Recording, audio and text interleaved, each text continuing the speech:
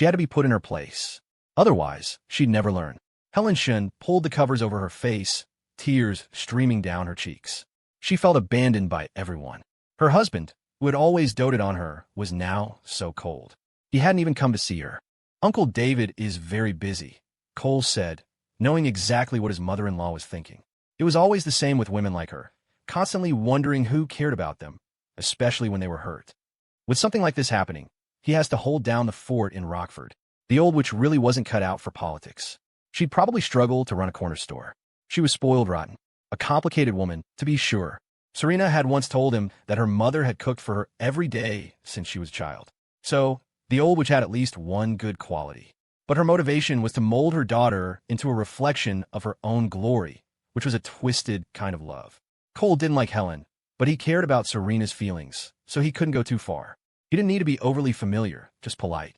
He imagined the old witch was in for a rough time with his father-in-law, and he family would likely never let her near anything official again. Cole spoke seriously. I will take good care, Serena. You can come visit whenever you like. You can ask me for any amount of money you want. I'll give you whatever status you desire. If you're afraid of being bored, I'll set up a charitable foundation for you to run. I have only one condition. Stop making trouble. Uncle David is under a lot of pressure, so don't add to it. Your two brothers are busy with important matters. They don't have time for your games. Mrs. Shun, I've said my piece. You can think it over. He called her Mrs. Shun, but his tone was like a teacher scolding a child. It made Helen miserable, but she couldn't find the words to argue back. Deep down, she knew she had nearly destroyed the He family's reputation. She had no ground to stand on. Cole left the hospital room. He had to get back to the company, leaving 2 female bodyguards to stay with Serena until her family arrived to pick her up. Mom, Serena said, sitting back down by the bed. Her voice was calm. I own 1% of Headline Today's stock. Helen, still hiding under the covers and wallowing in self-pity, felt a flicker of disdain. 1%? That's all it took for you to be so devoted? And 5% of the parent company, Serena continued. Cole treats me well. Exceptionally well. I'm busy, but I have no mental stress.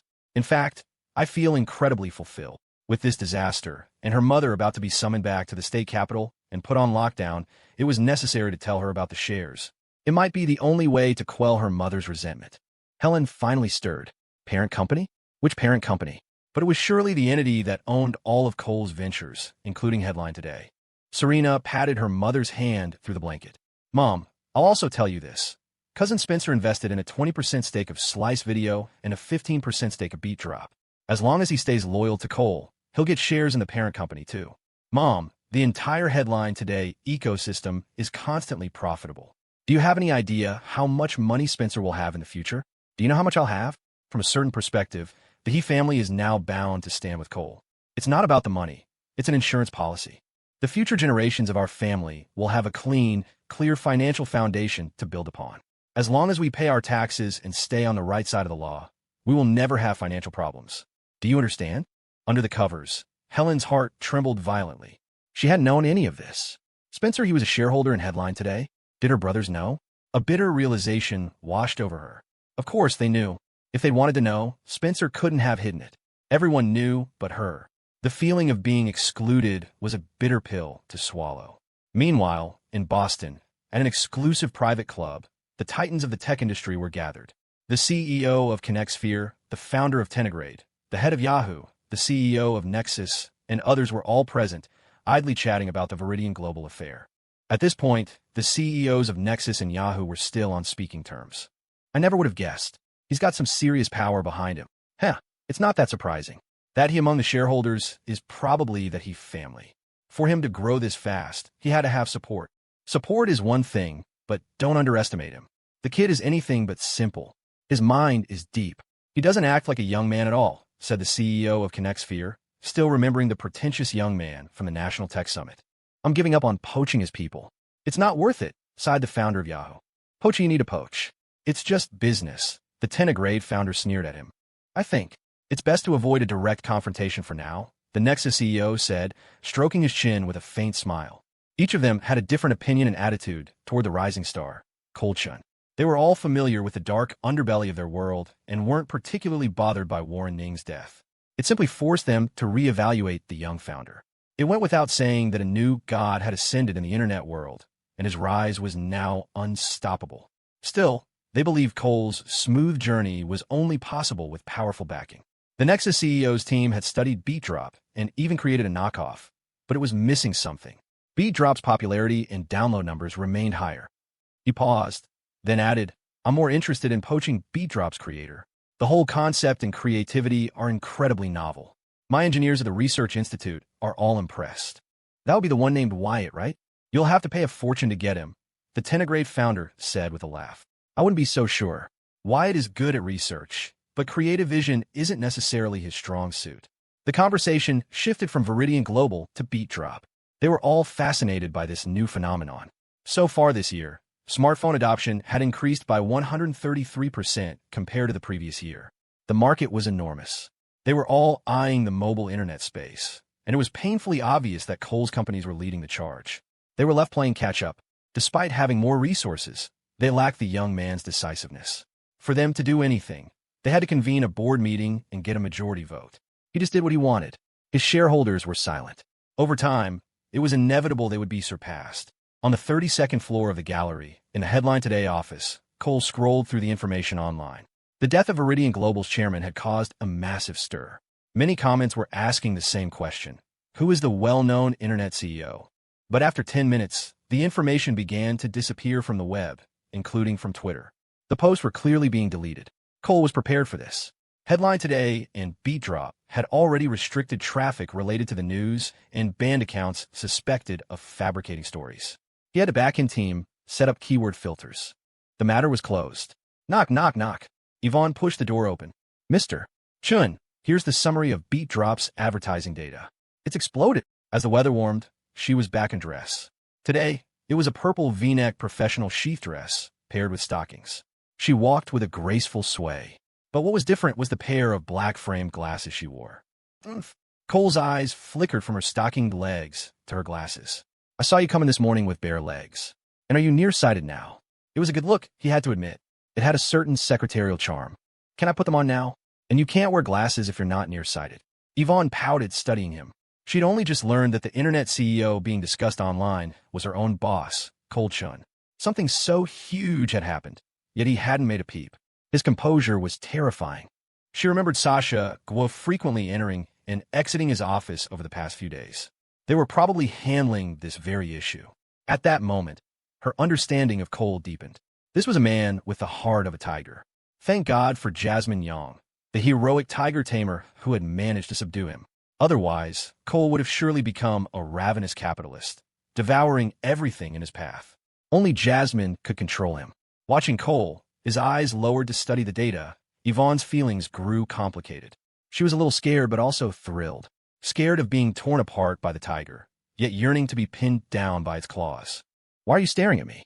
I know I'm handsome, but you'll have to pay if you keep looking. Cole shot his vice president a sideways glance. Oh yeah? How much an hour? Yvonne leaned forward, one hand on his desk, her posture defiant. She felt she was starting to understand the man in front of her. Despite his dark side, as long as he didn't cross his lines, he was incredibly good-natured. Right? You need to start training a successor for the Business Development Center, Cole said, abruptly changing the subject. Yvonne was used to this and feigned shock. What? You don't want me anymore? That's right. Headline Today needs a lot of ancillary products. Instead of buying from others, it's better to invest in our own. Cole tossed the data file aside, leaned back in his chair, and closed his eyes.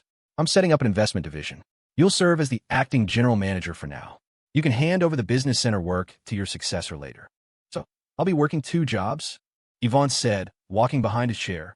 She placed her hands on his temples and began to gently massage them. Cole didn't refuse. His mind was cluttered with too many things, and he was genuinely tired. Don't rush this. First, establish an investment department within the business center. Recruit and train talent, and then we'll spin it off as an independent entity. Okay, I understand, Yvonne said, her fingers gently working his scalp with just the right amount of pressure. She felt a little happy. This was the first time she had tried this. Not being rejected was a good sign. She genuinely hoped she could relieve some of his stress. Good technique. Did you learn this somewhere? Cole asked, his eyes still closed. It felt nice. Just learned it, Yvonne admitted. She had learned it specifically for this moment. From now on, your focus needs to shift to managing people and maintaining control, Cole said slowly. What's wrong? Are you going to make me CEO? Yvonne joked. I am. Cole said with a small smile. Yvonne's hands froze. You're leaving? Leaving? Where would I go? Can't I just be lazy? Seriously, Cole grumbled. Oh, I thought it was something else, Yvonne said, sighing in relief. She resumed her gentle massage. She was afraid he would leave, and she'd only see him a few times a year. Pick a few distinctive IPs to support. They have to be original. Guide their advertising awareness, Cole said, returning to the topic of beat drop. I've already selected a few, Yvonne said, well prepared. Good, Cole said, satisfied. This was the mark of a future CEO. That mother-daughter pair was also chosen. Their account is really hot right now. They have over 1 million followers already. It's incredibly fast. What do they film? Just dancing. They show off all kinds of dances in 8-second clips.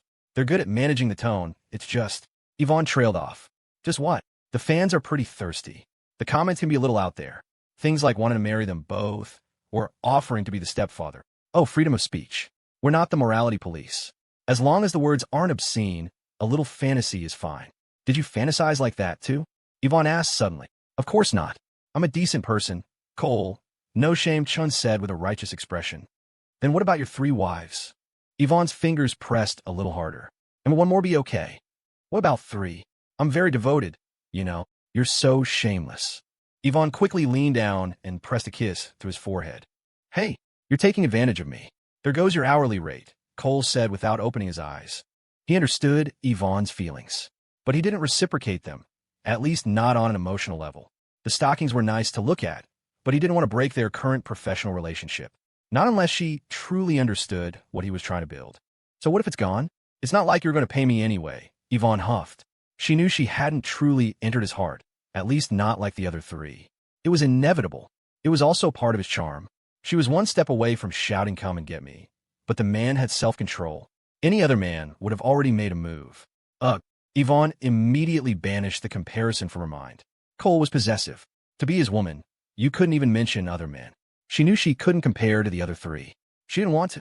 Just following this man was good enough. She was in front of him every day. She refused to believe she couldn't win. 3 days later, the old witch was taken to the state capital. Serena, however, was not in a good mood. She told Cole that her mother had a breast tumor. It was benign, but she needed to rest and recover. Cole could only comfort her. A benign tumor wasn't a big deal. As long as she didn't stress, it could be removed once it grew a little larger. After this ordeal, the old witch had hopefully learned her lesson. June. The hottest days of the year had arrived, and the streets were a sea of pale, bare legs. In a rented villa in a North Lake development zone, Serafina, Sue, and Gina. Sue had just finished filming a few shots and were taking a break. The villa suited their video style, which was built around the concept of a wealthy, leisurely mother-daughter pair. Serafina's brow was furrowed with worry. She was burning with anxiety. The 3-month deadline was almost up, and she still hadn't managed to plant the bug in the CEO's office. There was simply no opportunity to get close. These old perverts are so annoying. They never tip, they just run their mouths, Gina muttered, looking at the 99+ private messages on her phone. Holy crap, some guy is offering $2,000 a month to be our sugar daddy. What the hell is he thinking?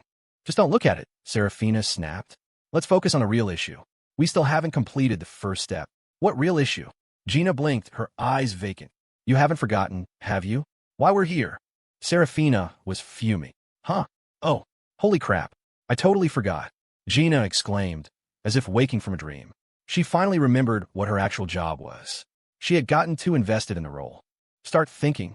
What excuse can we use to get into his office? Serafina demanded. I can't think of anything. We have no reason to go to the CEO's office. He's not like those other guys. Have you seen him even try to contact us? Gina shook her head, helpless. She was secretly amazed. It was the first time she had ever met a man who wasn't tempted by a mother-daughter duo. Was he gay? Or impotent? Then what do we do? Time is almost up. Serafina's brow tightened as she racked her brain for a solution.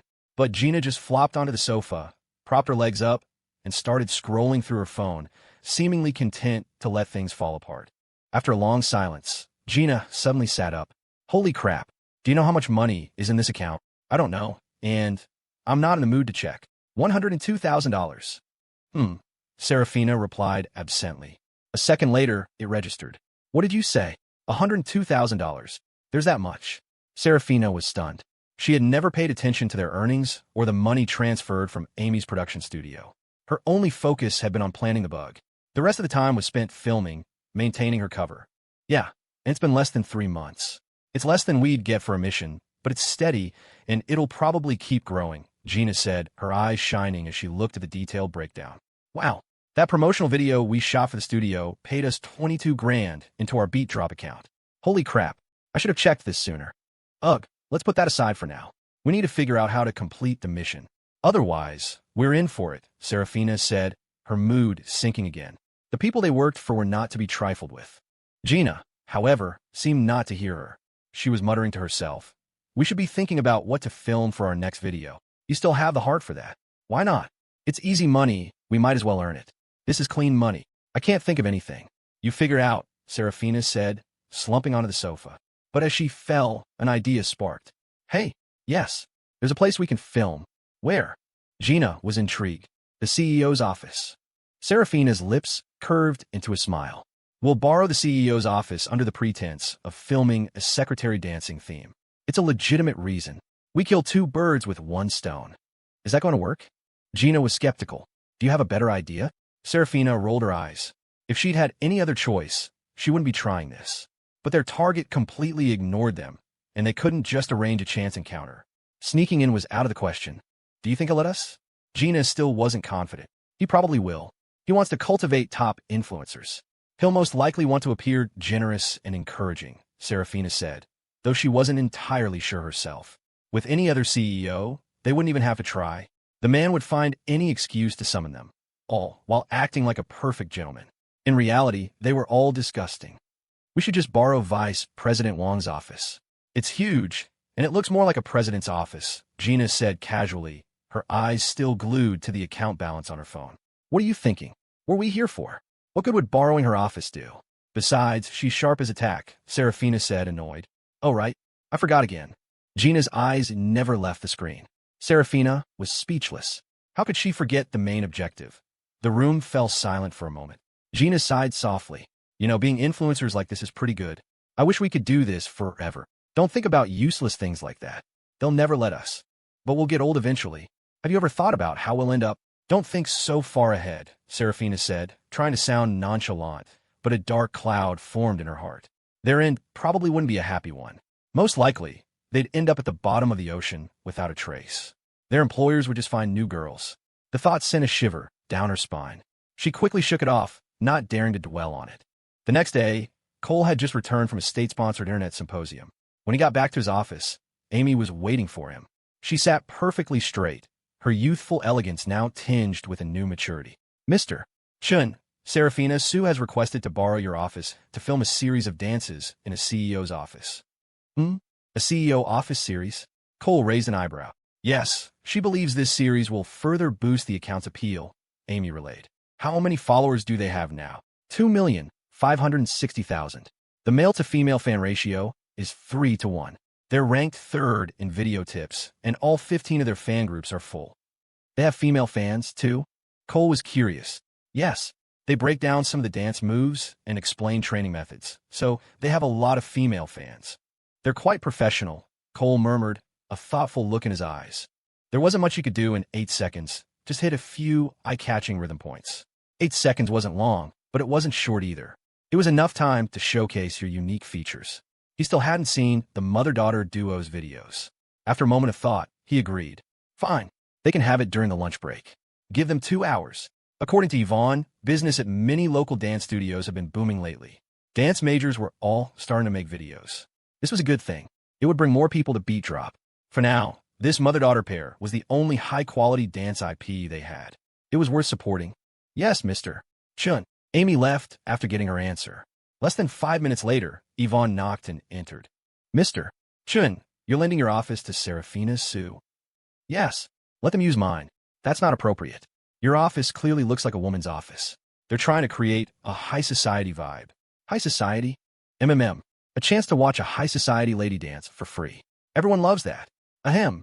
I'm just using it as an example. This IP is worth cooperating with. The benefits are huge. Are you going to be here watching? Ivonne asked. Her eyes narrowed with suspicion. She still had her mission from Jasmine. She absolutely could not let that pair get close to Cole. Absolutely not. Watch what? I'm going to your office to take a nap, Cole said without a second thought. What was there to see? In a few years, the internet would be full of this stuff. You could even pay to get a private performance. Oh, Yvonne's heart relaxed, then fluttered with joy. He's coming to my office for a nap? That was more than fine. She blurted out, I'll go make the bed for you. I have a small cot. I can put some cushions on it. Make what bed? I'll just nap on your rocking chair. That cot is tiny, Cole said, shaking his head. It was a small, narrow folding cot. The rocking chair was much more comfortable. Oh, okay. Yvonne left with a cheerful bounce in her step. She returned to her office and frantically started tidying up. She rearranged items that were already perfectly neat.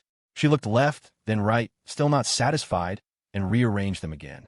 Cole had never been in her office before. This was the first time. She glanced at the glass wall and pulled the blinds shut. She usually only closed them for her own lunch naps.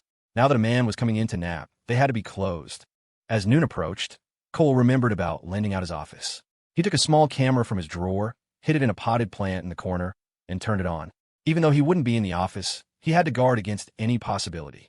At the very least, it would prove he wasn't there. Given his current position, he had to be cautious about everything. Just after 12, Amy arrived with Serafina and Gina. Serafina wore a demure long dress. Gina was in denim shorts, carrying a black bag that likely held their equipment. Mr. Chin, Mr. Chin, have a seat, Cole said, gesturing to the sofa. He had a few questions for them. Your account has been doing well recently.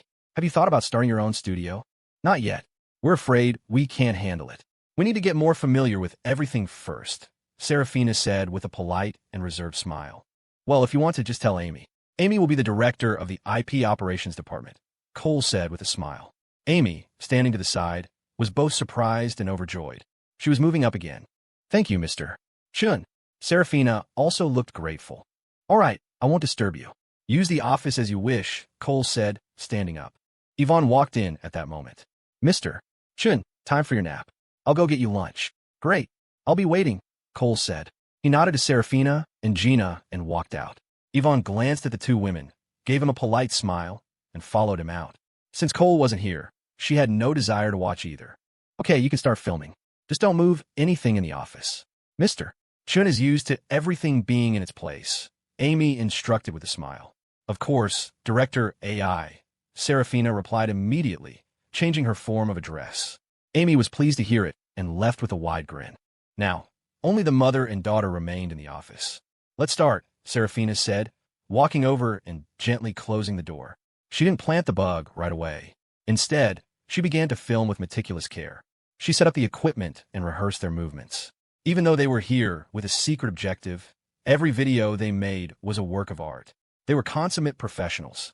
She warily scanned the four corners of the ceiling. They were empty. That was normal. Generally, no chairman or CEO would install a camera in their own office to record their private business. Perhaps it was due to nervousness, but her expression was a bit stiff. She filmed a few takes, but wasn't satisfied. Meanwhile, in the office of the Vice President of Business Development, the air was filled with a sweet fragrance. Cole lay on a softly cushioned rocking chair, gently swaying back and forth. It was quite relaxing. He should have bought one for himself. One wall of the room was glass, the other solid. The blinds shielded him from the employees' gazes. Outside, people would occasionally steal a glance at the glass wall, but they didn't think much of it. Everyone knew the CEO's office had been borrowed. Besides, the staff wasn't stupid. Everyone knew about Vice President Wong's feelings. No other man was worthy. The dozen or so male directors in the other departments were all on their best behavior, terrified of angering the powerful VP. Mr. Chun, lunch is here, Yvonne said, carrying in their food. It was freshly made in the fourth-floor cafeteria. Thanks, I appreciate it, Cole said, sitting up straight. It was just a few steps. What's there to appreciate? Yvonne said, turning to close the door behind her. They sat side by side on the sofa, eating at the coffee table and chatting. Yvonne ate with obvious delight. Sometimes she ate with her department staff, and other times she'd go to Cole's office. This was the first time she was eating with him in her own office. It felt different, special. I'm planning to upgrade the regional offices to branch companies. We need to gather all the heads for training. As we interact more with society, their demeanor and knowledge base need to be broadened, Cole said, laying out his plans. All of them? Yvonne asked. All of them. Our contact with the outside world is growing. We need proper branch companies, Cole confirmed. He continued. If any of them aren't up to the task, they can be transferred or stay in their current position. We'll hire new heads from outside. The company's progress can't stop. I understand, Yvonne said, glancing at Cole, who was focused on his food. Her heart ached for him. He worried too much. Eat. Why are you looking at me? Cole immediately noticed. Oh, I'm just worried you're too tired. That's why you need to speed up your learning. You need to be bolder in managing people. That way, I can start being lazy sooner. Ivonne murmured an okay. She stole another glance at him, hesitated for a few seconds, and then said quietly, will you stop managing me then? Of course I'll manage you. I'll crack the whip. So I'll be working, and you'll just be watching with a whip. What else? Okay. Ivonne feigned indifference, thinking to herself that as long as he didn't run off, it was fine. She had to work hard, not just to realize her own potential, but because that was her value. The other three were different. Their very existence was their value. Cole looked up at his VP, who seemed to have a lot to say. He chuckled, reaching out to touch her head. Ivonne quickly lowered her head slightly, leaning in like a docile kitten. Cole patted her hair twice and said softly, keep it up, Ivonne. I want you to experience what it's like to lead a company. Life is long, but it passes in a flash. Just live it the way you want. You don't need to accommodate anyone or deliberately cater to anything. That's not what I want. Show me your sharp edges. Be bolder. I've got your back. Cole didn't mind delegating power. In fact, he hoped Ivonne would autonomously realize the direction he wanted to go. That was the only way to cultivate a truly independent, formidable executive. Someone with guts, calm, and a sharp mind, who could steer the ship of headline today fearlessly forward. Only then could he free himself up to do other things. Cole. Ivonne stared at him, her eyes quickly filling with a misty sheen. Cole was taken aback for a second. Then he put down his own chopsticks and wrapped an arm around her shoulders, patting her gently. Cole, you can't say I'm getting too powerful for my own good later on, Ivonne said, laughing through her tears. Go for it. Just don't let someone poach you, Cole joked. I won't, but you have to promise me one more thing. Ivonne shook her head. Huh, there are conditions. Yes, I'll tell you later, Ivonne said with a laugh, a bubble of snot forming at her nose. Some things couldn't be rushed. She had patience. She was here every day after all. All right, but you can't have my job as the boss, okay? Cole said, smiling. It's not that. I'll tell you later. Ivonne was happy. This whole office borrowing thing was a fantastic idea. They should borrow it a few more times. She'd have to give them more traffic, support them. She resisted the urge to keep hugging him and decisively let go, grabbing a tissue to wipe her nose. She deliberately said in a breezy tone, You've made me so happy. This president position is mine for the taking, ha. Let's eat, Cole said, not bursting her bubble. He picked up his lunchbox and continued eating. He had no intention of classifying Ivonne as just another woman. She was a general. She should fight when it's time to fight. And when it was time for feedback, he'd comfort her to prevent her from feeling inferior.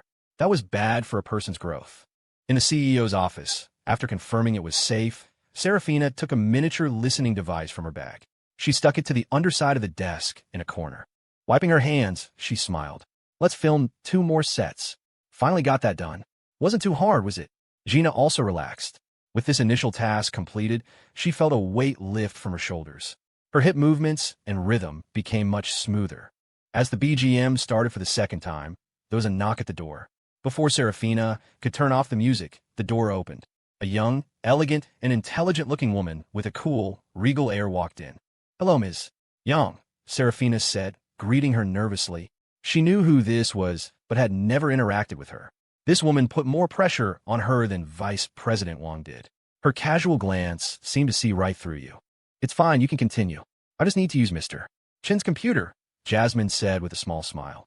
We're just finishing up this take, and then we're done, Serafina replied politely, trying to keep her expression natural. As she turned, she shot Gina a look, signaling her to film one more time. It would make them look more genuine. The music started again, and they danced one more time, but the performance wasn't great. After packing up their things, they gave Jasmine a slight bow. Ms. Young, we're finished. Okay, Jasmine said, turning to give them a smile. As the 2 women left the office, they ran right into Cole. Mr. Chun, we're done filming, Serafina said with a grateful smile. Good. Let me know if you need anything else, Cole nodded. He pushed the door open, stepped inside, and closed it behind him. Mr. Chun, you weren't in here watching? Jasmine asked, her eyes still on her screen. Nope, nothing to see. I was having lunch with Ivonne, Cole said as he walked over to the potted plant and retrieved the camera. Really? So well-behaved. Jasmine finally glanced over at her brother. She knew he was eating with Ivonne. She'd been informed. Of course, Cole said with a grin. He walked over to Jasmine's side, tossed the camera on the desk, leaned in, and planted a kiss on her fair cheek. It was fragrant and smooth. "We're at work? We're doing this again." Jasmine shot him an annoyed glare. Cole ignored her critique, scooping her up by the legs. "Hey, what are you doing? Behave."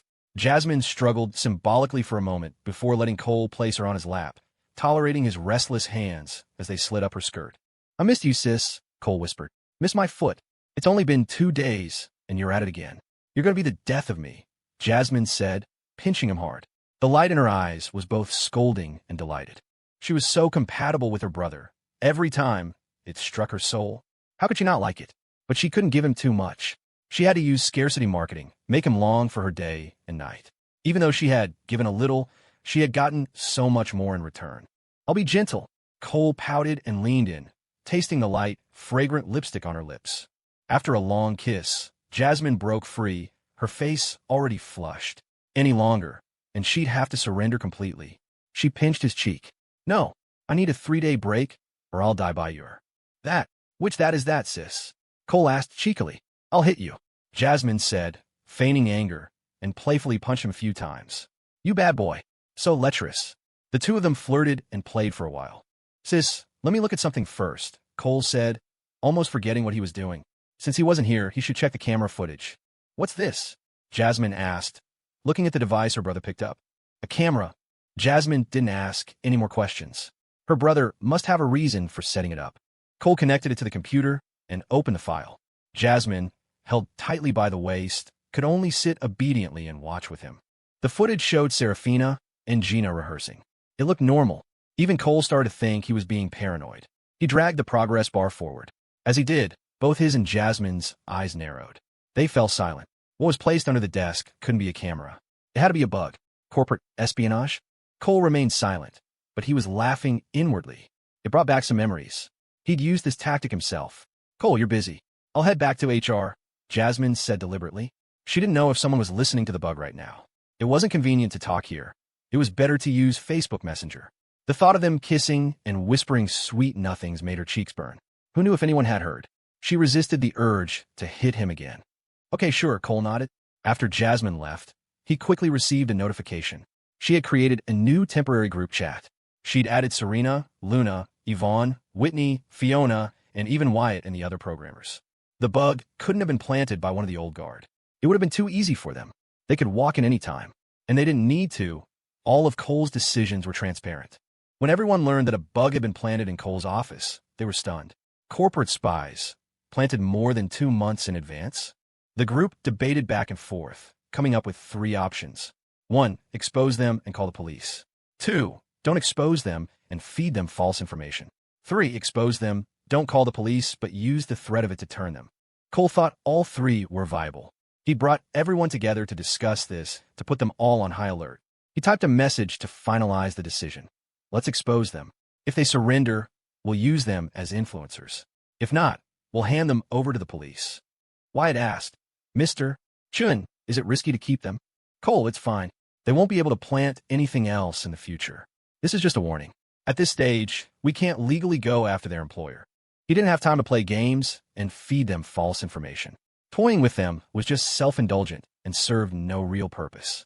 And taking legal action now would just lead to a protracted court battle.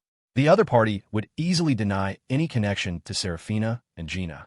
People who did this kind of thing always had a backup plan. Everyone in the group chat agreed.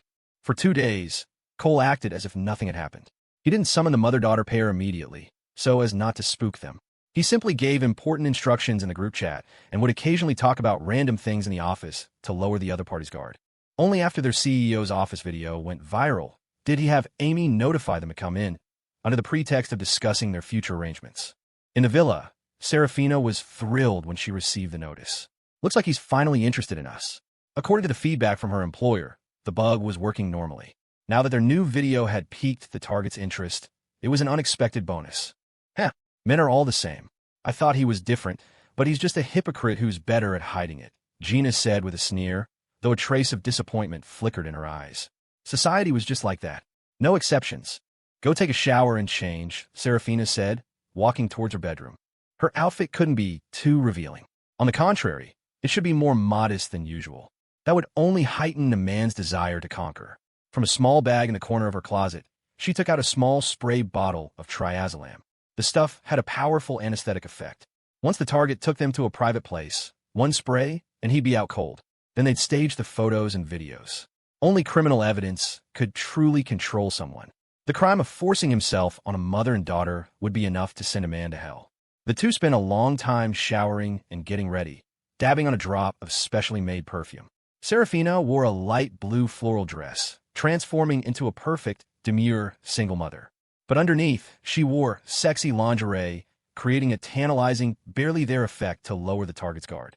Gina was the opposite. Denim shorts, white thigh-high socks, a small tank top.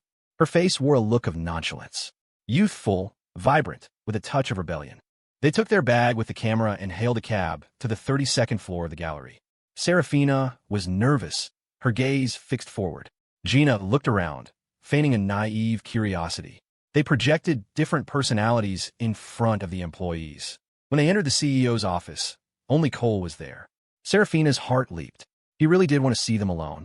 She deliberately left the door ajar, a show of modesty. The target would surely close it himself. "You're here.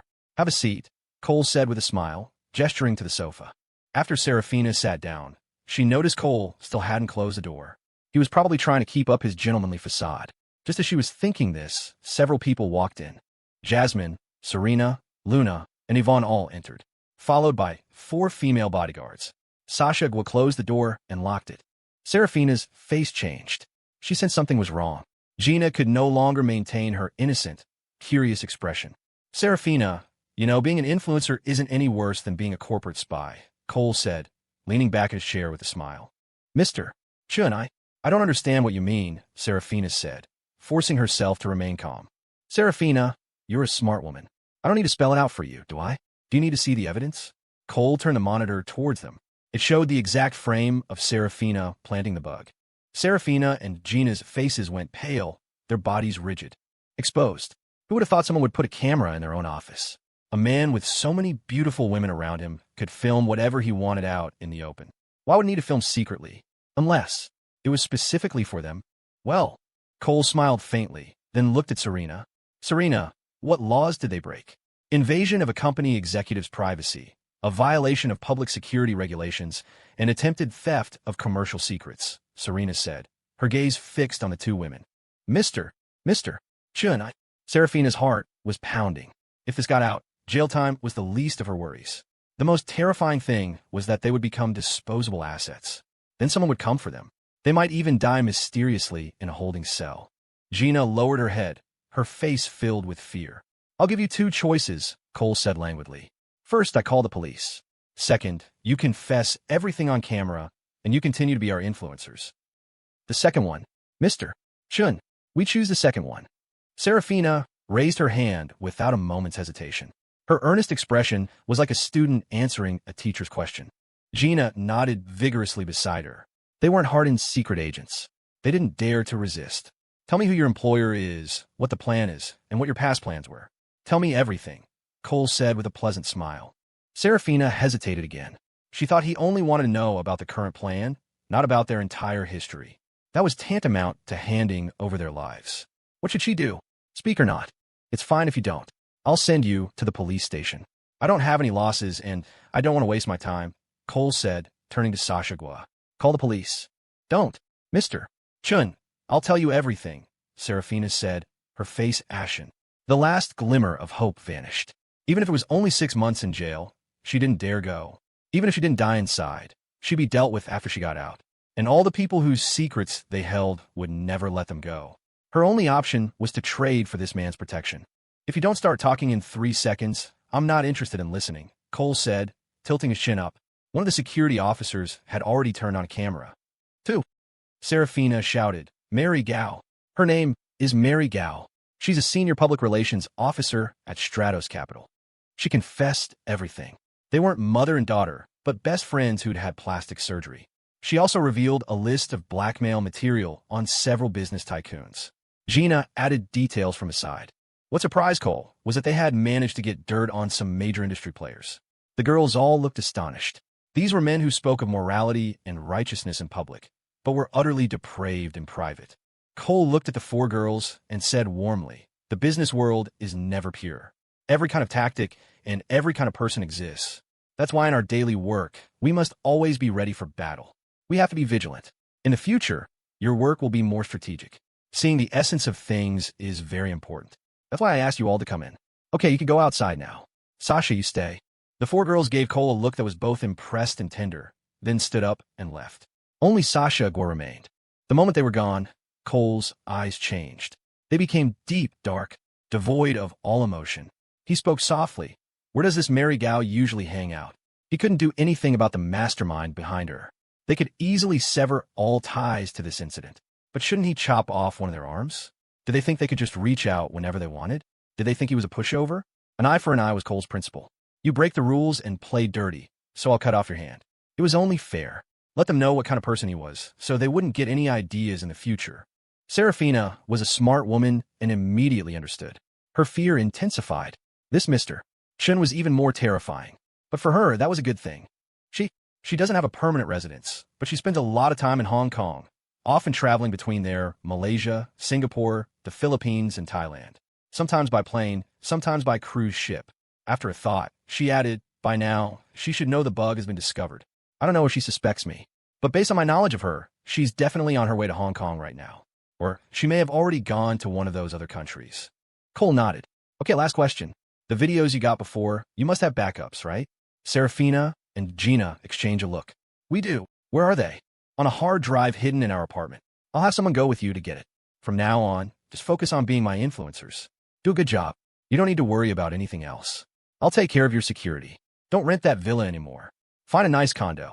Cole had no intention of exposing these two. They were a valuable dance IP, good for traffic. What happened to them in the future was none of his business. As long as they remained valuable, he didn't mind protecting them. The videos were useless in their hands. They didn't have the power to do anything with them. The post would be deleted instantly. But he, Cole Chung, could. If any of the men in those videos ever crossed him, he'd give them something to remember. However, he wouldn't use these two to continue that line of work. That was a crooked path, one that would lead to disaster sooner or later. Yes, Mr.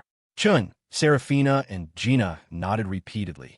Besides seeking Cole's protection, they had no other choice. Cole had Sasha Guo accompany the two women to retrieve the hard drive. He himself opened a website, logged into an account, and placed an order. A high-priced, international order. A 1-month time limit. If it worked, great. If not, he'd find another way. If the target never left the country, he'd find a way to force her out. He hadn't even closed the website when the order was instantly accepted. The contractor had a 100% reputation score, meaning they had never backed out a job, never failed. Cole knew full well that this order was basically a giveaway. Taking out a senior PRB lister was nothing. The main purpose was to send a warning to the real mastermind. Don't mess with me. Cultivating a high-level asset like that was expensive. He closed the website and put the matter out of his mind. Life returned to its peaceful rhythm. He needed to focus on the development of Beat-Drop's content and its integration with society. He arranged for bodyguards to escort Serafina and Gina and gave them a clear show of support with increased traffic. What could Stratos Capital do? After weighing the pros and cons, they could only play dumb. Since the matter hadn't been exposed on the surface, it had nothing to do with them. 18 days later, at the Salakana Marine Eco-Resort in Malaysia, Mary Gao, suffering from an acute asthma attack, was trapped in the agony of a bronchial spasm. She desperately grabbed for her inhaler. This wasn't her albuterol. The canister was identical, but the medicine was different. 2 puffs only accelerated her respiratory failure. How is this possible? Only she had ever touched this canister. No, one other person. The bellhop who moved my luggage. Someone had set her up, but it was too late. She clutched her chest, gasping for air in vain.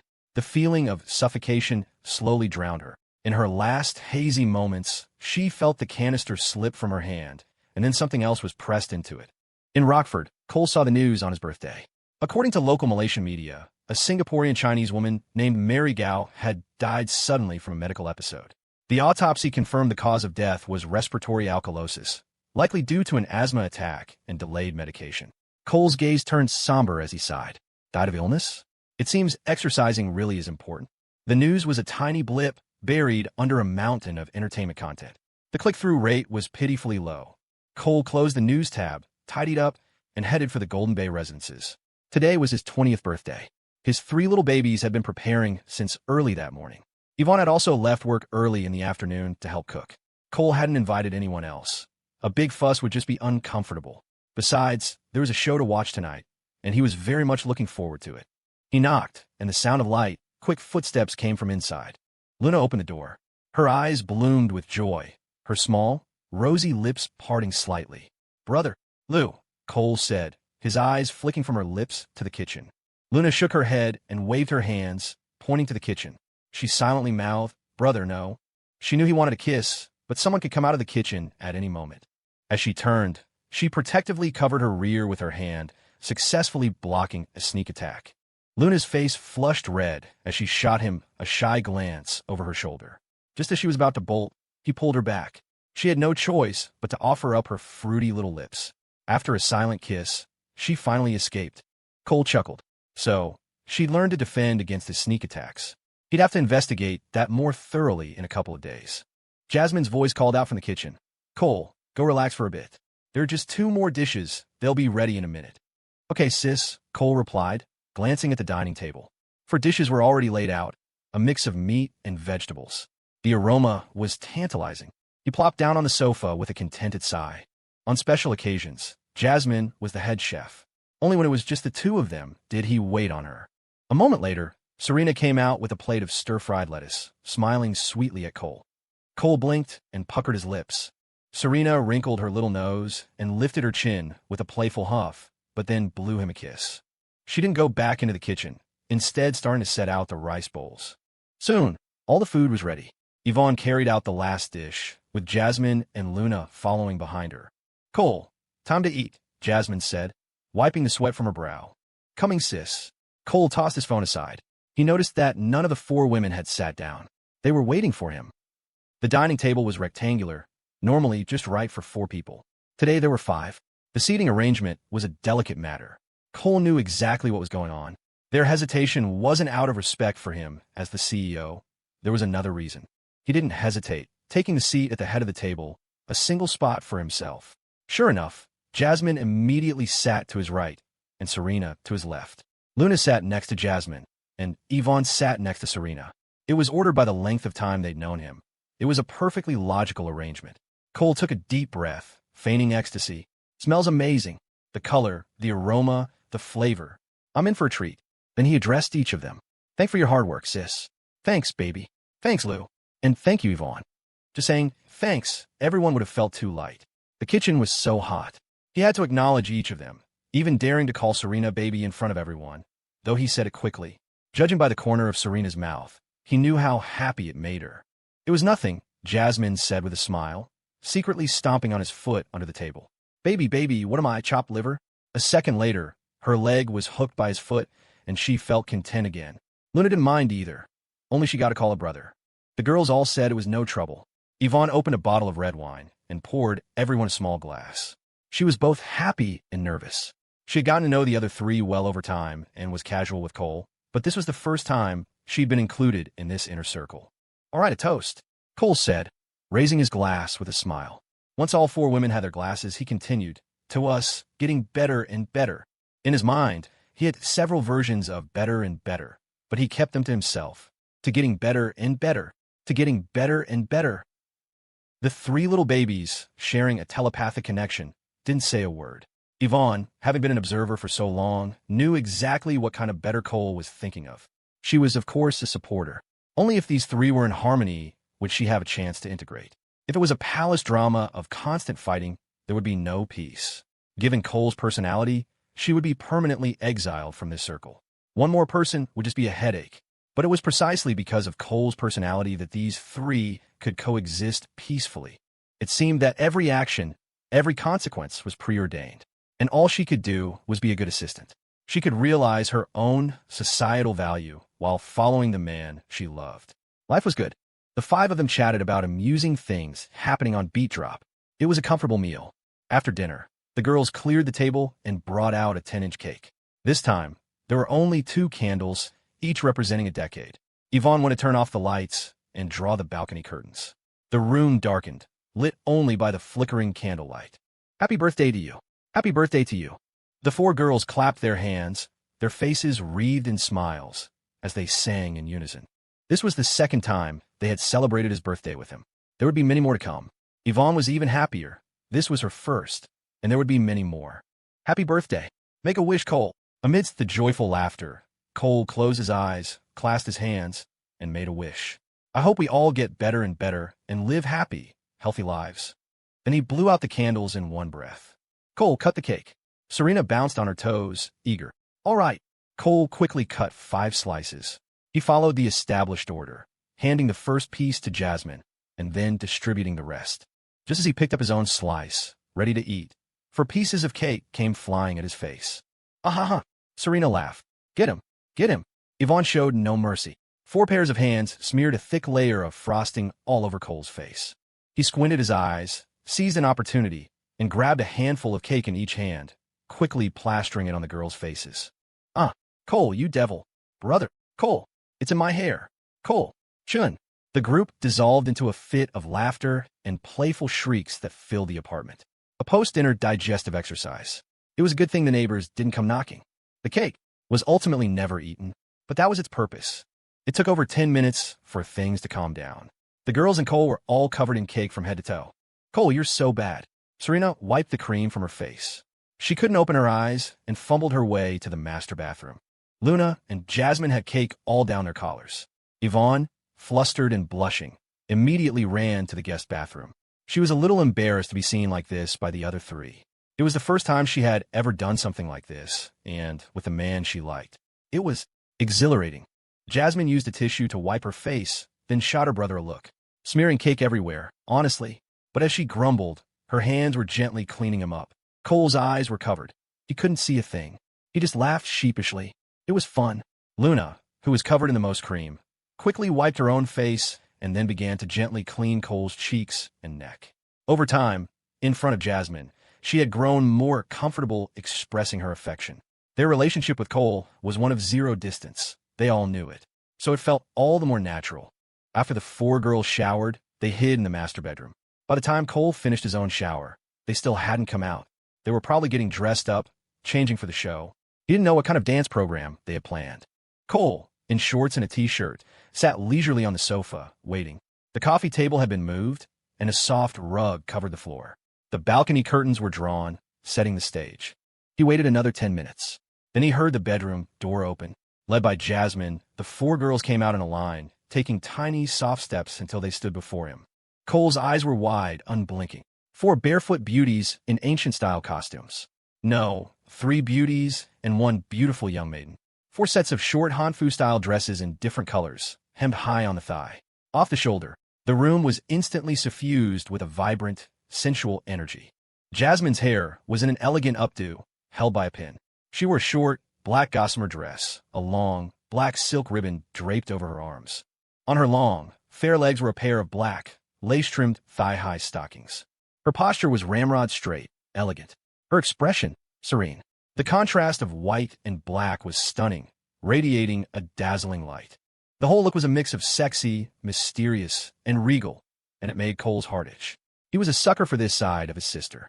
The colder and more aloof she acted, the more his imagination ran wild. Serena, no matter how she dressed, always had a girlish air. Her hair was in a youthful updo, with beaded tassels hanging from a silver pin. She wore a light blue gossamer dress, with 2 long ribbons also draped over her arms. The top half of the dress was a bustier, which made her blush, but she still tried to maintain a calm, tranquil expression, as Jasmine had instructed, to match the mood of the color blue. On her lovely pink legs were a pair of light gray thigh-high stockings. The light gray perfectly complemented her skin tone. She looked youthful and vibrant, yet sexy, with a pure, girlish heart. Luna was a bit different. A light pink gossamer dress, also with 2 ribbons, this time draped over her chest and trailing behind her. The bustier was stretched taut. On her long legs were a pair of white thigh-high stockings. Though she too was trying to appear calm and serene, she couldn't hide the shyness in her eyes. Yvonne wore a light purple gossamer dress. Her bustier was also cut low. On her well-proportioned, slender legs were a pair of sheer, black lace-trimmed thigh-high stockings. As instructed by Jasmine, her expression was a mix of charming and wild. Inside, her heart was pounding. This was the first time she had ever done anything like this. She was so nervous she could barely stand it. But deep down, she felt a thrill of joy. She had never thought she would do this for a man. But now, doing it felt perfectly natural, and in fact, she felt it wasn't enough. At the same time, she gained a deeper understanding of the other three. A woman with Jasmine's personality was willing to make such a sacrifice for Cole. She hadn't expected that when she joined their rehearsals. How much must she dote on him? It was pure, unadulterated adoration. No wonder she could wrap the black-hearted Cole around her little finger. Ivonne noticed Cole's gaze sweep over her. She couldn't help but feel even more nervous, and even happier. At that moment, Cole wished he had more eyes. Beautiful. So beautiful it pierced his heart. The little black devil in his mind was grinning foolishly, oozing with desire. The little white angel snuck a peek, turned away, snuck another peek, then turned away again. Wanted a look, but pretending not to, trying to maintain his composure. Jasmine, holding a small speaker, turned it on and tossed it to him. Cole caught it. As the prelude to Visu's Lu Jiang Moon began to play, the four girls struck a pose. They tilted their heads back, revealing their long necks, their hands raised elegantly towards the sky. They gently lifted their right legs. The pose was incredibly stable. He guessed that everyone except Jasmine had practiced for a long time. After a few gentle movements, the main part of the song began. As a child, whose light did I steal through the chiseled wall, forgetting to comb my hair for a decade of bitter study. The four girls' fair arms stretched out, their legs extended. The sight of four pairs of exquisite legs was almost too much for Cole to take in. His throat bobbed. He wasn't just being lecherous. It was just so beautiful. Truly, with every beat of the music, their movements were perfectly synchronized. A high kick sent his heart racing.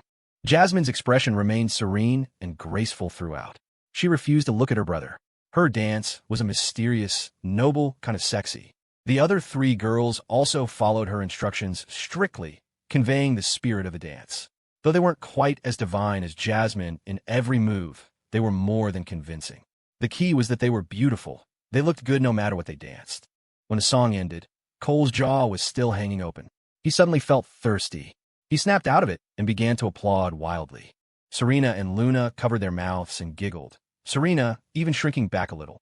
Jasmine walked over to him, her steps light, and poked him in the forehead. "Look at you," she chided. Though her words were scolding, her heart wasn't. Her brother looked at Ivonne with appreciation and amusement. He looked at Serena and Luna with affection and desire. But when he looked at her, it was like he wanted to eat her alive. In the brief seconds after the dance stopped, she had read his eyes clearly. The four girls went back into the master bedroom. Cole took a deep breath, tried to calm the turmoil inside him. He was even more excited for the next act. After 7 or 8 minutes, the four of them came out again. And when he saw their outfits, that was it. The turmoil inside him, which he had just suppressed, flared up twice as strong. All had their dark hair down. They wore matching black spaghetti strap, ultra-short, form-fitting mini dresses. This time, no stockings. All wore black high heels. The contrast of black and white, the soft white glow of their skin, nearly blinded him. Their expressions were all cool. They stared at him with an aloof air. Clearly, Jasmine had given them instructions. Even Serena had a frosty look on her face. The four of them actually made the lecherous Cole chin blush. He covered his mouth with his hands, his fingertips pressed to his nose, his eyes darting from one to the other. Though the girls were all trying to look cool, their cheeks were flushed. The outfits were incredibly daring. Even though they had been so intimate with him alone, they were still embarrassed. And Yvonne's heart was pounding like a drum. She almost couldn't maintain her expression. Jasmine had Cole take the speaker and play the music. As the prelude began, Cole recognized the melody. It was the K-pop song Alone by Sistar. It had just been released in April. It was the epitome of sexy in 2012 K-pop. Hoo-hoo-hoo-hoo-hoo-hoo-hoo. The four girls stood sideways, 2 by 2, facing each other. They swayed their bodies rhythmically, like waves, ending with a knee lift and leg raise, showing off their perfect figures. It was an extremely sexy move. Seductive, cold, and fluid. The dance matched the original version. So many memories. What are you doing now? I'm still waiting. Maybe you'll come back. I've never been like this before. I've never felt like this before. Love is so powerful. I'm completely lost in it. Four long, pale legs stretched forward, the tips of their high heels sliding gently on the carpet, then opening in perfect unison. It made Cole's breath catch in his throat. The girls turned sideways again, performing 2 extremely sexy hip movements. When performed in unison by 4 beautiful, elegant women, the visual impact was enough to make a heart burst. The little black devil in Cole's mind screamed, "Want! Want!" The little white angel feebly stretched out his hand. Need. Need. Hoo. Cole's gaze was greedy, looking from one to the other. He couldn't get enough. Hoo. Cole, his face impassive, grabbed a throw pillow from the sofa and hugged it to his chest. The rhythm of this K-pop song was utterly tantalizing. The four leggy beauties maintained their cool expressions. Every leg extension hit the beat perfectly, conveying a seduction that was both inviting and rejecting, a push and pull that was mesmerizing. The nearly 3-minute dance left Cole's heart pounding. The moment the music stopped, Serena let out a sharp ah and, covering her face, ran into the master bedroom. Cole applauded with all his might, his hands turning red. That was amazing. Look at you, Jasmine said, shooting her brother a sideways glance. The girls all went back into the master bedroom. Cole thought the show was over. Dancing so much was exhausting. But it wasn't. After about 5 or 6 minutes, the four girls came out again. They had changed into crisp t-shirts and pleated miniskirts. Same style, different colors. Barefoot, no stockings. Their smiles were sweet, their eyes sparkling. Even Jasmine no longer had her aloof, regal face. She looked like a sweet young thing. Serena's natural personality was unleashed, her smile full of playful candy. Luna was sweet and gentle, her eyes filled with only the man in front of her. Yvonne's smile was also sweet, but with a hint of a come and get me challenge. A song by Carly Rae Jepsen started to play. Hey, I just met you in. This is crazy, but here's my number, so call me, maybe. Their pale legs bounced joyfully, soaring. It was an adorable, delightful sight that made Cole feel incredibly relaxed. Gradually, a feeling of gratitude began to well up inside him. The girls had put so much effort into his birthday. This wasn't something they had to do, but they did it. They had to work, go to class, study, and still find time to rehearse. The dances even required precise facial expressions. The amount of energy they had expended was immense. Looking at the smiling faces of his 3 little babies and Ivonne, the darkness in Cole's eyes began to fade, replaced by a bright, lively light. The gloom that had settled over him recently was blown away like a thick fog. As his business grew, he felt less and less like himself. His expression would change from one moment to the next. The real him had less and less time to control his own body. His heart had grown harder. Only at this moment did his heart feel liberated. There were no enemies or allies here, only people who loved him deeply. Cole was also very moved by Yvonne. It wasn't easy for her to do this. She didn't need to please him this way. This was an extra emotional gesture. The song ended. The 4 girls were covered in sweat, their breathing a little ragged. Cole stood up and applauded. That was amazing. Thank you. Thank you. He quickly walked over and adjusted the air conditioner vents upward so they wouldn't catch a cold. He turned and went to hug Jasmine, kissing her sweaty neck. Sis, he whispered. Jasmine's heart warmed, and she hugged him back. I'm all sweaty. I'm going to wash up. Cole let go, then hugged Serena, planting a kiss on her sweaty pink cheek. You worked hard, baby, he whispered. Because of the old witch, he had never been able to properly celebrate Serena's birthday, which fell right around the new year when she was at home. By the time she came to stay with him, it had already passed.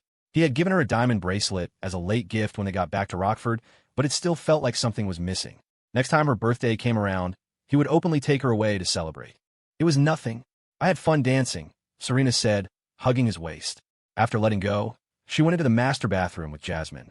Cole then hugged Luna, giving her a kiss as well. Lou, you must be tired. Thank you. I'm not tired, brother, Luna said, hugging him back and shaking her head slightly. The front of her t-shirt was soaked with sweat.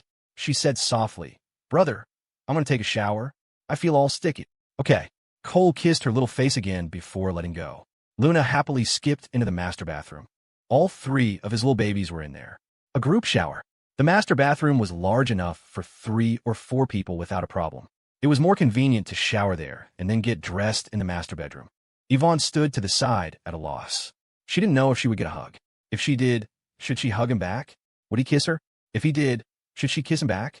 The usually bold her was now flustered. While she was lost in thought, Cole gently put an arm around her shoulders and pulled her into a hug, lightly patting her sweat-soaked back. You worked hard, Yvonne. Thank you. Yvonne's racing heart suddenly cooled. She said, a little annoyed, Can you not say thank you? Sometimes, thank you created distance. She didn't want that distance. It stung. I danced my heart out to make you happy, and you say thank you. You might as well have spanked me and told me to try harder next time. She struggled, trying to pull away. Cole grabbed the back of her neck and pressed her firmly into his embrace. Yvonne immediately stopped struggling, her body going limp against his shoulder. Is this better? Cole whispered. Yvonne breathed heavily, her red lips slightly parted. Yes. All right. Cole squeezed the back of her neck, then patted her head. He added, You danced really well. You have a lot of talent. He was about to let go when he heard Yvonne say faintly, You missed something. A second later, she felt a tickle on her neck. Cole had kissed her sweat-damp skin. Then he gave her a firm slap on the behind that made her whole body jolt. Acting like a little kid. You're supposed to be a president, you know. I'll still want this even when I'm president, Yvonne hummed, satisfied. Her pride now soothed, she reverted to her usual defiant self. She let go and walked to the guest bathroom without looking back. Cole was surprised. All four of them are showering together? Have they gotten that close? How did I not know? He really didn't. He had been completely engrossed in the headline today, ecosystem, planning for the future. He had to consider every aspect related to beat drop, compete with KinectSphere and Kuaishou for market share. From time to time, he had to bare his fangs to warn off ill-intentioned investors. He also had to attend all sorts of meetings. Government meetings, company meetings, internet association meetings. It was mind-numbing. Meetings were truly terrifying, an ordeal. But he had to attend them. 2012 was the turning point for the internet's high-speed development. He had to study all the new policies and guidelines. After he learned them, he had to gather his executives to convey the spirit of the meetings. To stay on the right path, all of this was necessary. Soon, Jasmine came out of the shower first, changed into a short summer pajama set. She had transformed from a sexy goddess to a domestic little woman. Her hair was dripping wet. Cole, the simp, immediately went to get the hairdryer. The birthday was over. The performance was done. Now, it was his turn to serve his sister. He had specifically asked them not to buy him gifts. It was too much trouble. He already had a different watch to wear for every day of the week. The Casio from his sister, the Longines from Serena. If they bought more, he'd be covered in them. The show was the best gift. He didn't want anything else. Sure enough, Jasmine lay down on the sofa, her head resting on the armrest, clearly waiting for her brother to come and dry her hair. Seeing how attentive he was, Jasmine closed her eyes in satisfaction. Under her pajamas, she was wearing nothing. Cole, while drying her hair, let his eyes feast on the spring scenery. Drying hair was a meticulous, arduous task, but he was doing it with great enthusiasm. Sis, this apartment is too small. We should go check out the Fontainebleau North Lake International sometime. They're still selling, and they have large units. Cole had been thinking about this for a while. They would probably be living in Rockford for a few more years. His 3 little babies had classes to attend. Yvonne was planning to go to grad school, which Cole, the academic slacker, fully encouraged. She could work and study at the same time, with no time limit. Learning more would help her command respect. As for himself, forget it. This new complex was the only one near Eastwood University. Move-in wouldn't be until next summer, which was a long wait. Others were even further out, taking several years. Okay, is it far? Jasmine asked loudly over the noise. She had no objections. A more comfortable place was always better. The only advantage of their current apartment was its proximity to campus. Not too far, about 4 or 5 miles, Cole remembered. The complex had large units and had started pre-sales at the beginning of the year. It was under construction. He just didn't know if the best floors were still available.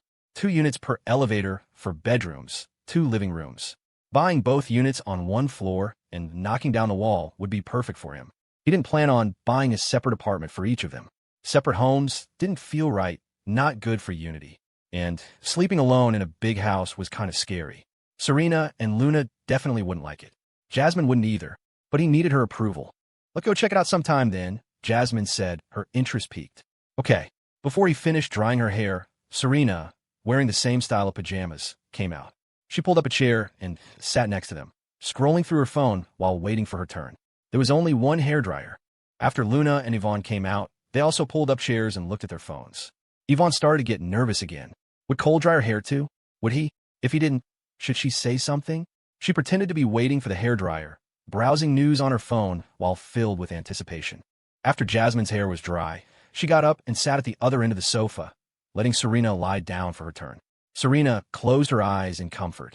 By the time Luna had also enjoyed the hair-drying service, the moment Yvonne had been dreading arrived. Cole, dry Yvonne's hair too, Jasmine said, taking the initiative. Okay, sis. Cole had planned to do it anyway, but having his sister say it made it better. Then I'll have to trouble you, mister. Chun, Yvonne said politely, trying to hide her earlier anxiety. In her heart, she was amazed. Jasmine truly was the first lady. Her magnanimity was incredible. Ivonne knew Cole would have dried her hair regardless. It wouldn't look good to leave her out. But with Jasmine saying it first, there was no awkwardness. Serena and Luna wouldn't have any objections either. Cole shot his VP a look. "Calling me mister." Shun now. Under the occasional glances of the other three, he patiently dried her hair, forcing his eyes not to stray towards her collar. At that moment, Ivonne, holding her phone, saw a news story on Twitter. Mary Gao, the woman who had hired Serafina and Gina, was dead. Asthma attack. Feeling Cole's gaze, she quickly scrolled past the article, her heart thumping. No way. Could be a real illness? It probably is, right? She put down her phone and closed her eyes. Her mind replayed a slideshow of memories. She remembered the first time she saw Cole, a handsome young man with a mature air but youthful face. She recalled his growth and transformation. The answer became clear in her mind. It would be a lie to say she wasn't scared, but she also liked it. After all, this man was truly good to his own people. She heard Cole's voice. "How's that mother-daughter IP doing lately? They're really popular. Their follower count is rising fast, and they have a deep understanding of product placement." Ivonne replied, of course she knew all this. "That's good. My efforts weren't in vain. Since they've decided to stay on beat drop, we naturally have to take care of them. I'm sure they can feel your concern," Ivonne said, playing along. She couldn't help but turn her head and look up at the man behind her. The smile was gone from his handsome face, replaced by a deep, somber aura. His profound eyes were lost in thought. Seeing his slightly furrowed brow, Ivonne felt a strange pang of sympathy. She started to scold herself. What am I thinking? What's there to be afraid of? This man was shouldering the greatest pressure, the deepest darkness. Wasn't it all for the company? To keep people like her in his circle of protection? In any other company, it would probably be the subordinates doing the dirty work. The boss would hide high above, completely detached. Thinking of this, the last bit of fear in Yvonne's heart disappeared, replaced by an overwhelming sense of guilt. She chided herself for even having such a thought. Was there anyone else in the world who would dote on her more than this man? No. Even if there were, it would only be for her looks. From now on, she should be the one doing these things. With this thought, a strange sense of comfort washed over her. Ivonne curiously glanced at Jasmine, Serena, and Luna. Did they know? They probably browsed the same news. With their intelligence, it was impossible for them not to have figured it out. Maybe they were looking at that very news story right now. But none of them reacted. Their expressions were perfectly calm. There was only one possibility. They unconditionally accepted and understood. Yvonne's heart skipped a beat. A realization dawned on her. It wasn't that hard to get into this man's heart. You just had to be able to enjoy his light and walk with his darkness. To be one with him, never to be separated. Yvonne's heart settled. She knew what she had to do. She was going to follow this man to the end. At that moment, Cole was thinking about expanding the security department. Safety had to be a priority. There was a reason why capitalists in his past life traveled with so many bodyguards, especially when going abroad. His 3 little babies must have personal female bodyguards. His VP needed one too. Better safe than sorry. He had seen Yvonne looking at the news just now. He hoped she wouldn't overthink it. But even if she did, there was nothing he could do. It all came down to fate. If their connection was deep enough, he would support her to the end. If not, he wouldn't force it. 7 or 8 minutes later, her hair was mostly dry. "Done," Cole said, patting her head as he stood up to put away the hairdryer. He had been squatting for so long his legs were numb. "Brother, come lie down for a bit." "I'll rub your legs," Luna said, her heart aching for him. "Cole, come here." Serena beckoned with both hands. "Cole." Jasmine patted the inner part of the sofa. "Cole." "Chun, take a break," Yvonne said, swallowing the mister. At the change in her address, the other 3 didn't even blink. Cole chuckled, placed the hairdryer on the dining table, and scurried over to the sofa, squeezing into the inner part. The 3 girls sat on the outer edge. Serena, closest to his upper body, immediately took his arm and placed it in her lap, kneading it haphazardly. She didn't know how to massage, but she knew how to knead. Cole's palm rested against her thigh. Very springy. A shame the shorts of the summer pajamas were so long. Luna was perched on the edge of the sofa near Cole's legs, twisting around to knead his thighs. Jasmine scrolled through her phone with one hand, the other patting his calf with a light, steady rhythm. Yvonne moved the extra chairs back to the dining table, leaving just one, then sat on the armrest behind Cole's head, gently massaging his scalp. He lay there with his eyes closed, letting out a satisfied hum. This really is the life of an emperor, he thought. My heart is truly gratified. Their technique was non-existent, but it was still incredibly comfortable. As the four girls worked on him, they chattered away, talking about recent movies, then moving on to Wong's music. The four distinct voices mingled like a clear forest spring, a pleasant, tinkling sound. Outside, the night grew deep and the world fell silent. But inside the apartment, life was buzzing. The air was thick with the scent of body wash, mixed with the fragrant aroma of the girls themselves. It was utterly intoxicating.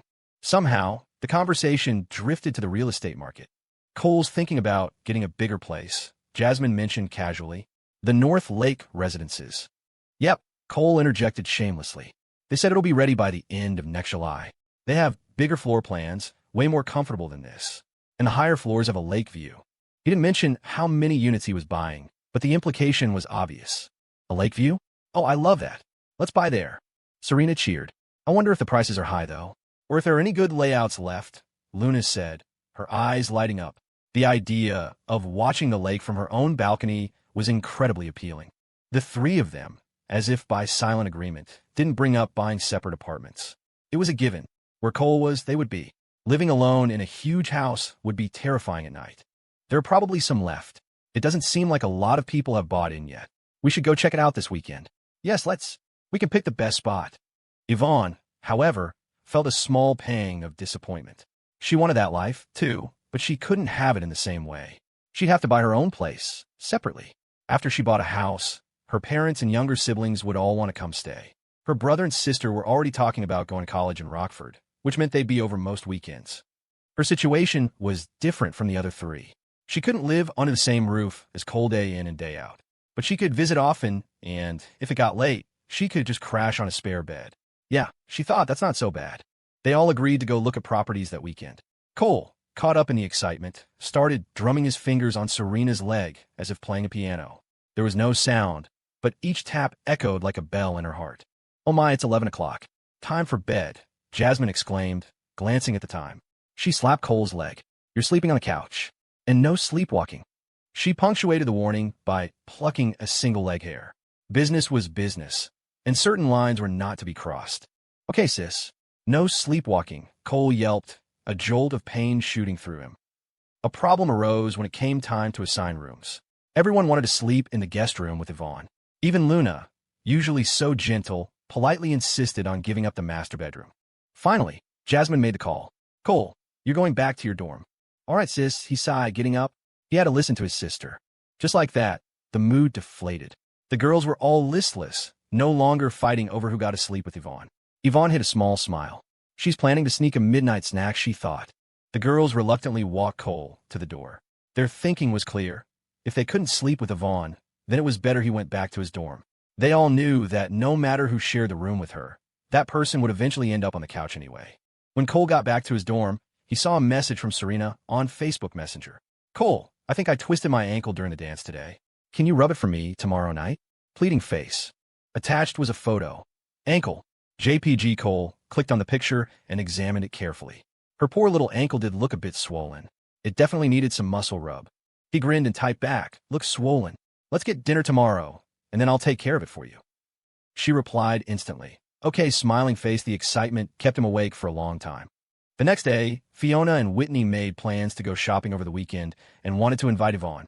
When they heard about the house hunting trip, they both clamored to join. Thanks to the ever-outspoken Whitney, the news spread through the executive group chat, and soon everyone wanted to go.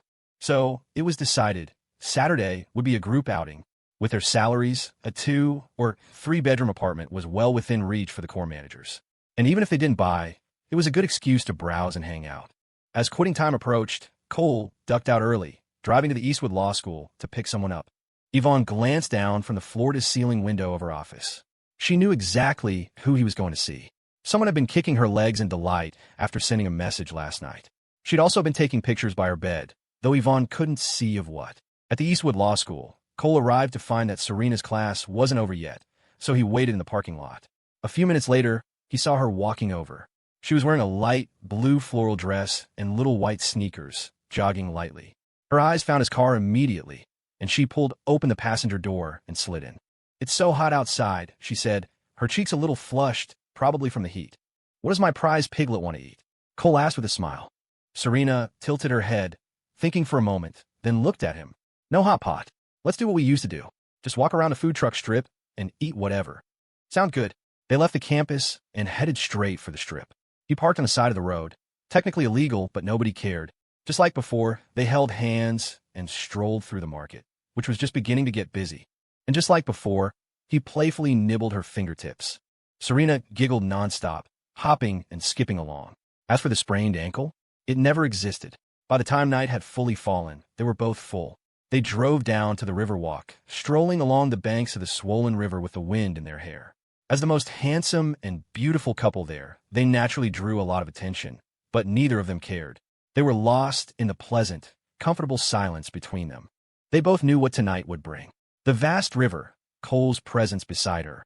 It all worked to soothe Serena's nervous heart. The affection between them grew hot, rushing through her veins. Every cell in her body was cheering, telling her she was ready. They walked until 9, then headed back to the Golden Bay residences. The master bedroom still carried a mix of perfumes. The sheets hadn't been changed. As soon as Serena was in the shower, Cole pulled a fresh set from the closet and made the bed. He flopped down, listening to the sound from the bathroom. Suddenly, the bathroom door cracked open. Serena's face, half hidden and blushing furiously, peeked out. Cole, we should conserve water. You're right. We must be steadfast environmentalists, Cole declared, springing up from the bed. She had already ducked back inside. Whether any water was actually saved remains a mystery. Back in bed, under the thin air conditioning blanket, Serena was curled up in Cole's arms, not daring to move. Her long eyelashes fluttered as she traced circles on his chest. Her voice was barely a whisper. Cole, I'm a little scared. Don't be, he said, gently lifting her chin and kissing her. A long time later, Serena gazed at him, her eyes full of devotion. Cole, I love you, baby. I love you so, so much. I love my baby too. So, so much. Cole, you have to love me for a lifetime. No, love me for 2 lifetimes. No, you have to. You have to love me forever and ever. I, Cole Shun, will love Serena Shun forever and ever. Okay. Though it hurt, Serena stubbornly propped herself up on her elbows, biting her lower lip. Her eyes, her heart, everything was filled with her Cole. From being in the same class in middle school to the same class in high school, he had long been in her heart, but she had been locked away by her mother's careful grooming. If he hadn't been a thief in the night, deliberately drawing closer, her reserved nature would have never allowed her to take the first step. From the moment he plucked her heartstrings during the college entrance exams, she had opened herself up to him. And now this moment, 2 full years. These were also the happiest 2 years of her life, cherished and protected by her Cole. The small troubles her mother had caused now seemed insignificant. The next morning, when Cole woke up, the person curled in his arms was sleeping soundly. Sensing movement, Serena woke up too. She blinked open her bright, shimmering eyes. One look at him, and she buried her face in his chest, completely mortified. Her voice was muffled. MMM. You big jerk. You're the worst. You said you were going to rub my foot, but instead you did. That. Did what, baby? Cole smirked. MMM. Don't say it. Serena hugged him tighter. Serena was sore, so Cole spent the next 3 days at home, taking care of her. He treated her like a child, even feeding her by hand. He only went into the office when a signature was absolutely necessary, and Sasha would stay at the apartment to keep Serena company. For 3 days, Cole didn't make a move. Jasmine and Luna seemed to know what was happening. They only messaged him on Messenger and never asked him to hang out, nor did they come by the Golden Bay residences. Cole found it strange. He didn't even get to use the excuses he prepared. In the bedroom, Serena was typing a message on Messenger. Jasmine, how many days until it gets better? At Eastwood Tech, in the library, Jasmine looked at the message on her phone, a complex mix of feelings churning inside her. She knew this day would come, but it didn't make the ache any less real.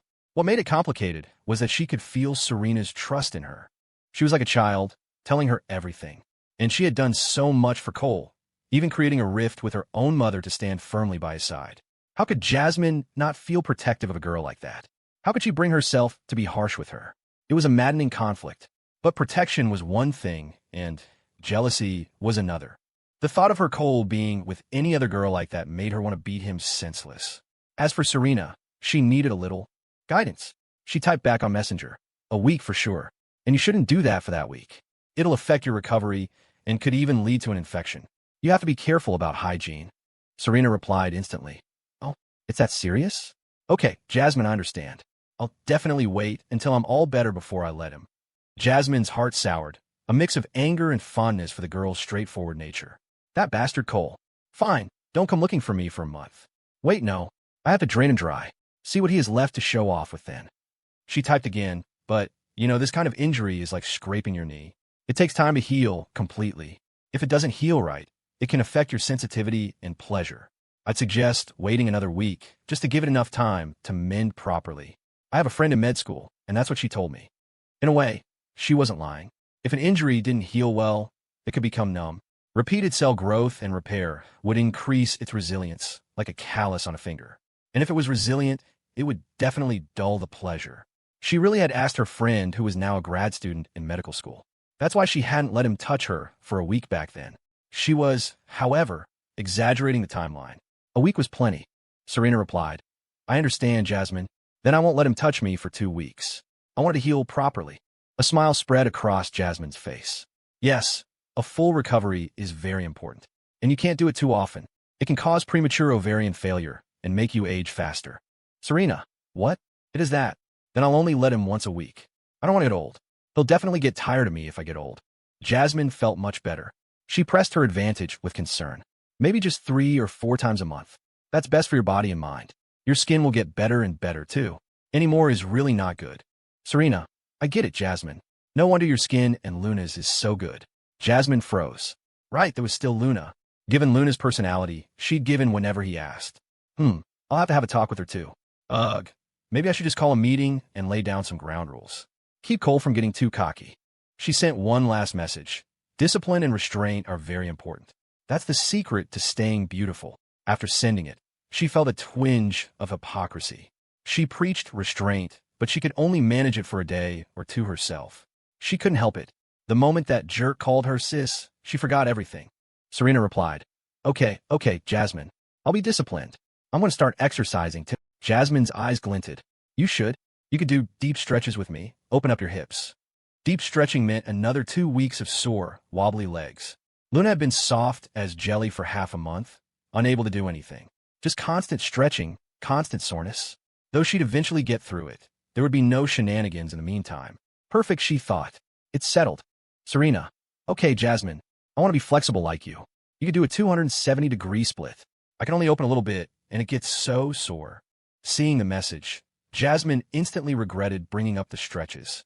What if she actually succeeded in training her? It took me a long time to learn. Take it slow, there's no rush. After sending that, she opened her chat with Luna. Luna, let's go see Serena at the Golden Bay Residences tonight. 2 or 3 minutes later, Luna replied. Okay, Jasmine. Jasmine asked another question. Are you in class today, or? Another few minutes passed before Luna replied. I have to review the payroll reports today. I'm at the office. Okay, good. Jasmine put down her phone and tried to read.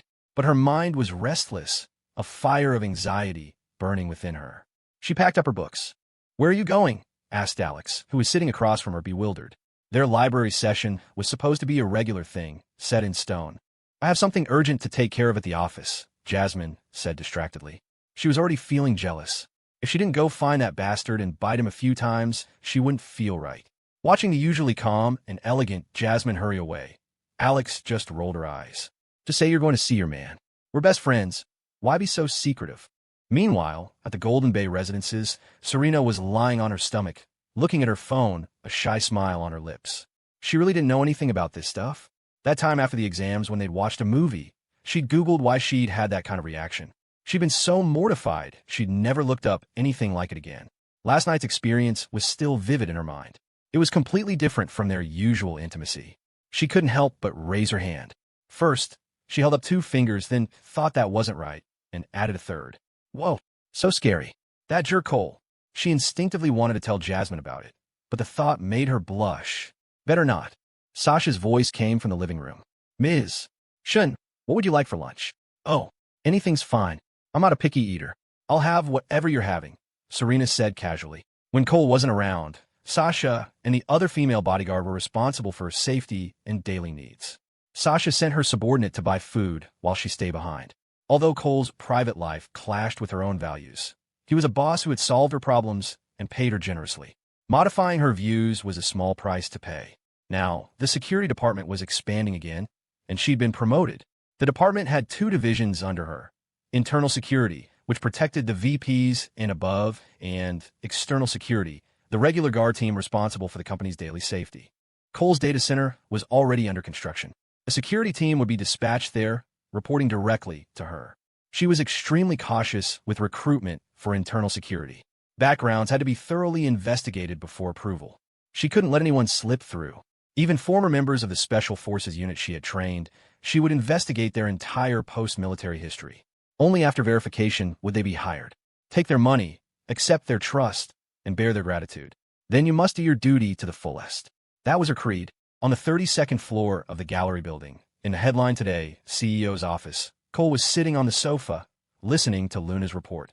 Luna sat across from him, recounting the payroll audit results, but her body was swaying slightly. Her face flushed crimson. She bit her lip. "Brother, is this really how we're supposed to do reports?" "Of course.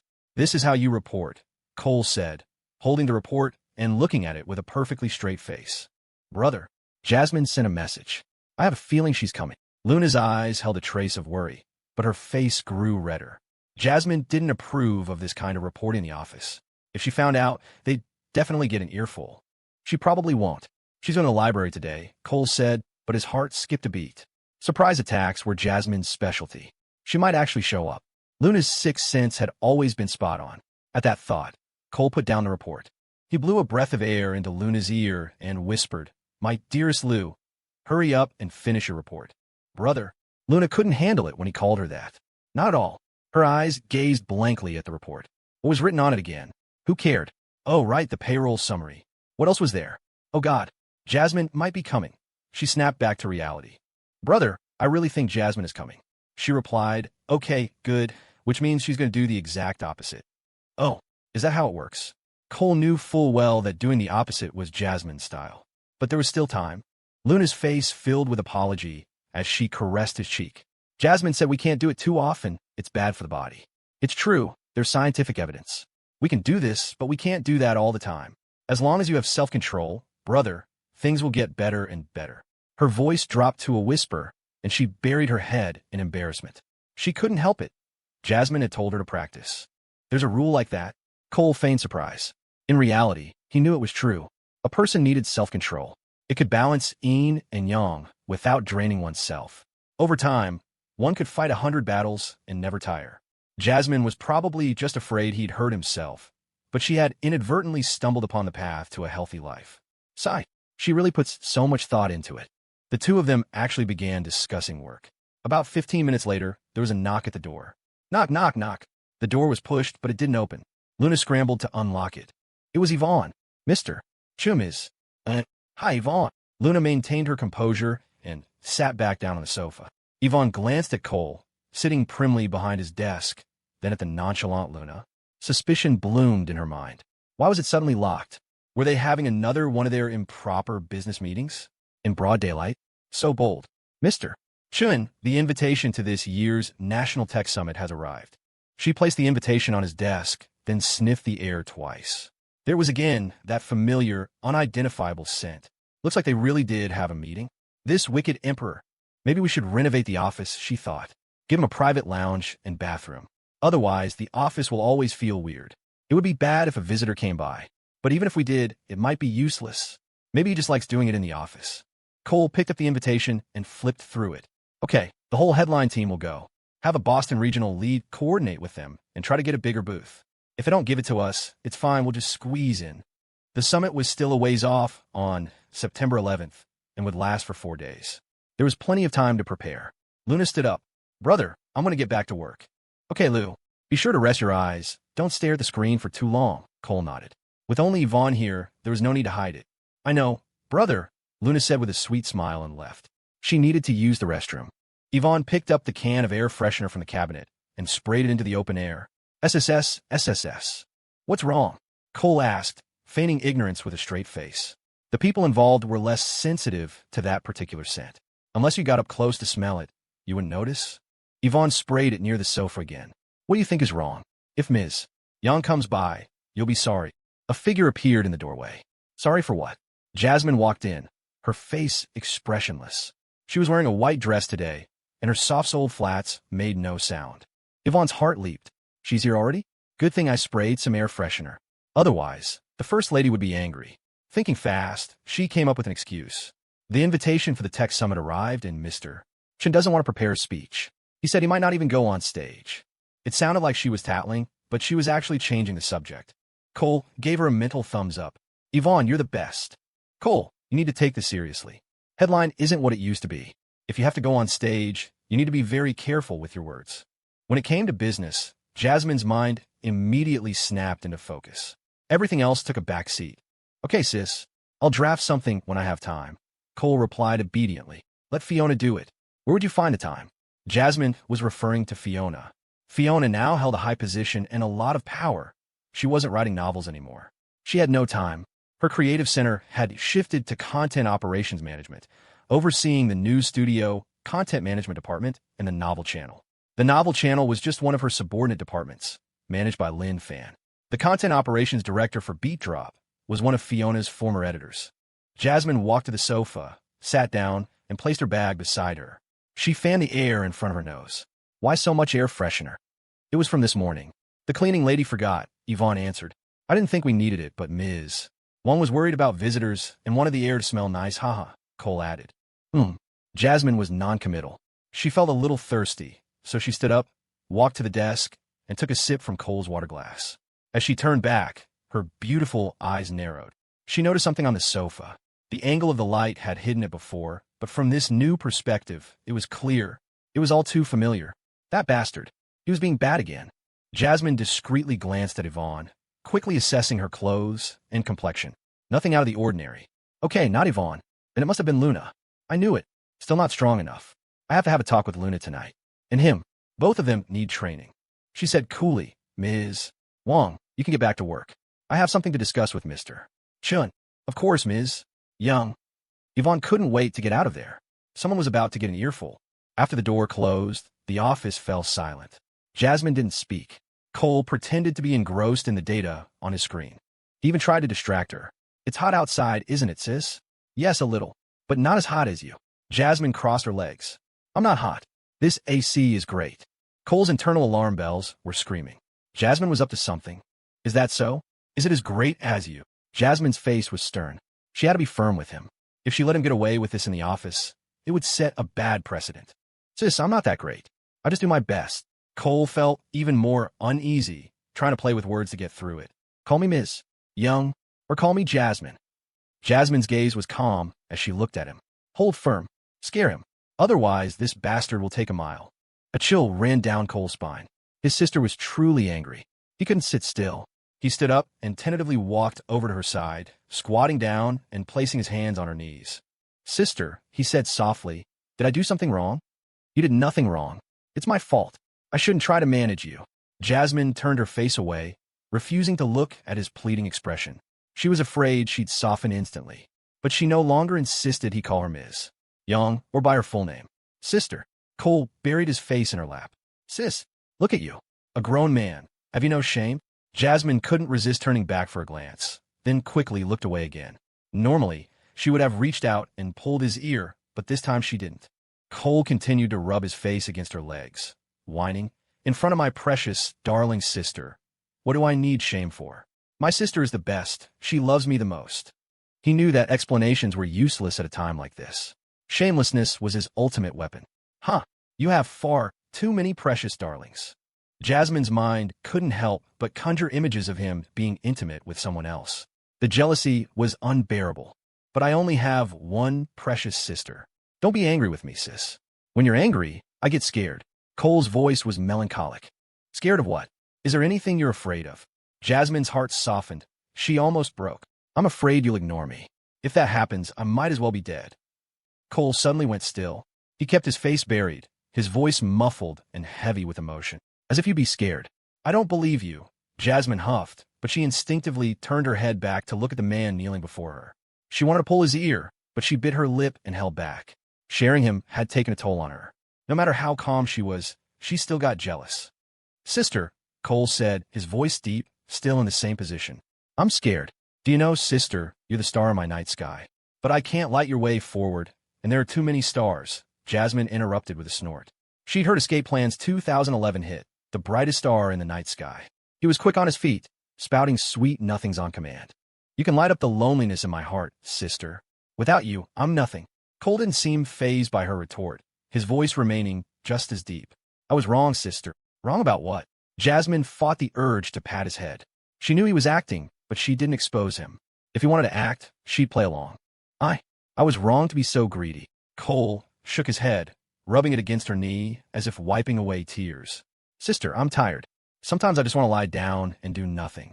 But I'm afraid of seeming unmotivated, of making you unhappy. Jasmine's heart trembled. She almost couldn't hold it together. She knew he was acting, but hearing those words still hurt. She reached out, her hand hovering over his head, wanting to stroke his hair, but she pulled it back. Cole continued in a muffled voice. I want to stop, but so many people depend on me for their livelihoods. I don't want to disappoint them. I want to throw it all away and just roam free. But I'm afraid Headline Today will fall apart. And without it, I'm afraid I can't protect you. I want to be with you, and only you, but my greed has created all this karma. I'm a bastard, sister. Are you disappointed in me? I know you are. What do you know? Jasmine couldn't take it anymore. She slapped his head lightly, then ran her fingers through his hair, messing it up. She was both furious and heartbroken. She used her hands to forcefully lift his head. What she saw made her freeze. Cole, are you for real? There were tear tracks on his face, and his eyes were red.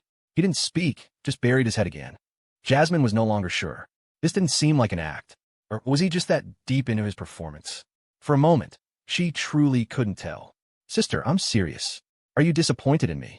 Cole asked softly. No. How could I be? Jasmine gently stroked the back of his head. The anger and jealousy in her heart began to dissipate. When a man cries for a woman, it means his heart is truly full of her. Even though she still suspected he might be acting, she found herself falling for it. He was speaking from the heart. She could feel that. Cole hugged her legs, saying mournfully, but you were angry. I don't want you to be angry. I'm afraid you don't love me anymore. Who told you to misbehave? Jasmine needed his ear, her voice softening. I still love you. It's because I love you that I don't want you to misbehave. Her anger had vanished, replaced only by a deep ache of affection. Even the thought of certain scenes no longer felt sour. I didn't misbehave, sister. I was just under too much pressure, and you weren't here. Well, I'm here now, aren't I? But you're blaming me, and you didn't kiss me.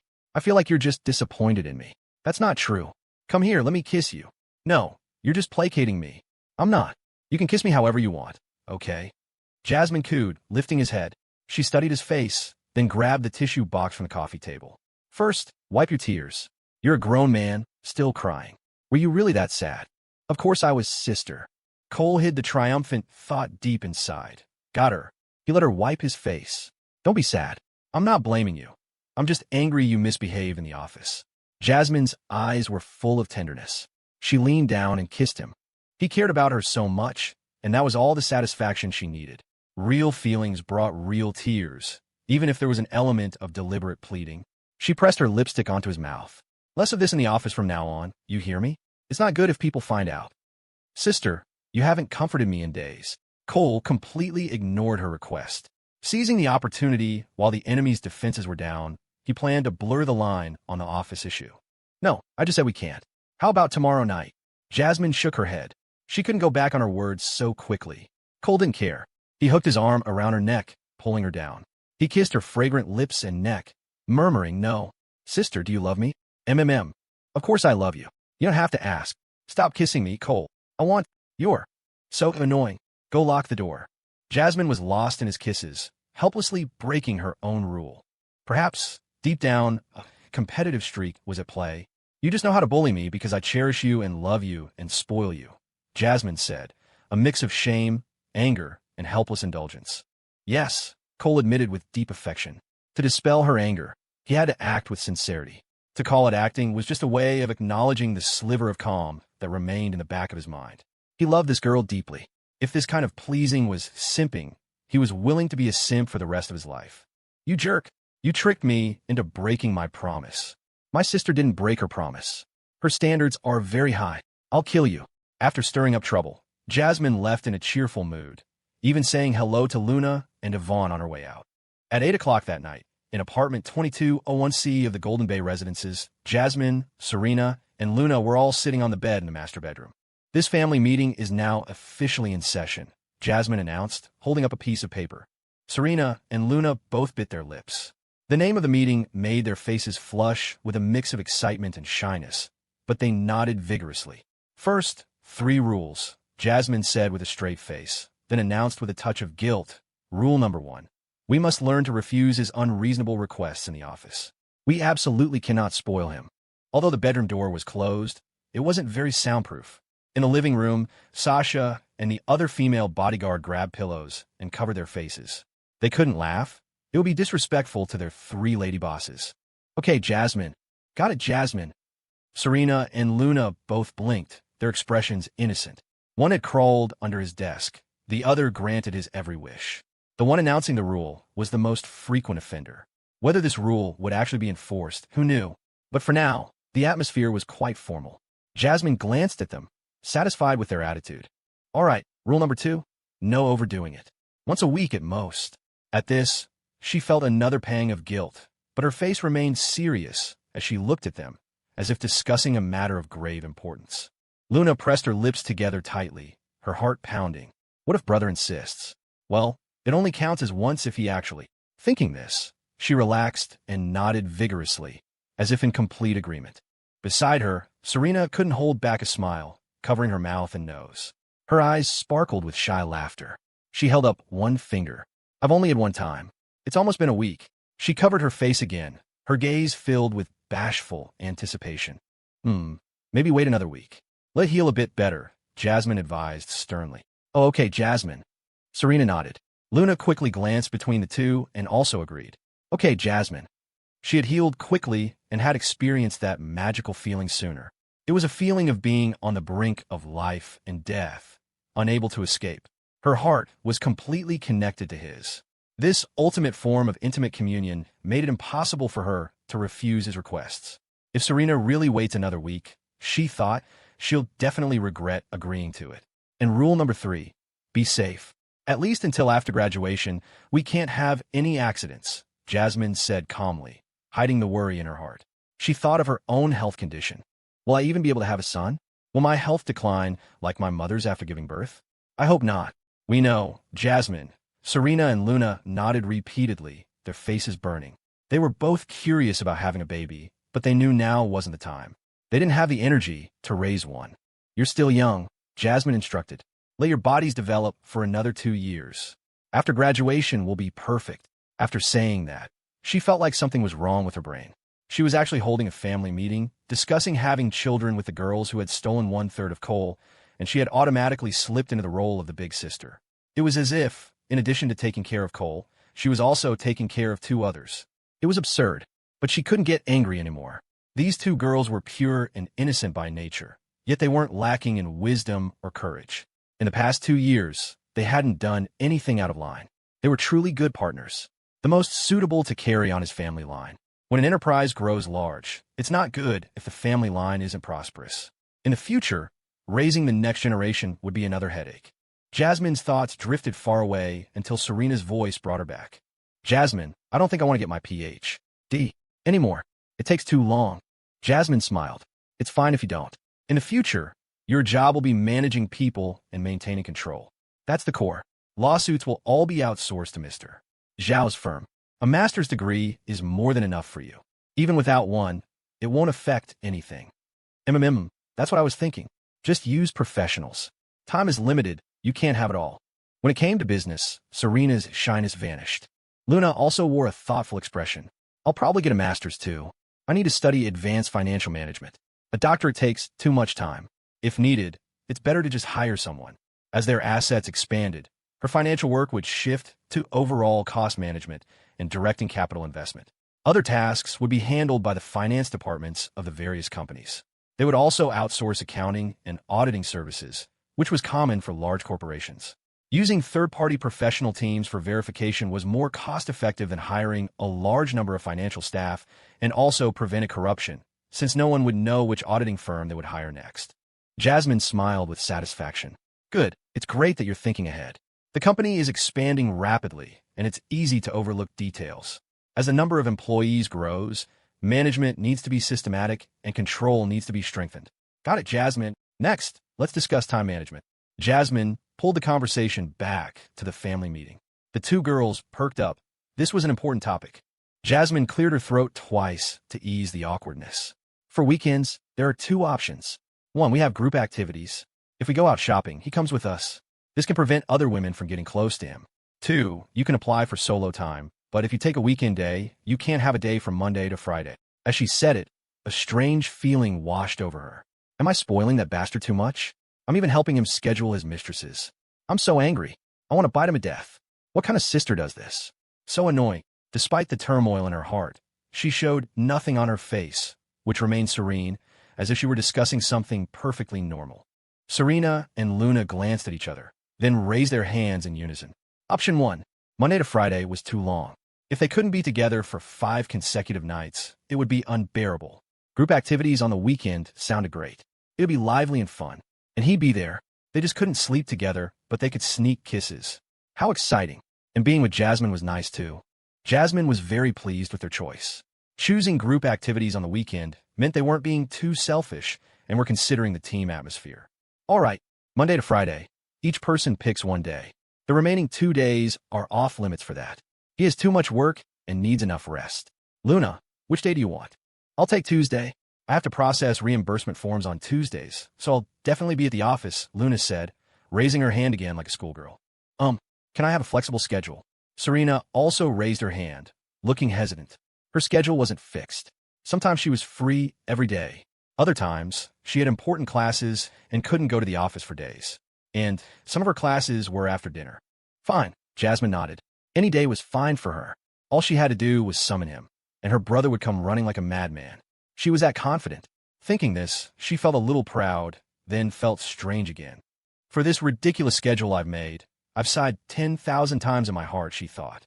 If that bastard dares to treat me poorly in the future, I'll die right in front of him. She composed herself and said, the last item on the agenda, regarding Vice President Wong. The two girls' gazes sharpened, and they subconsciously sat up straighter. Neither of them was slow on the uptake. This was a problem they would have to face eventually. Ivonne had her eyes on their man. That was clear, and she had been working diligently all this time. But their man hadn't seemed to make his position clear. This was evident from Yvonne's usual reactions. Let's hear your thoughts, Jasmine said coolly. Serena and Luna exchanged a look, their faces complex. It still depends on what Cole wants, Serena said. Yvonne is a good person, but she can't have any other ideas. That's right. You can't have your cake and eat it too, Luna nodded. The three of them shared another look. It was better to bring things out into the open than to have things happen behind their backs. Either she becomes one of them, or she becomes purely a colleague and friend. Emotionally, of course, the fewer the better. Just themselves would be ideal. But Yvonne's situation was a bit special. She had never had a boyfriend and had been by Cole's side through thick and thin. She had never used any deliberate tactics to get close to him. They all got along well. The three girls also thought of their unspoken bonds and felt it was a difficult situation. To reject her felt a bit cruel. To accept her felt a bit unwilling. And Cole hadn't made his stance clear. They couldn't possibly bring this up proactively. Talking about it now was just for mental preparation. The three women were all rational. They instantly considered multiple aspects, even from a practical, benefits-oriented perspective. Jasmine finally made a decision. Let's observe for now, see what she really wants, and what she's willing to give up. The other two nodded. By accepting this coexistence, they had already given up certain things. Things that some people valued highly. They couldn't force others to accept it, but if they didn't, they would have to keep their distance.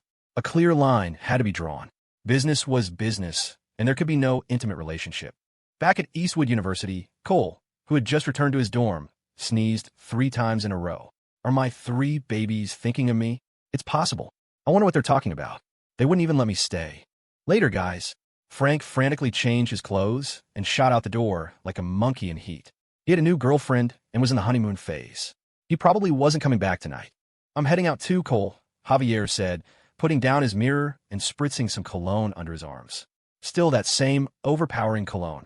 Wait up, I'll go with you, Preston said, switching his watch from his left wrist to his right. He looked at Cole. Looks like you're holding down the fort tonight, old man. He was seeing a girl who was pretty decent in all aspects.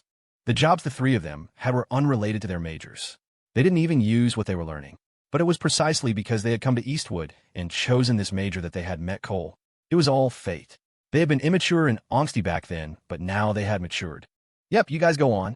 I'll have the whole dorm to myself, Cole said with a casual wave. He saw less of the three of them now. When he left in the morning, they were still asleep. When he came back at night, they hadn't returned. Sometimes they didn't come back at all, but the bond between them was still deep. How could it not be? Otherwise, CEO Chen wouldn't be paying their salaries. The next morning, he woke up to find several messages in the Linden Creek group chat on Messenger. Temporary regulations. Tuesday belongs to Ms. Luna and Ms. Jasmine Yang and Ms. Serena Shun may choose for Monday, Wednesday, Thursday, or Friday. Saturdays and Sundays are for group activities. All must participate. No solo time. No illicit activities are permitted in the office. If any of the three ladies violate this rule, they will be penalized with 1 month of no solo time. If Mr. Colchin violates this rule, he will be penalized with 1 month of solo time.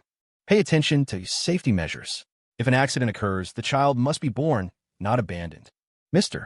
Colchun is to be aware of and abide by the above regulations. The right to interpret these regulations belongs to the family committee. Mr. Colchin may not interfere for any reason.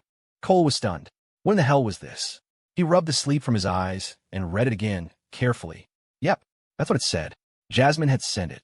What the hell? What happened? I've been scheduled. I can't even mess around in the office anymore. The family committee? When was that organization established? He was wide awake now. This was way too strict. If he couldn't mess around in the office, life would lose a lot of its flavor. But he didn't dare argue. He had to listen to what his sister said. In the chat, Serena and Luna had already replied, received. Holy crap. Cole was numb. Jasmine had achieved total unification. He could only pinch his nose and reply, received. Immediately, he got a private message from Serena. Cole, it doesn't hurt anymore, but you can't touch me for a few days. It needs to heal properly. Another message popped up. But I miss you so much. Can you just look at me, but not touch me? Of course, Cole replied with a grin. When the time came, it wouldn't necessarily be up to her who was in charge. Serena replied instantly. You promised. No takebacks. I need to heal properly, so we can do that later, smiling face. I promise, Cole replied, raising an eyebrow. I promise, but I don't know if little Cole will promise. A message from Luna also arrived. Brother, we can't do that in the office anymore, crying face. You have to be disciplined, brother. Cole sighed. Okay, Lou, I'll hold back. I'll just have to pull my sister down in the office a few more times. See if she still says that. Jasmine's message came next. Cole, you're not mad at me, are you? Pleading face. Cole's heart skipped a beat. She was even using emojis. Sister, you are far-sighted and wise. I will obey all of your arrangements, smiling face with hearts. Jasmine, so good. Cole immediately pressed his advantage. Sister, come to the office in a bit. I need to talk to you about something. Jasmine sent a string of messages. Don't even think about it. No way. Not allowed. Not for you. I'm so upset. It's all your fault, loudly crying face. You just bully me because you know I have a soft spot for you, loudly crying face. Cole knew immediately that his sister was still not entirely happy. After all, achieving unity came at an emotional cost. It was all for him. He was instantly filled with immense gratitude and guilt. I have to be even better to my sister from now on. I have to hold her in the palm of my hand. Cherish her carefully. Colchin, you must love this woman with all your heart. He swore to himself. He replied, Sister, I will always be good to you. I will love you with all my heart. I'll listen to whatever you say. Everything I have is yours. At the Golden Bay Residences, by the dining table, Jasmine sat with her legs crossed, a piece of fried dough in one hand and her phone in the other. A smug smile played on her lips. Let this guilt eat you alive, you bastard. That'll teach you to bully me. She didn't doubt his words. For the past 2 years, besides being a bit lecherous, he had been completely obedient to her. While she doted on him, he was constantly coaxing and pleasing her. It was wonderful. That 1 year in high school, when he had been distant, had left her feeling lost and heartbroken. Thinking back on it now, it was like a dream that had long since vanished. She replied cheerfully, I don't believe you. I don't want your things. I hate you. I love you, sister. I love you so much. Oomph. You dare not love me. Jasmine's lips curled up again. But in her heart, she was thinking, Cole, you really are my kryptonite. Just then, Serena, who was sitting next to her, suddenly cried out, Oh no, it's over. My period started. What do I do? What do you mean? What do you do? Are you out of pads? Jasmine was confused. I have them. But Serena looked crestfallen. If only it had come 1 day later, Serena lamented internally. Ugh, this is awful. Her period had just started, the flow was heavy, and she couldn't be active. Even hugging had to be done carefully. Cole being nearby would make them both uncomfortable. It had been like that before. Jasmine suddenly understood. It seemed someone didn't want to wait another week. So much for letting it heal a bit more. They must have made plans. Jasmine's heart soured again. So, you say you love your sister, but at night you're planning a date. She said with concern, you need to take care of yourself. You haven't fully healed, and now your period is here. You could easily get an infection. Just stay home and rest for the next couple of days. I'll stay here and keep you company. Okay, Jasmine. Serena quickly went to get a pad. Luna, you should stay too. We can discuss some more stuff tonight, Jasmine said, looking at Luna. Okay, Jasmine. Luna nodded. She had eaten her fill anyway. She could go a day or two without, and she had to listen to what her big sister said. During the day, Cole was puzzled. Serena couldn't have ice cream, but why were the three of them still sleeping together? Even Luna wasn't coming to the office anymore. He had no choice but to endure a dry, uneventful day.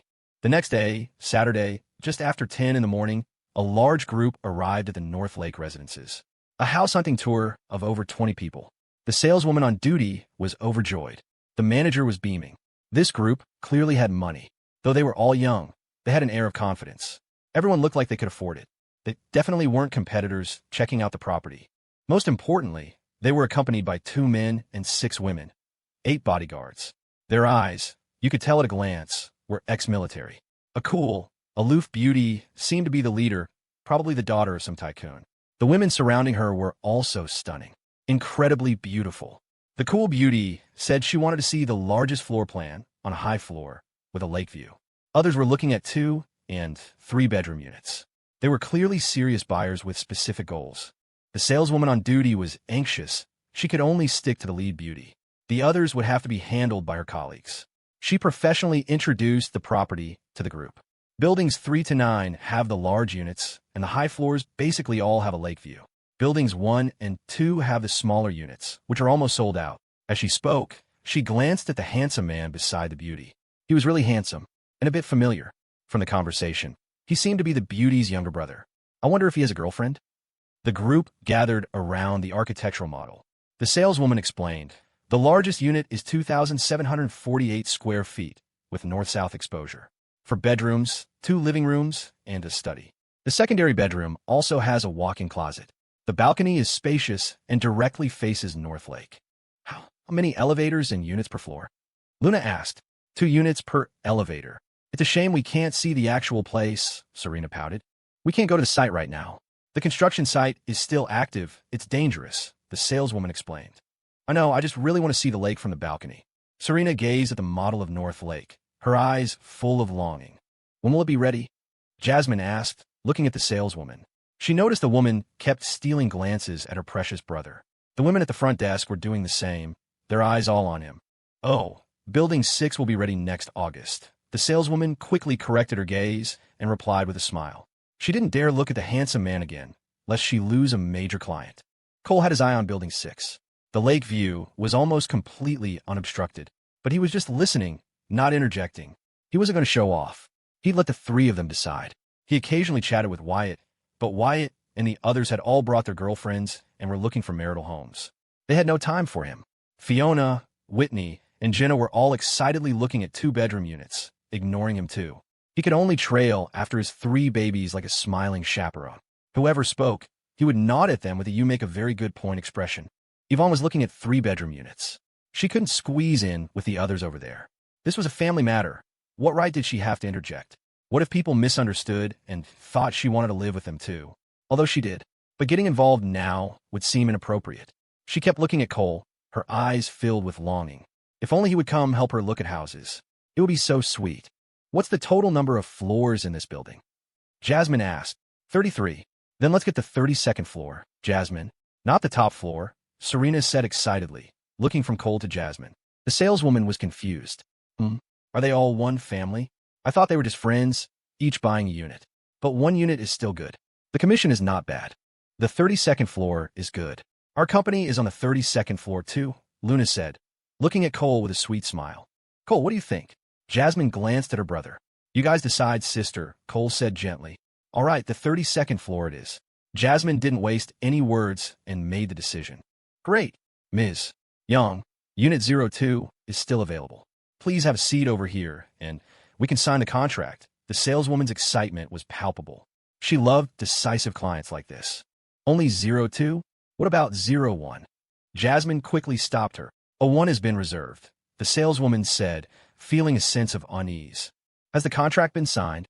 Jasmine asked again. Ms. Young, actually the two layouts are identical. The saleswoman tried to deflect. Not signed? Was it reserved by an acquaintance? Jasmine immediately understood the implication. If it had been signed and paid for, she would have simply said it was sold. Ms. Young, Unit 01 on the 31st floor is still available. If you really like 01, you could consider that one, the saleswoman said, try to appear calm, but she was already getting nervous. Cole still said nothing. He supported whatever decision his sister made. Serena and Luna also remained silent. Ma'am, if you can get a 01 on the 32nd floor, I'll take both 01 and 02. If it's not the 32nd floor, we're not buying, Jasmine stated her demand directly. The building had 33 floors, so the 32nd was the best. The best view of the lake, and no worries about leaks from the roof. The gallery was also on the 32nd floor, so it was a perfect match. This, Ms. Young, 01 is really reserved, the saleswoman said with a troubled expression. Then forget it, Jasmine waved her hand, her face losing all interest. To get 01, she had to apply some pressure. Well, please wait a moment. I'll go talk to my manager, the saleswoman said, panicked. She couldn't let this deal slip away, and it was for 2 units. She didn't even bother with her supervisor and ran straight to the manager's office. A moment later, a middle-aged man with glasses and a slightly receding hairline followed the saleswoman out. He was calm and composed. After all, this was a major developer in Rockford. He had status. He glanced at the beautiful clients standing by the model. Suddenly, his eyes lit up. His calm expression instantly turned to one of pleasant surprise. He extended his hands from a distance and walked over. Oh my, Mr.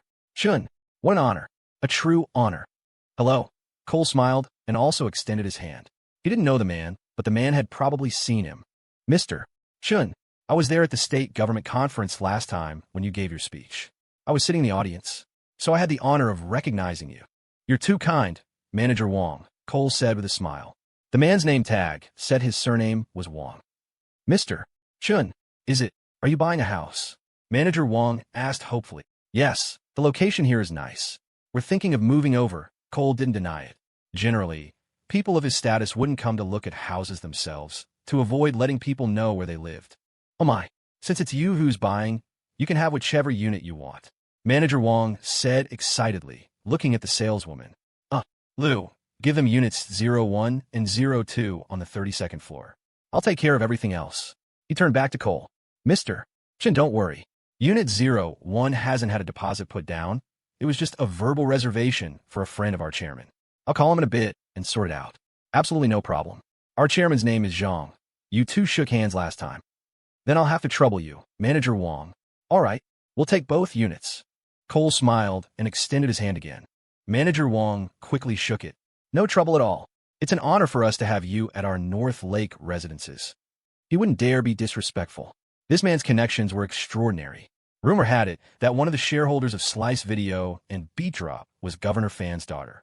Her whole family worked for his company, and at the conference, the lieutenant governor had been very friendly with him.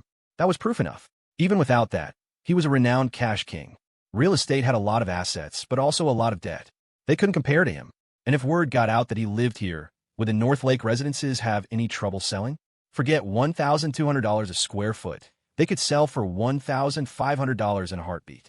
The saleswomen in the office who saw this scene were all staring intently at the man the manager called Mr. Chun. They had thought he was just the family's younger brother, with no say in things. But it turned out, he was a real-life diamond in the rough. Young, impressive, and super handsome. He was a diamond-studded banana.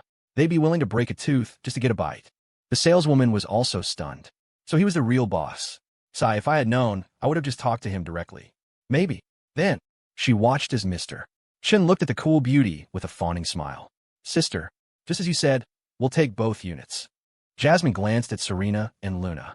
What do you two think? I think it's fine. Luna nodded in support. Okay. I just want a bedroom that's not too big, but it has to have a bathroom. Serena was ecstatic. She pointed to the master bedroom and whispered, "You can have this one, Jasmine. I'll sleep with you on the weekends, and Luna, you can come too." Okay. Luna smiled, her lips pressed together. The three of them sleeping together and talking will be nice and warm. All right, fine. Cole, this room is yours, Jasmine said with a grin, pointing to the small bedroom on the floor plan. No objections, right? None at all. Sister, whatever you say goes, Cole said with a silly grin. He could get into the master bedroom whenever he wanted anyway. Oomph. Jasmine snorted with satisfaction. The saleswoman was a little confused, a little lost.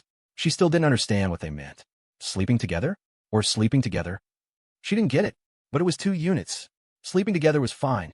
The three of them sat down with the saleswoman to sign the contracts. Cole chatted with manager Wong for a bit. They exchanged contact information, and then he wandered around. Most of the executives were looking at 2-bedroom and small 3-bedroom units. Wyatt looked around and finally settled on a 2,045-square-foot 4-bedroom unit. He could afford it, and he had to consider family visiting. Building 6 had some, but none on the high floors, so he chose a unit on the 30th floor of Building 5. Mr. Chen, come help us decide. Fiona and Whitney waved him over. What are you ladies looking for? Cole walked over. We want to buy a 2-bedroom, but the remaining floors in Building 2 aren't ideal. Do you think we should buy or not? Fiona was having trouble deciding. Just buy a 3-bedroom. Like Wyatt. It's not like you can't afford it. Get a mortgage, Cole said with a look of surprise, as if calling them cheap. A mortgage has interest. Giving all that money to the bank for free, it hurts just thinking about it, Fiona said, shrinking back. Buy the 3-bedroom, put a down payment, and in a few days you can pay off the rest. Cole waved his hand dismissively. Where would we get the money? Whitney said with a pained expression, dragging out the word money. Stop pretending with me. Fine, I won't charge you interest. We'll deduct it from your dividends. Cole rolled his eyes. Mr. Chen is wise. Fiona and Whitney grinned from ear to ear and ran off to look at the 1,625-square-foot 3-bedroom units. From an investment perspective, a mortgage was the best option, leaving cash for other things. But they were too lazy to think about that. Doing this job well was their biggest investment. Ivonne, what are you looking for? Have you decided? Cole walked over to her. I haven't decided yet. This 3-bedroom is a little small. I have a big family. We won't all fit, Ivonne said, secretly delighted that he had come over. She wanted to be in Building 6, but she couldn't be too obvious about it. Then buy a bigger one, Cole encouraged. That's not a very analytical opinion. I think I'll go ask Ms. Yang, Ivonne said with a deliberately disdainful look. Then she waved at Jasmine, who was sitting at a small round table watching the contract signing. Ms. Yang, I can't decide. Can you come help me? It was nice that he had come over, but if the First Lady herself encouraged her to buy in Building 6, that would be perfect. A mortgage would be fine too. Jasmine stood up and walked over. Mr. Chun, you can go about your business, Ivonne said, lightly pushing his arm as if he were in the way. Hey, you think I'm not professional, huh? I can't be bothered to give you my opinion anyway, Cole said, turning and walking away in a huff. Ivonne, how big a place are you looking for? Jasmine asked, standing by the model. I want to buy a 3-bedroom on a floor that's not too low. The ones here feel a little small, Ivonne said with a troubled look. Don't you have a younger brother and sister? Plus your parents. A 3-bedroom isn't enough, Jasmine said, aware of Yvonne's family situation. That's true, but would a 4-bedroom be too big? Not at all. You'll be living there for a long time. You're right, at least for a few years, Ivonne said with a look of deep agreement, her gaze sweeping over Buildings 3 to 9. Stop thinking about it. You said you don't care about the floor, right? Just buy in Building 6, below us, Jasmine said with a smile. Since Yvonne wanted an opening, she'd give her one. Living in the same building was fine. It wouldn't make a difference. Building 6? 2,700 square feet. That's so big, Ivonne said, feigning hesitation, but her heart was already ecstatic. The First Lady is so generous.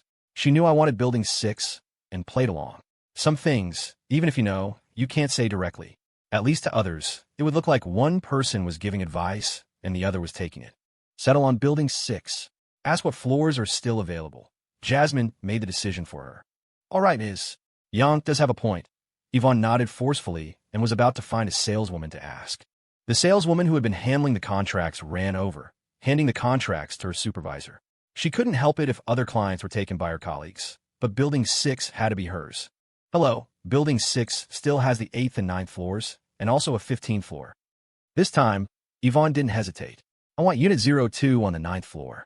There was a reason for choosing single then double. She wanted to tell the First Lady that she chose to remain single, to be with a certain someone.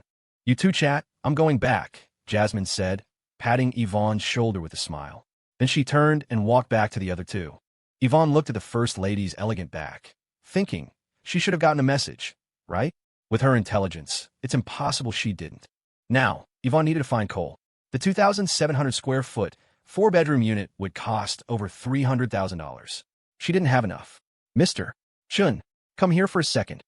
Cole, who was wandering around looking at the commotion, walked over with an amused look. He asked, feigning ignorance, "What do you want?" "To borrow money from you." "What else?" With the First Lady's approval, Yvonne's confidence soared. She knew he wouldn't get angry. He didn't put on airs. In private or in formal settings, she could be as casual as she wanted. In a formal setting, she would act like a proper subordinate. "Fine. With interest," Cole said, stroking his chin deliberately. "Mr. Chun." Yvonne leaned in closer, looking at the model. She whispered, "You wouldn't want Ms. Young to know about Ms. Shin hiding under your desk, would you?" "Yes. Yvonne." "You." Cole's eyes widened. Then he gave her a thumbs up. "Fine. Write an IOU to the company. We'll deduct it from your dividends." "Huh. Thank you, Mr. Chun. You're the best." Yvonne smiled triumphantly. She wasn't afraid of him. He could try to punish her in the office if he dared. As long as he dared. Whatever. Cole walked away in another huff. He wasn't really angry. Spotting his core executives, some money was part of the plan. Those who wanted a mortgage could get one. Those who wanted to pay in full, he'd help them out. He walked back to his 3 babies. Serena had just finished reading the contract. "Ms. Young, our manager said he can give you a 20% discount," the saleswoman said. "What's the maximum discount for a regular customer?" Jasmine asked, looking at her. 5%. That's the biggest discount." "Fine, we'll take the 5% discount." Jasmine's words stunned the saleswoman. She doesn't want 20%. She wants 5%. What kind of logic is that? "Don't question it. Just do it," Jasmine confirmed. "You can't take handouts without expecting to owe something. Taking a 20% discount for no reason, what would they give in return? Wasn't that just owing a favor? A 5% difference was $40-something thousand. Was her brother's favor only worth that much? Absolutely not. Favors were priceless. If you were too greedy, you'd end up owing even more. "Yes, just do as my sister says. Write down the amount and let's sign the contract," Cole nodded. Serena and Luna also nodded in agreement. With their intelligence, they naturally understood the reasoning. All right then. The saleswoman didn't say any more.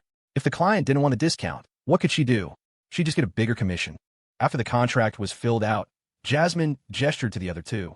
"You two can each sign for one." "Okay," Serena said simply, picking up the pen and signing. Luna did the same. It didn't matter whose name was on the deed, as long as it wasn't Cole's. Cole walked over to Yvonne's table to check on her. She had settled on Unit 902 in Building 6 and was in the process of signing. One by one, gongs were struck and golden eggs were smashed. They were busy until well past noon.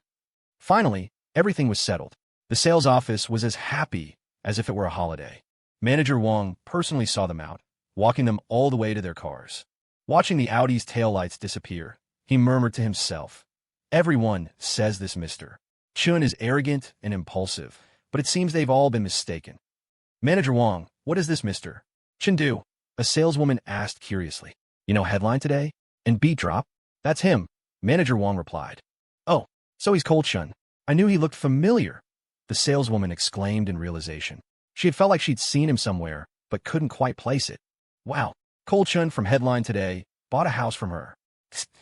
That was something to brag about. The Headline Today crew all went their separate ways. Cole and his 3 babies went back to the Golden Bay residences. Fiona, Whitney, Jenna, and Yvonne all tagged along. The girls had just bought houses and were incredibly excited. Even though they wouldn't move in for another year, it didn't stop them from eagerly discussing renovation plans. Even the 3 babies were the same. They ordered 6 dishes from the Sichuan restaurant downstairs and chattered away as they ate. Cole couldn't even get a word in. "We definitely have to install a bathtub." Fiona was a hedonist. "The bathtub has to be a little bigger, big enough for 2 people. The girls all laughed. "You don't even have a boyfriend yet, and you're already thinking about a 2-person bathtub." Whitney teased, "Just preparing in advance. What if one day I'm taking a bath, and a handsome god accidentally falls through the ceiling and lands right in my tub?" Fiona, who was used to writing about domineering CEOs and their heiresses, wasn't shy at all. Her novels often tiptoed the line of what was acceptable on Headline, but she was the head of the novel channel herself. Her words made Cole's eyebrows twitch. He was starting to feel a little embarrassed. The girls collapsed in laughter. The three babies glanced at their man, a strange look in their eyes. A big bathtub. Ivonne was also laughing so hard she was bent over. After laughing, she felt a little empty. She hadn't experienced any of it yet. Fiona had dated a senior a long time ago, but they broke up after half a year. Whitney had dated in her senior year of high school and broke up after starting college. And those three were so well-nourished their skin was like water, needless to say. Only she, Ivonne, had only ever hugged a pillow, let alone a bathtub. She didn't even know how bouncy a mattress could be. In front of the three vice presidents, she could only steal a glance at Cole. She made a decision. Her master bathroom would also have a big bathtub. If one day he wanted to punish her, he could do it in the bathtub. Thinking this, she no longer felt empty. But she was clear-headed. She would never participate in dirty talk. Hadn't she seen that the other three only laughed and never spoke? The girls chattered on and on like a troupe of actors on a stage, moving from renovations to fashion, from fashion to skincare. In between, Fiona would occasionally drop a risque comment. Cole was so bored he was about to fall asleep. He decided to just go lie down in the master bedroom. Fiona and Whitney didn't leave until after dinner, and they even said they'd come back tomorrow, Sunday. Ivonne, however, stayed to discuss work. They talked until late. Finally, Jasmine ordered her brother back to his dorm. If he didn't go back, Ivonne would become the hot commodity. Everyone would want to sleep with her, even Serena with her pad. No one wanted to hear strange noises from the couch in the middle of the night. On Sunday, it wasn't just Fiona and Whitney. Lynn, Fan, Brianna, Felicity, and several other female department heads all came over. The great Miss Fan had spent a fortune to book an indoor swimming pool at a fitness center, claiming she'd spent all night having the water changed. She had also thoughtfully brought a swimsuit for everyone. After lunch, the group of girls set off. Cole hadn't wanted to go, but considering the girls' safety, he agreed to go along. His three babies were looking at him with pleading eyes. If he didn't go, it would be a real downer. This was the downside of a large apartment in a high-rise. No private pool, but if they chose a detached villa, the environment would be too remote and quiet. There was no life to it, and it felt creepy even during the day. They brought 8 bodyguards, with Sasha and Officer Riley both coming along. 2 male bodyguards stood guard at the pool's front desk, preventing anyone from entering. They also chatted with the receptionist and ate fruit. A female bodyguard went to the security room and asked the guard to leave. The pool was usually busier at night. Booking it in the afternoon didn't have a huge impact. The fitness center announced to the public that the pool was under maintenance. The girls all went to change into their swimsuits. Cole, keeping the uncomfortable Serena company, sat on the edge of the pool, dangling his feet in the water. After a while, the girls walked in, a vast expanse of white legs and round bottoms. They were all wearing one-piece suits that went up to their thighs, subtly revealing their assets. With only one familiar man here, it didn't matter if they covered up or not. They were all old employees who had fought alongside him for 2 years. If he wanted to look, let him look. Besides Brianna, the other department heads were all in decent shape, just a little smaller. Ivonne, on the other hand, confidently showed off her well-proportioned figure, her expression calm and composed. This was a group activity. When her subordinates were around, she would never be so casual. This was also a chance to show that man another side of her. Even the 3 babies didn't mind the scene of all the legs. With so many people, it didn't feel ambiguous. The department heads were too busy swimming to dare swim over to Cole and show off. They gathered around Luna, asking for her secret to being so well endowed without losing her shape. Cole acted perfectly proper, chatting with Serena for a bit, then suddenly felt unwell. He said he needed to soak in the water for a bit. He took off his shorts and t-shirt and slid into the pool. He dove underwater, pretending to kick his feet, and then secretly let one rip. His whole body relaxed. He even chuckled to himself in delight. When he surfaced and wiped the water from his face, he froze. The girls were all looking at him quietly. On the edge of the pool, Serena covered her mouth, stifling a laugh. "Cole, did you go hide a fart?" "Huh? No. Why would you ask that?" Cole's face turned red as he feigned surprise. "Huh, there were bubbles coming up from the water." Serena laughed so hard she threw her head back. "That was for me kicking my feet." Cole argued awkwardly. "Mr. Shun, don't come over here. You stay right there." Fiona made a stop gesture with her hand. "Mr. Shun, kicking your feet doesn't make bubbles that big.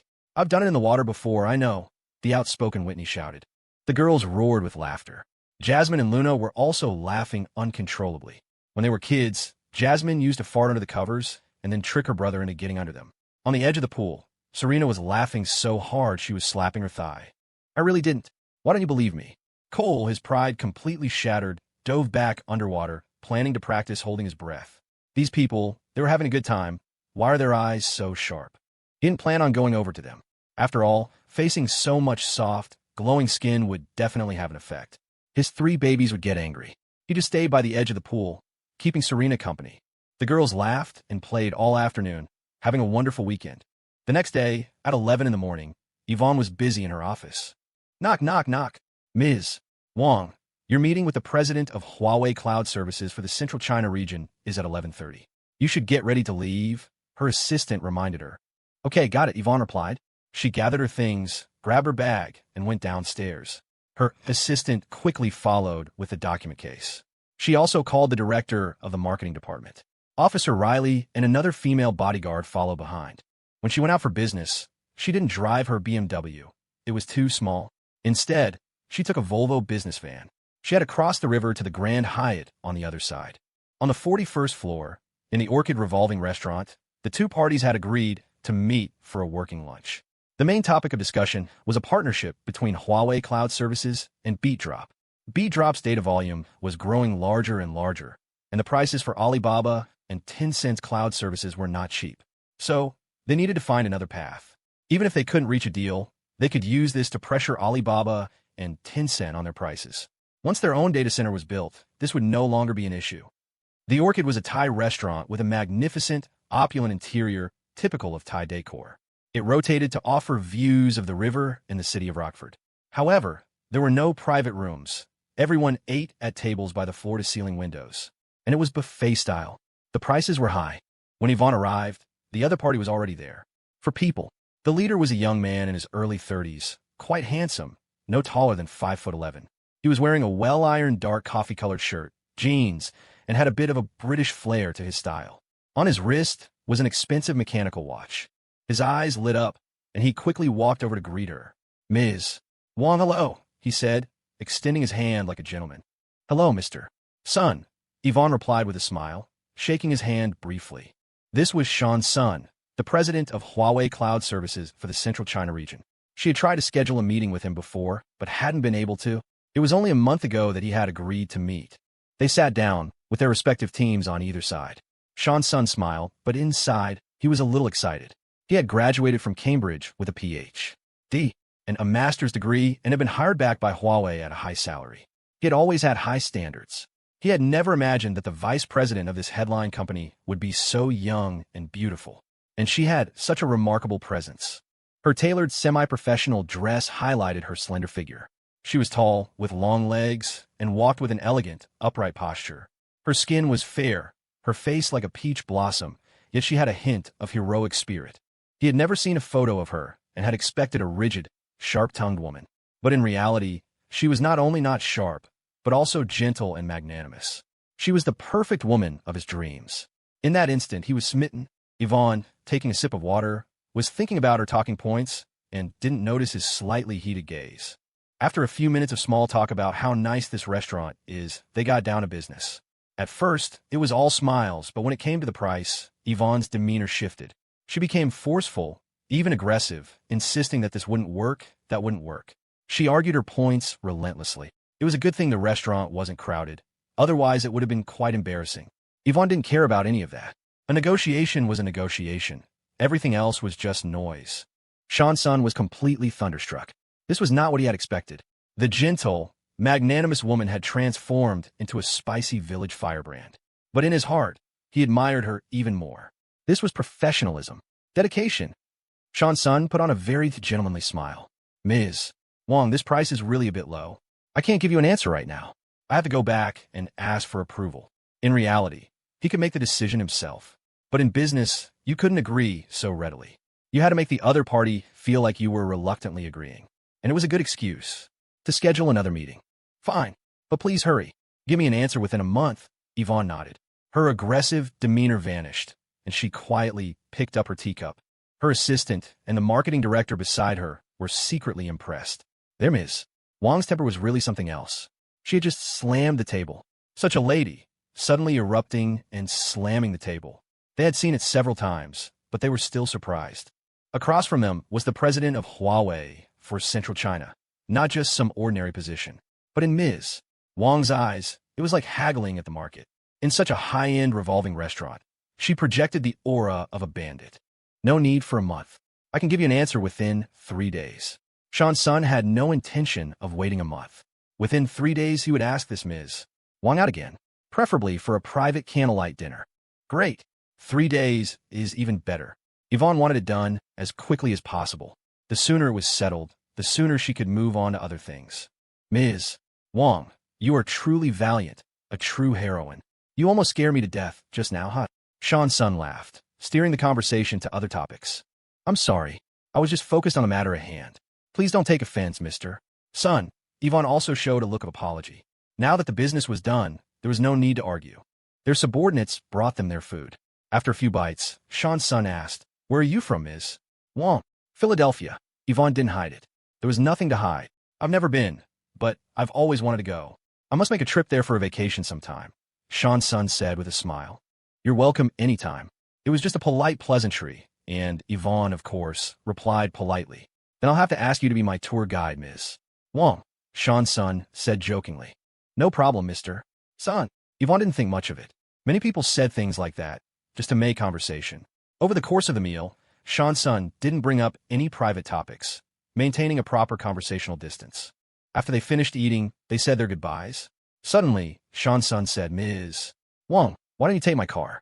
I'll give you a ride. We can also chat about joining Beatdrop. Our cloud services are expanding, and we need publicity too.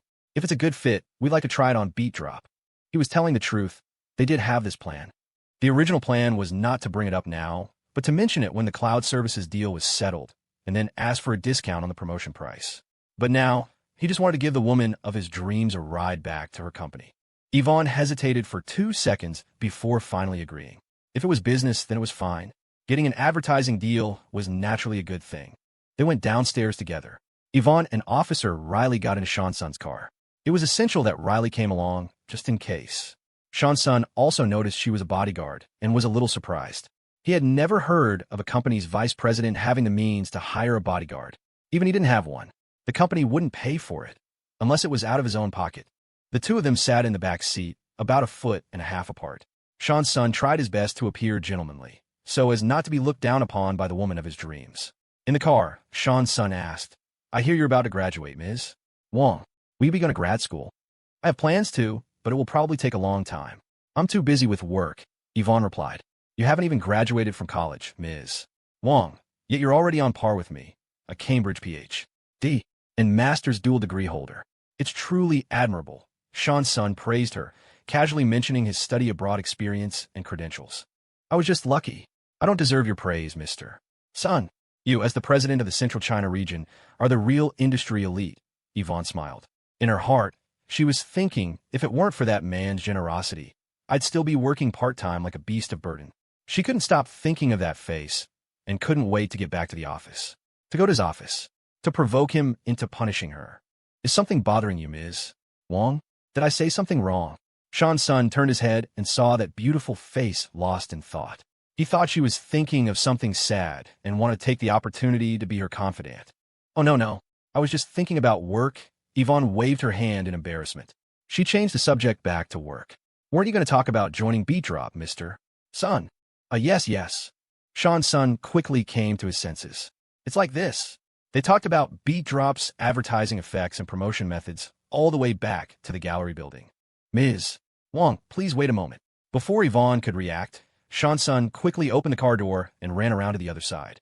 Riley had just gotten out of the car when he had already very gentlemanly opened the door, even holding his hand over the top of the car. He smiled slightly. "Please, Ms. Wong." "Thank you." By now, Ivonne could see that this Mr. Son had some ideas. Perhaps his earlier talk about her being his tour guide wasn't a joke after all. "You're welcome, Ms. Wong. It's a gentleman's duty to open the car door." Sean's son's smile became even more elegant, appearing enthusiastic but not overbearing. He showed a hint of interest, but his form of address was not too familiar. Ivonne got out of the car and was about to say goodbye to Sean's son when she saw an Audi slide past and turn into the gallery's entrance. The license plate was all too familiar. Through the dark, tinted windows, She could vaguely see the handsome man in the driver's seat glance over. His expression was unreadable as he drove into the underground parking garage. Sean's son, still looking dapper, closed the car door and made a polite after-you gesture with a smile. "Take care, Ms. Wong." But he saw that the calm and elegant Ms. Wong now had a look of panic on her face. She hastily threw out a "okay, goodbye," and started jogging toward the office building. Watching that slightly anxious, slender figure, Sean's son was completely bewildered. What was that all about? He got back into the car, his face full of confusion, and pondered the reason. At that moment, Ivonne, who had jogged to the elevator bank, was in a state of chaos. She frantically pressed the up button, as if that would make the elevator come down faster. "I shouldn't have gotten in his car," she thought. "Good thing Riley was with me. Otherwise, it would have been trouble. He's so petty, he's definitely going to be angry." The 8th floor of the gallery, inside Vanessa Fan's office. "Hey, Hith. Vanessa, so, about the 30th floor. Is it yours?" Cole asked a little sheepishly. "You've got your eye on the 30th floor now." Vanessa shot him a look. She was wearing a light purple chiffon dress today, with a touch of makeup. Her legs were crossed elegantly to one side as she leaned against the sofa, her left hand propping up her head. The pose offered an unobstructed view of the mature curve of her waist and hips, making her look both languid and utterly unguarded. "I don't have a choice. The R&D center is getting cramped. We have to move. I'm thinking of building a dedicated R&D complex, but I haven't found the right spot yet," Cole said honestly. The North Lake area was perfect. Many of his former classmates were still at Eastwood doing their graduate studies, and a lakeside location would make it convenient for them to get to campus. But the real estate around North Lake was a minefield. It was ringed by the properties of major state-owned corporations, various state government departments, historic hotels with deep political roots, the Federal Aquatic Research Institute, hospitals, and private sanatoriums. Cole had pored over the maps. There was one viable plot of land left, the future site of a major commercial development. But the chances of him getting it were slim. There were too many competing interests. An R&D center needed a quiet environment. Building in a bustling downtown area was out of the question. If North Lake didn't work out, the only other option was by Tangsun Lake, which was quite a bit farther away. Vanessa thought for a moment before answering. "The 30th floor isn't mine. It belongs to the property management company. If you want it, I can ask. It probably won't be a problem." Then, as if remembering something, she slapped her thigh. "Oh, there's another piece of land by North Lake, but the price isn't cheap, and the conditions are different from a standard sale." "Tell me more, Vanessa." Cole's eyes lit up. This had to be the plot he'd seen. It needs to have significant economic and political value for the city of Rockford. It has to involve attracting and retaining talent, and other aspects that promote development. Vanessa explained, her almond-shaped eyes, lined with shadow, fixed on Cole. The fingers of her right hand tapped restlessly against her hip as she considered the problem. Cole understood immediately. To get that land, he had to offer something that exceeded the city or state's expectations for it. He stared into her eyes, his mind already spinning with a strategy. It was a dirty, underhanded strategy, and he'd need Vanessa's help. But the odds of success were high. As he thought, his gaze grew brighter. Vanessa shifted her eyes away slightly, thinking to herself, if only this kid were a little older. Vanessa. Headline today is growing fast, and the headquarters needs to expand. Rockford is a major city, but for an internet company, it's still lacking something. Cole adopted a thoughtful expression. "I'm considering moving the entire rhythm group to New York. All the big tech players are there. It would be good for our reputation and prestige." "Prestige, my ass. I see what you're up to." Vanessa pointed a finger at him, a hint of annoyed blush on her cheeks.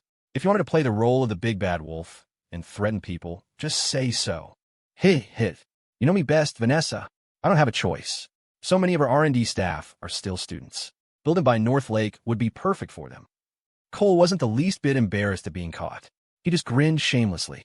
It was a simple ploy. Make the state and city government weigh which was more important, keeping his company or developing that plot of land. If he won, great. If he lost, no big deal. He'd just build by Tangsun Lake. But if he didn't try now, the land might be gone for good. "I know you, my foot." Vanessa rolled her eyes at him again. Cole just kept grinning like an idiot. Vanessa sat up straight, smoothed her dress, and looked up at the ceiling, letting out a soft sigh. Her eyes darted back and forth. After a long moment, she spoke. "It's going to be tricky. First, you need to go through the official process with the Land Bureau. Express your interest in the property." "No, don't do that. First, you make a public announcement that you're planning a new R&D center and are considering several cities. Don't go to the Land Bureau yet. Then, You leak a rumor that you're thinking of relocating the headquarters. Huh. Vanessa, you're a modern-day Machiavelli. Cole clapped his hands excitedly, giving her a big thumbs up. Machiavelli, your head. Isn't that exactly what you were thinking? You were just looking for a way to drag me into your mess. Vanessa pointed at him, exasperated. This kid was sharp. There was no way he hadn't thought of this himself. Vanessa, I wouldn't dare. We're practically family, Cole said, smiling obsequiously. This plan wouldn't work without Vanessa's father putting in a word. And Cole himself would have to pull his weight, demonstrating just how valuable Rhythm Group was to the state of Rockford. That would help her father overcome any resistance. I'll make the announcement. You provide support from the sidelines. It's got a good chance of working. Vanessa was torn between amusement and annoyance. She waved a hand dismissively. All right, you have no shame. Get back upstairs and get to work. I can only do my best. There are no guarantees, so you need to be prepared for that. I know, Vanessa. Cole's playful demeanor vanished, replaced by a serious nod. Getting the land would be a welcome surprise. Failing to get it would be the expected outcome. Cole returned to the 32nd floor. The moment he stepped into his office, he heard the click-clack of high heels running toward him. It could only be Ivonne Wong, always in a hurry. The door was gently closed. Ivonne walked nervously to his desk, her hands clasped in front of her, fingers twisting anxiously. She didn't speak, just darted glances at him from time to time. What's with you? I'm not used to seeing you so demure, Cole said, tilting his head. He found her behavior odd. He glanced at her again and quickly added, Hey, don't pout. It doesn't suit you. If you have something to say, just say it. Ivonne looked aggrieved. I've always been a lady. A lady, Cole muttered, his eyes on his computer screen. Are you unhappy? Because I got a ride in someone else's car? Ivonne studied his face. His expression was calm, as if nothing was wrong. But she couldn't be sure. When Cole was truly displeased, he often looked just like this. Someone else's car? Cole paused. Then it came back to him. Oh, right. He'd seen it when he was pulling into the parking garage. Ivonne had gotten out of a black executive van. Riley had gotten out too. A man had held the door for Ivonne, acting very attentive. Cole had been preoccupied with his plan to talk to Vanessa and hadn't given it a second thought. His eyes had seen it, but his mind had been rehearsing his conversation. Now that he remembered, he felt a faint twinge of discomfort. Or maybe not. Ivonne took a few steps closer. She pinched the fabric of his t-shirt at his shoulder and gave it a little tug. He wanted to talk about getting his company on Beat Drop. I figured it wouldn't hurt to listen, so I agreed. But I took Riley with me. I wasn't alone. And we sat far apart. The driver was there, and his female assistant. There were several people in the car. Cole kept his eyes on the screen, moving the mouse. He nodded. Okay, I got it. If it had been one of his 3 babies, Jasmine, Serena, or Luna, he would have been furious. He would have dropped the temperature in the room to absolute 0. He wouldn't have compromised one bit. Call him petty, call him small-minded, he didn't care. He wouldn't leave any room for excuses. Once his self-preservation instincts were triggered, there was no possibility of compromise. The blackness hidden within a rainbow, like the prime directive in an AI's core logic, do not harm the master. Any emotion, any stray branch that threatened his life, had to be severed immediately. Egocentricity, solipsism, it was the necessary paranoia for building an empire and a prerequisite for a peaceful life. Of course, that was his deepest programming. Jasmine, Serena, and Luna had no reason to ever get into another man's car. Their roles didn't require it, and they wouldn't do it. But Ivonne was different. She wasn't a housewife or a back-office administrator. She was the vice president of the business center, the former commander of his promotional vanguard. Business negotiations and management were her core duties. She had met countless executives from all sorts of companies. In the beginning, Cole had met them. Then, he had brought her along. Now, she handled them on her own. With Riley there, nothing would happen. Bringing Riley along was Yvonne's statement of intent. Cole was petty, it was true, but he wasn't incapable of distinguishing right from wrong. He met plenty of female clients himself, but his flat, simple reply sent a wave of disappointment through Yvonne. She tugged his t-shirt again. Just, I got it. You're not angry. Why would I be angry? It's just work. Cole straightened his shirt. His VP was about to pull his shoulder bare. What do you mean by that? You don't have any reaction at all. Panic started to creep into Yvonne's voice. Her face crumpled in distress. She grabbed his t-shirt again. If Cole wasn't even jealous, they were heading for a major problem. What reaction am I supposed to have? Cole shot her a half-smiling glance before turning back to the screen. He realized this was a moment of measurement, an opportunity to gauge Yvonne.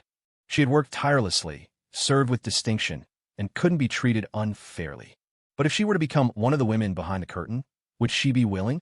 Once she chose that path, she would inevitably lose some of her moments in the spotlight. The dazzling halo of the career woman, the opportunity to be headhunted by major venture capital firms, and most importantly, the chance to build her own capital as an independent woman. A girl from a humble background, who through sheer effort had catapulted herself to the top tier of the financial world. The allure of that was immense. Cole wouldn't force her. Either path she chose would ultimately be beneficial to him. "You're not jealous at all? Not even a tiny bit?" Yvonne's voice dropped. She stared at the man sitting in front of her, her heart tightening.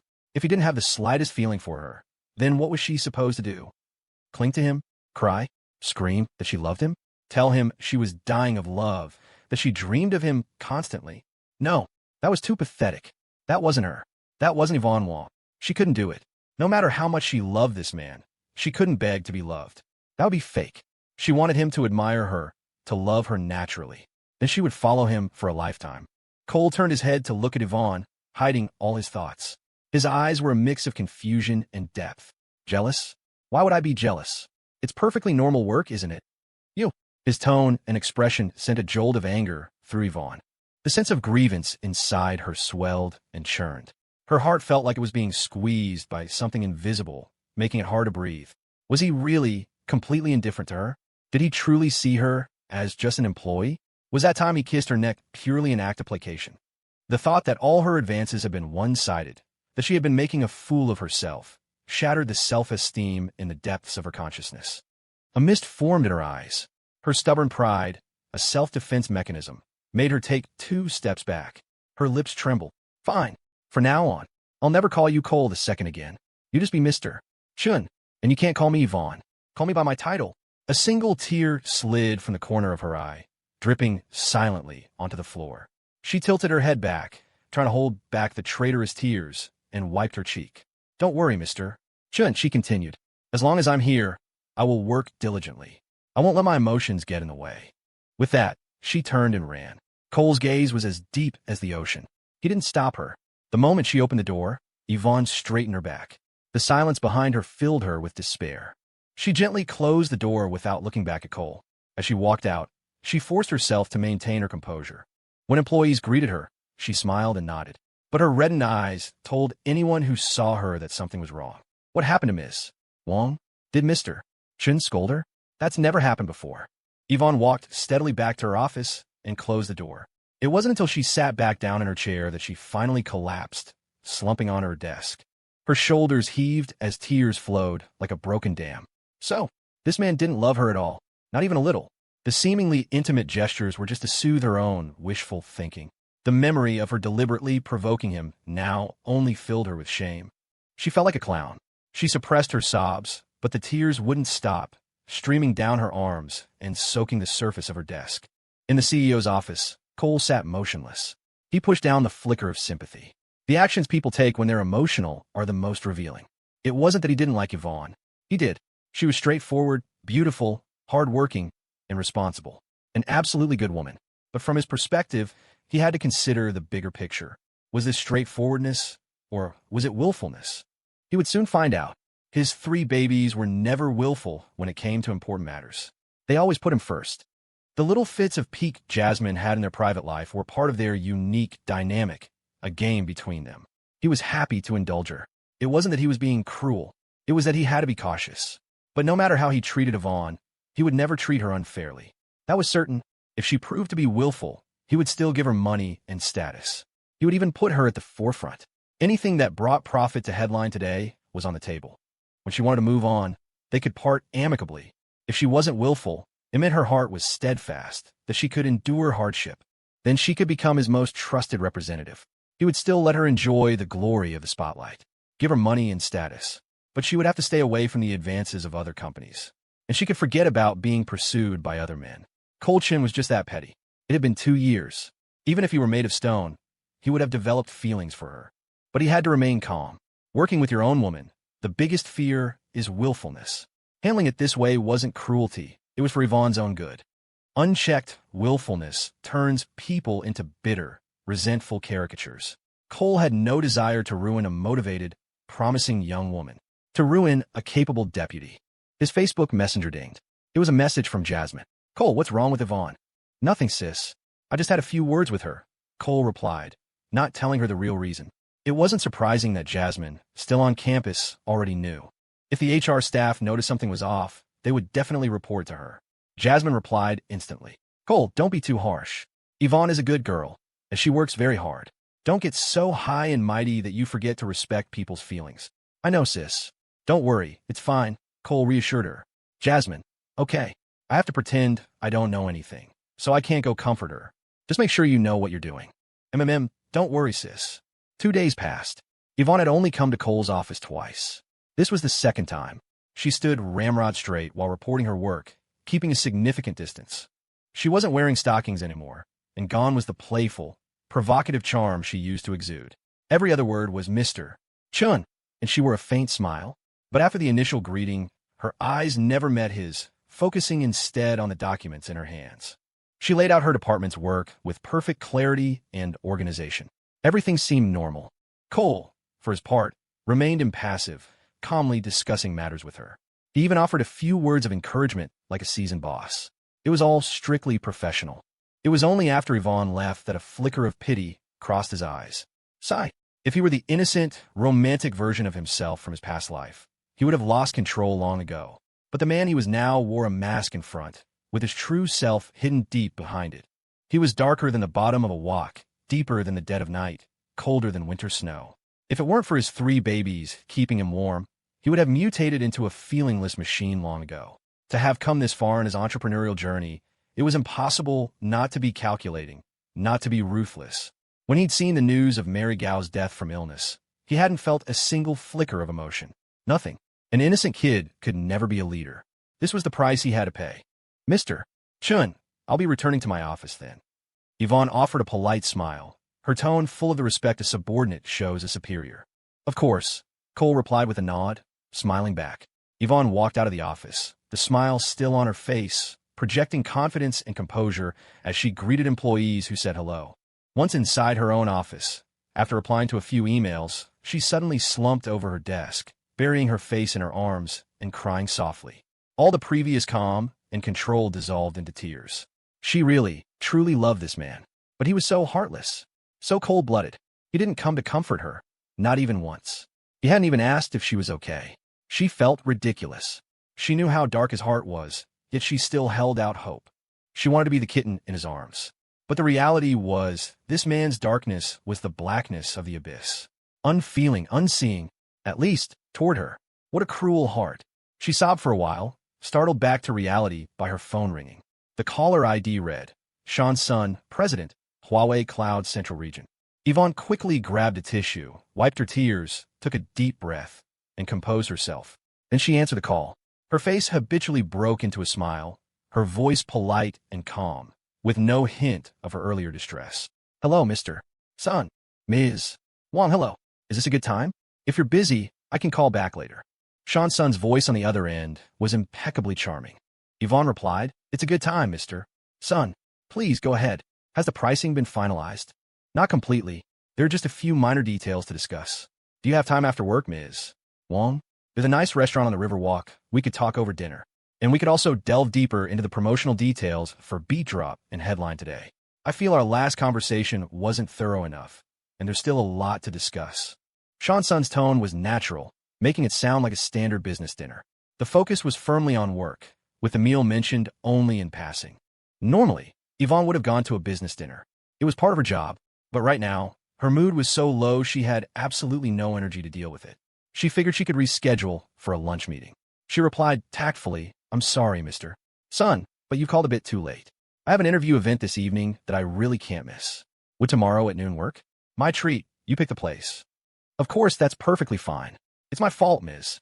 Wong. I should have scheduled this in advance. Tomorrow at noon it is, then, Sean Sun said without pressing, instead taking the blame himself. He wasn't pushy at all, which made him very pleasant to deal with. Great, Mr. Sun. I'll see you tomorrow at noon. You pick the spot, just text it to me beforehand. Yvonne knew her schedule was free tomorrow, so she was confident it would work.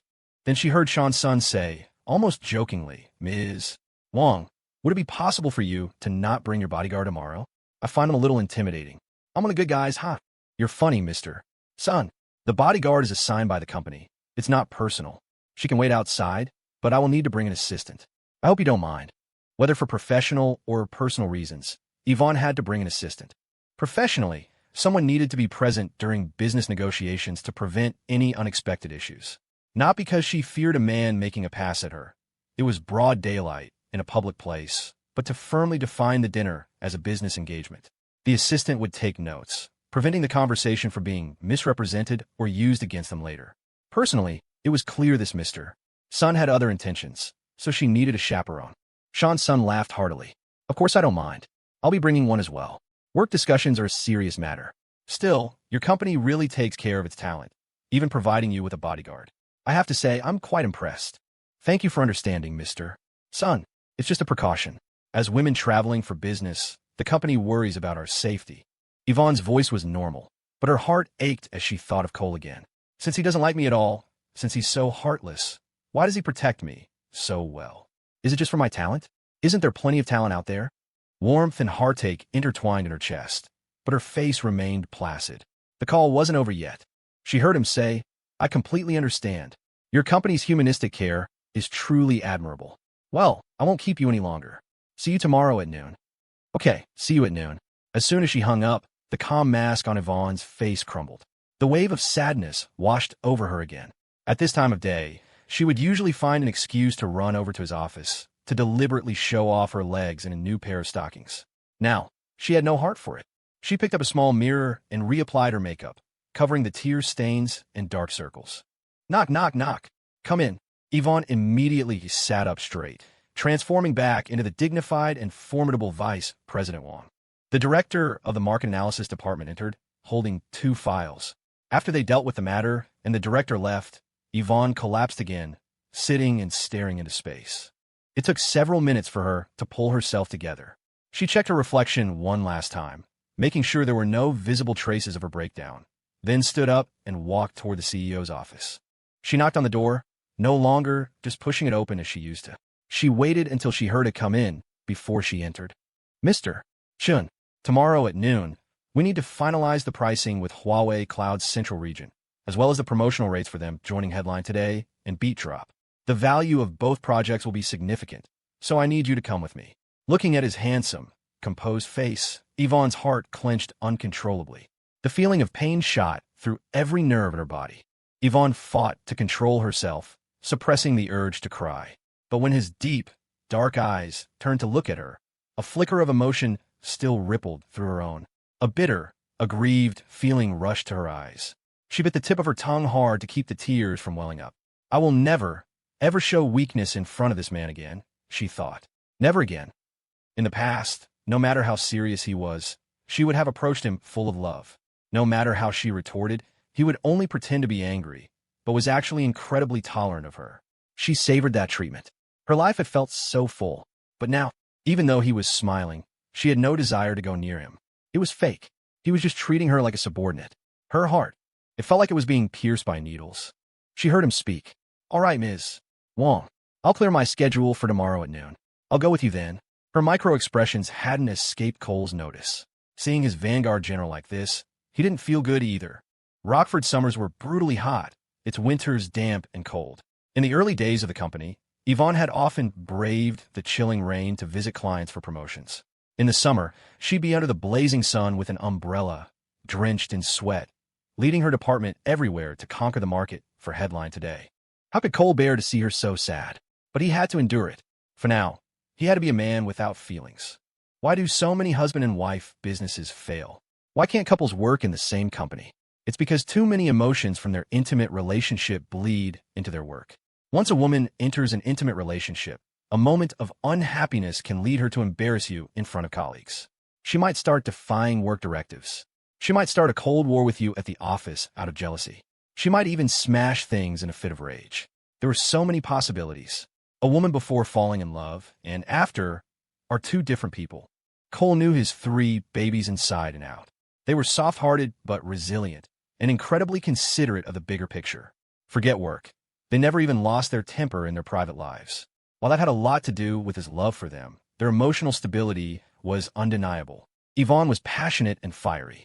Once their relationship deepened, Whether she could maintain an ideal professional state was an unknown, and her position was critically important. Cole couldn't see the future. He could only observe the present. When Ivonne was emotional, could she still maintain a clear line between public and private? This was crucial for any company. If a female executive started acting willfully at work because she became intimate with the CEO, what would the employees think? What would happen to the company culture? The entire internet would laugh at them. The reputation of Headline Today and Beat Drop would plummet. If Ivonne couldn't control her emotions, a closer relationship would only harm her, destroying her future prospects. It would also harm Cole himself, and it would impact the company's development. Sitting in his position, Cole could no longer just mindlessly hug and comfort a woman simply because she liked him. He had to consider everything from a strategic perspective. If the highly capable Vice President Wong could walk this path with him, that would be for the best. Everyone is selfish. Of course, he didn't want his star VP to leave. To have his own people in the core executive positions of his future empire was ideal. But the prerequisite was emotional stability and a view of the big picture. They had to be able to mix public and private while keeping them clearly distinct, like his 3 babies. Hearing Ivonne ask him to join her, Cole felt a strange sense of satisfaction. This wasn't the feeling of Cole, the black-hearted strategist. It was his true self. It was a sense of possessiveness over Ivonne. He forcibly suppressed the thought. Now is not the time for sentiment. Sometimes, too much emotion bears no good fruit, while a lack of it can forge a strong bond. Only by kneading and shaping Yvonne's emotions could he create the perfect President Wong. It was like a long-term cultivation. All right, I'll let you know once the location is confirmed tomorrow at noon. I'll be heading back now. Yvonne nodded, forcing herself not to look at him anymore. She walked out with a stiff, formal posture. The seductive sway of her hips was gone. She pulled the door gently shut behind her. The bitterness in her heart filled her entire chest, but her face showed nothing. Coming in, she was a subordinate. Going out, she was a superior. She had to maintain her state at all times. Back in her office, she sent Luna a message on Facebook Messenger.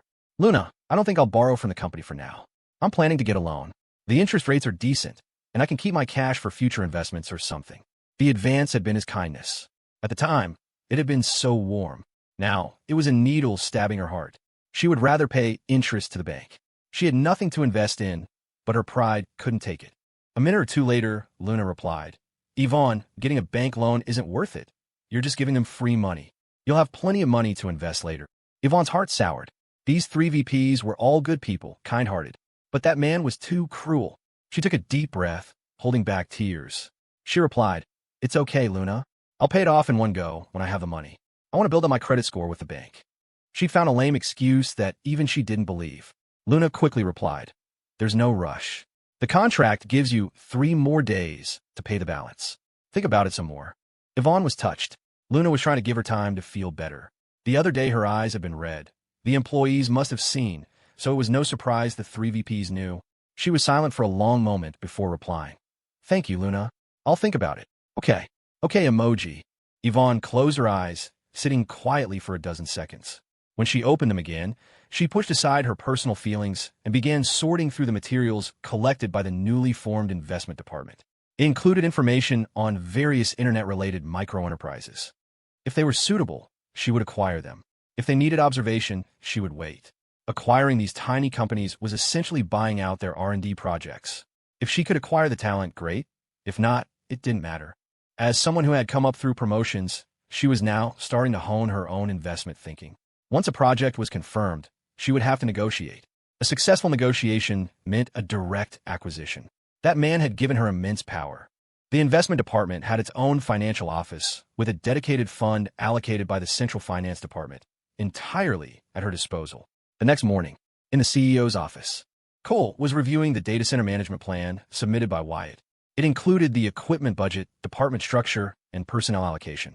On his desk were also important reports from the regional branch offices, and a financial report from Slice Video, which included a note about the possibly inflated price of a drama copyright purchase, along with a rough summary of the recent social activities and entertainment expenses of the department head. There was also an anonymous letter reporting that Amy's studio was privately accepting advertising jobs and pocketing the fees. Cole reviewed each document carefully, signing where necessary, sending others back for revision. Finally, he picked up the anonymous letter about Amy. Without even looking at it, he tore it to shreds, and tossed it into the trash can beside him. He had given Amy's studio a great deal of freedom. As long as she handled the company's important promotions, she could arrange the rest herself. She paid a very small percentage as a platform maintenance fee. Any employee in the company probably knew this. So, the content of the letter was baseless. It was likely the work of a jealous person. After more than 2 hours of sitting and rapid-fire thinking, his mental energy was quite drained. He needed to recover. Later, he had to make a trip to the city and state government offices. The relevant officials wanted to learn more about his plans for the R&D center. He stood up and walked around a bit, then got on the floor and started doing push-ups. In the future, all this work would fall on the great President Wong, and he could worry about other things. The familiar ding of his Facebook Messenger, the custom sound for his 3 babies, rang from his computer.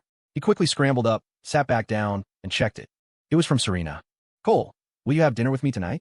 I learned a new, really simple dance, and I want to perform it for you, cute emoji." Cole the pervert was instantly revitalized.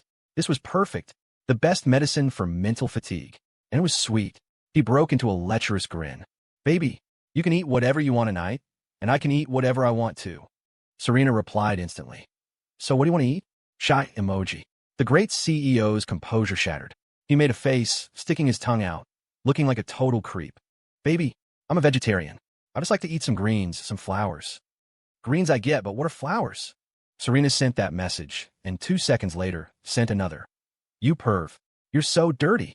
Pig emoji. Cole chuckled. "Baby, want some ice cream?" Serena. "Yes, let's go get vanilla cones from KFC."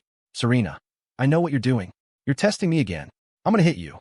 Even though she couldn't see him, Cole put on an innocent expression. "No, I'm not. I just want to eat ice cream with you." Serena. "Perv. My period's over, but you're not allowed to be too bad. Jasmine said you're really rough. I'm scared." Cole's eyes widened. He froze. "What? Jasmine said that? She told her about that too? Is the family committee really this united?" "Hiss. My big sister is something else." He replied, slightly excited. "Baby, tonight, can you wear that blue and white porcelain cheongsam with the gray stockings and dance for me?" Serena. "You fiend." Shy emoji. After a few more exchanges, Cole felt much more refreshed. He grabbed the preliminary design drafts for the R&D center and left his office. He walked to Vice President Wong's door and knocked. "Come in." Cole pushed the door open. "Ms. Wong, come with me to City Hall. We need to report to the officials about the R&D center." "Oh, okay, Mr. Chun." Seeing it was him, Yvonne's heart fluttered, but she forced herself to calm down. She quickly grabbed her bag and followed him out. In the car. "Mr.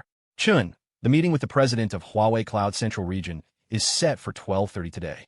We can head straight there afterward," Yvonne said from the back seat, pressing herself against the window and keeping a wide distance from Cole. Her long, pale legs were no longer angled toward him. "All right." Cole nodded, his eyes closed. He was mentally rehearsing his conversation with the officials, his tone, his approach. Would they fundamentally disagree, or just disagree in principle? He needed to be able to tell the difference. He had to have a plan for every response. He couldn't be too aggressive, or too passive. He couldn't be too direct. But his objective couldn't be unclear either. He'd be meeting with leaders from several departments. He expected a lot of questions. Beside him, Yvonne glanced at him and noticed his brow was slightly furrowed. She felt an urge to massage his temples, but couldn't bring herself to do it. She just sat there, tangled in her own conflicting emotions. Rockford City Hall was an old, dilapidated building by the river, one of the most low-key in the entire country. The district government building was far more impressive. The moment Cole stepped out of the car in the parking lot, his entire demeanor changed. His smile was a perfect blend of 5 parts humility, 3 parts youthful spirit, and 2 parts slickness. It projected the flawless image of a young, successful, and ambitious man who, at his core, respected his elders, yet possessed the sharp cunning of a businessman. A pang of sympathy hit Yvonne. This man never got to enjoy anything. He didn't have the life a wealthy 20-year-old should have. He was too busy shouldering responsibilities. His only hobby was probably. She quickly fell and stepped behind him. She still hadn't mastered the ability to switch conversational modes on a dime like he could. The best she could manage was calm neutrality. She still had so much to learn. In the meeting room, Cole sat up straight. The officials typically began with praise and recognition, then encouraged you to voice any needs you had. There were people to play good cop and bad cop, but you had to be able to distinguish them. The one playing good cop, being aggressive, might be genuinely pressuring you, or they might be a secret ally. The one playing bad cop, being affable, might be genuinely helpful, or they might be subtly trying to shut you down. It was a mental battle. The people who made it in politics were elites, that was for sure. Their minds were sharp as tacks. Cole's expression was natural, but he was careful with every word. The negotiation lasted just over 2 hours. No result. That was normal. There was still an internal battle to be fought. And tomorrow, Cole would have to go to the state capitol for the second round of interviews. Many people had their eyes on that plot of land. Even with the help of Vanessa's father, he still needed to secure significant support. Every department had its own political agenda. It wasn't as simple as just selling a piece of land. Rockford was the state capital, and some matters required state approval. Leaving City Hall, Cole and Ivonne rushed to the location for their lunch meeting. This time it was by North Lake. The North Lake Inn. In the car, Ivonne fought the urge to massage the man's head several times, but she held back. She felt a terrible knot in her stomach. She both hated him for his cruelty and felt sorry for him. A scene like the one they just went through, she wouldn't have been able to handle it. She would have definitely been outmaneuvered. But this boy, 3 years younger than her, had managed it without a trace of fear. Cole closed his eyes, resting while replaying the negotiation in his mind. Rhythm Group paid a hefty amount in taxes. The city and state definitely want to keep him. He needed to win the support of the deputy governor, who also oversaw the United Front Work Department. He was on the standing committee, a deputy secretary, in charge of provincial development, reform, overseas business affairs, and so on. The deputy governor in charge of culture and tourism, the one in charge of industry and information technology, and the secretary general were already on his side. And, of course, there was Vanessa's father. The North Lake Inn sounded plain, but it was a high-end guest house. Years ago, it had been the official guest house for visitors from New York. Ordinary people couldn't get near it. Later, it was converted into a guest house for foreign dignitaries. Across the road was Eastwood University's medical school campus. Across the lake was the main campus. The inn was quiet, surrounded by lush trees. After they parked, Sasha was stayed in the car. Ivonne took a few quick steps to catch up to Cole. "Mr. Chin, let me get that." She reached for the briefcase in his hand. "All right." Cole smiled at her and let go. As she took the bag, their fingers brushed. The touch, once warm and ordinary, now sent a shiver through Yvonne's entire body. That unspeakable pain resurfaced. She glanced at the man's profile and saw his expression had changed again. The look of a man in complete control had returned to his face, calm and serene. His gaze was like a windless sea. Yvonne's body tingled. She felt an urge to drown herself in those eyes. But this man was so cruel. He was completely indifferent to her. She tried to calm herself, quickening her pace to keep up with him. The man, who had been walking with long strides, suddenly slowed down, allowing Yvonne, in her thin heels and pencil skirt, to walk at a more leisurely pace. Yvonne's eyes began to sting again. This man, he was so considerate of her in all these little details. But why? The private dining room was called the North Lake Suite. It was a small room for 4. A young waitress knocked, then pushed the door open and announced politely, "Mr. Son, your guests have arrived." Yvonne hung back half a step, waiting for Cole to enter before she quickly moved to his right front side. With a professional smile, she made the introduction. "Hello, Mr. Son. Allow me to introduce our CEO at Headline Technology, Mr. Cole Chun." Sean Sun's expression flickered several times. From the pleasant surprise of hearing his guests had arrived, to shock, and then to a sliver of disappointment. He had assumed Yvonne would bring her female assistant. He never expected her to bring her boss. He had heard of this Mr. Chun, but had never met him. He only knew he was young, but he hadn't expected him to be so handsome. The man's looks were striking. His eyes, especially, were bright and steady, without a hint of immaturity. This kind of handsomeness and charisma actually made Sean feel a little insecure. And to top it off, this man was the master of Rhythm Group, the king of cash flow, with nearly $10 billion in liquid assets. An internet entrepreneur whose company was already valued at $7 or $8 billion by some agencies. In comparison, his position as a regional president for Central China was nothing. This meeting of equals had instantly changed in nature. Sean's expression shifted again, this time to one of delighted surprise. He immediately stood up, extending both hands in welcome. "Mr. Chun, I've heard so much about you. I've always wanted to meet you. I can't believe I'm seeing you in person today. You're too kind, Mr. Son." Cole shook his hand, smiling. "Mr. Son, you were personally appointed by Mr. Ren himself to be the pillar of the Central region, a man of great learning and talent. I've long admired you as well. Mr. Chun, you flatter me. Please sit." Sean gestured for Cole to take the seat of honor. Thank you. You as well, Mr. Son. After a polite back and forth, Cole had no choice but to sit first.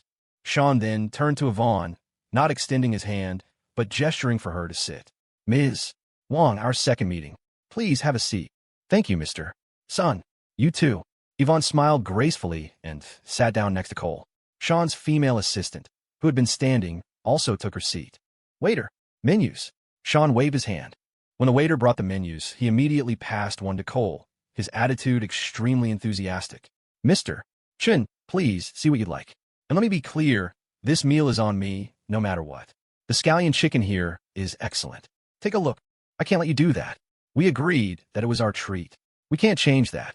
Mr. Son, you should order. Cole politely refused. If Headline Today said they were paying, they shouldn't let the arrangement change.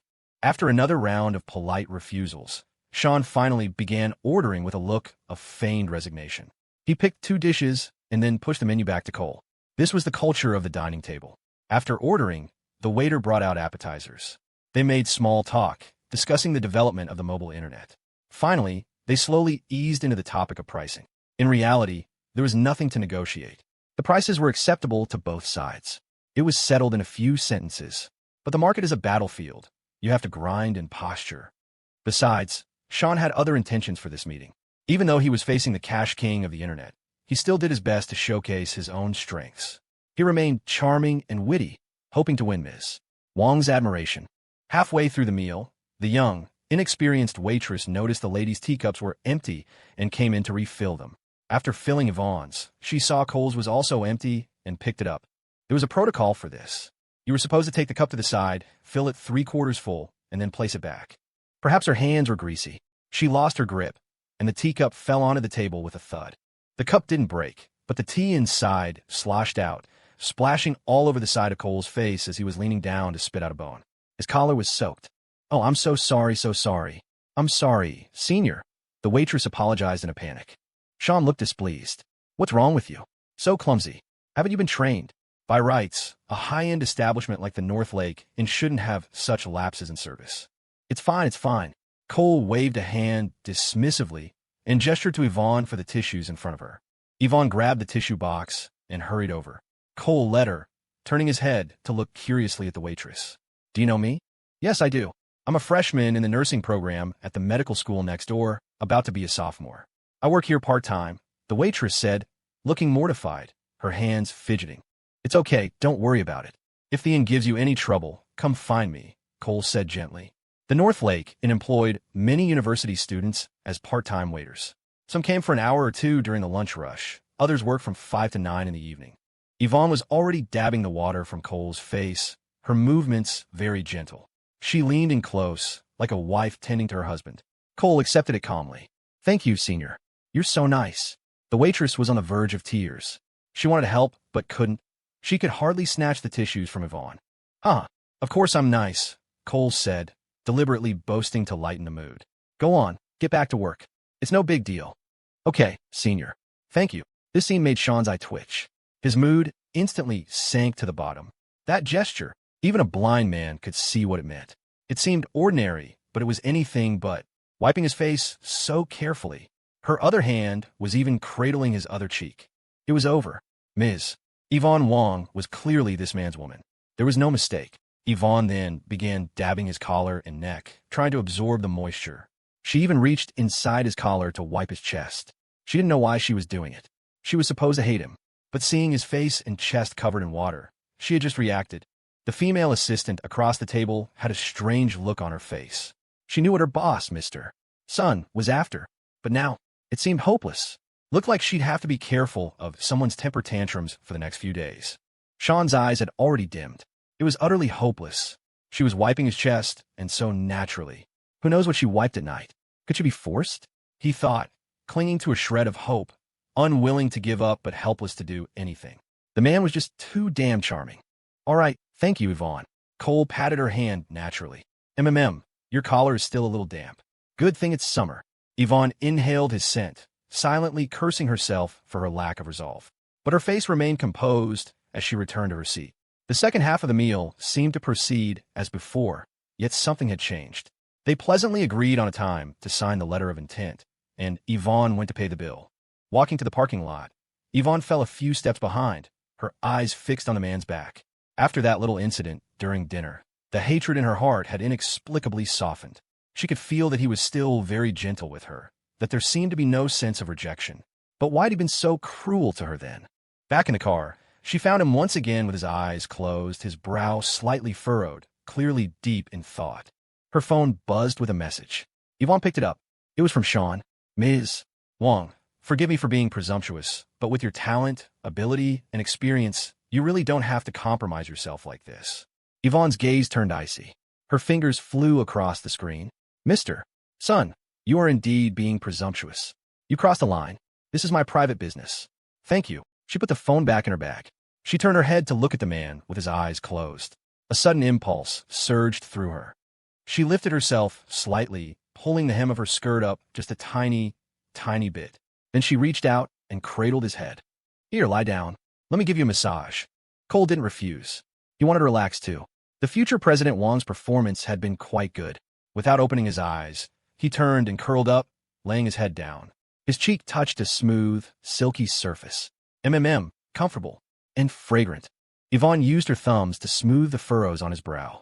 The touch of his skin sent a wave of inexplicable joy through her, washing away the last vestiges of pain. She could feel it. This man wasn't as cruel as he had been that day. So what was the reason? Looking at his handsome face, she couldn't help but lean down. She mustered her courage, her voice hesitant and trembling. Do you like me? She thought he might not answer, or might say something like, don't talk about that.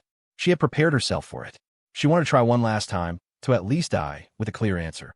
Instead, she heard a completely undignified, but to her, wildly joyous, classic Cole, Chun-style reply. She stopped massaging, staring at his face, unmoving. Her intelligent mind immediately pieced together the sequence of events. She felt both happy and wronged. She lowered her head until she could feel his breath on her face. Cole, the second, you were testing me, weren't you? You're so cruel. I wasn't testing you. Nonsense. Keep going, Cole denied shamelessly. The words had barely left his mouth when a pair of soft lips covered his, pressing into a deep, assertive kiss. It tasted of oranges, maybe from her lipstick or something else. In the driver's seat, Sasha Agua acted as if she hadn't seen a thing, her expression perfectly still. Yvonne had no experience. Her kissing was like a puppy gnawing on a bone. She held Cole's head, trying to emulate what she'd seen online, and stuck her tongue out, smearing saliva all over his lips. Hey, Yvonne, not like that. Slower. Cole tried to push aside her hair, which was tickling his neck. You're disgusted with me. Yvonne pulled back abruptly, a look of anger on her face. No, I mean, Cole didn't get to finish. The orange-flavored lips and tongue were on him again. YV. After another 10 seconds of being gnawed on, Cole cupped the back of her neck and gently lifted her head. Before she could speak, he hooked her neck, pulled her down, and whispered, Yvonne's like this. Slower. Like this. This. Their lips met, overlapping gently.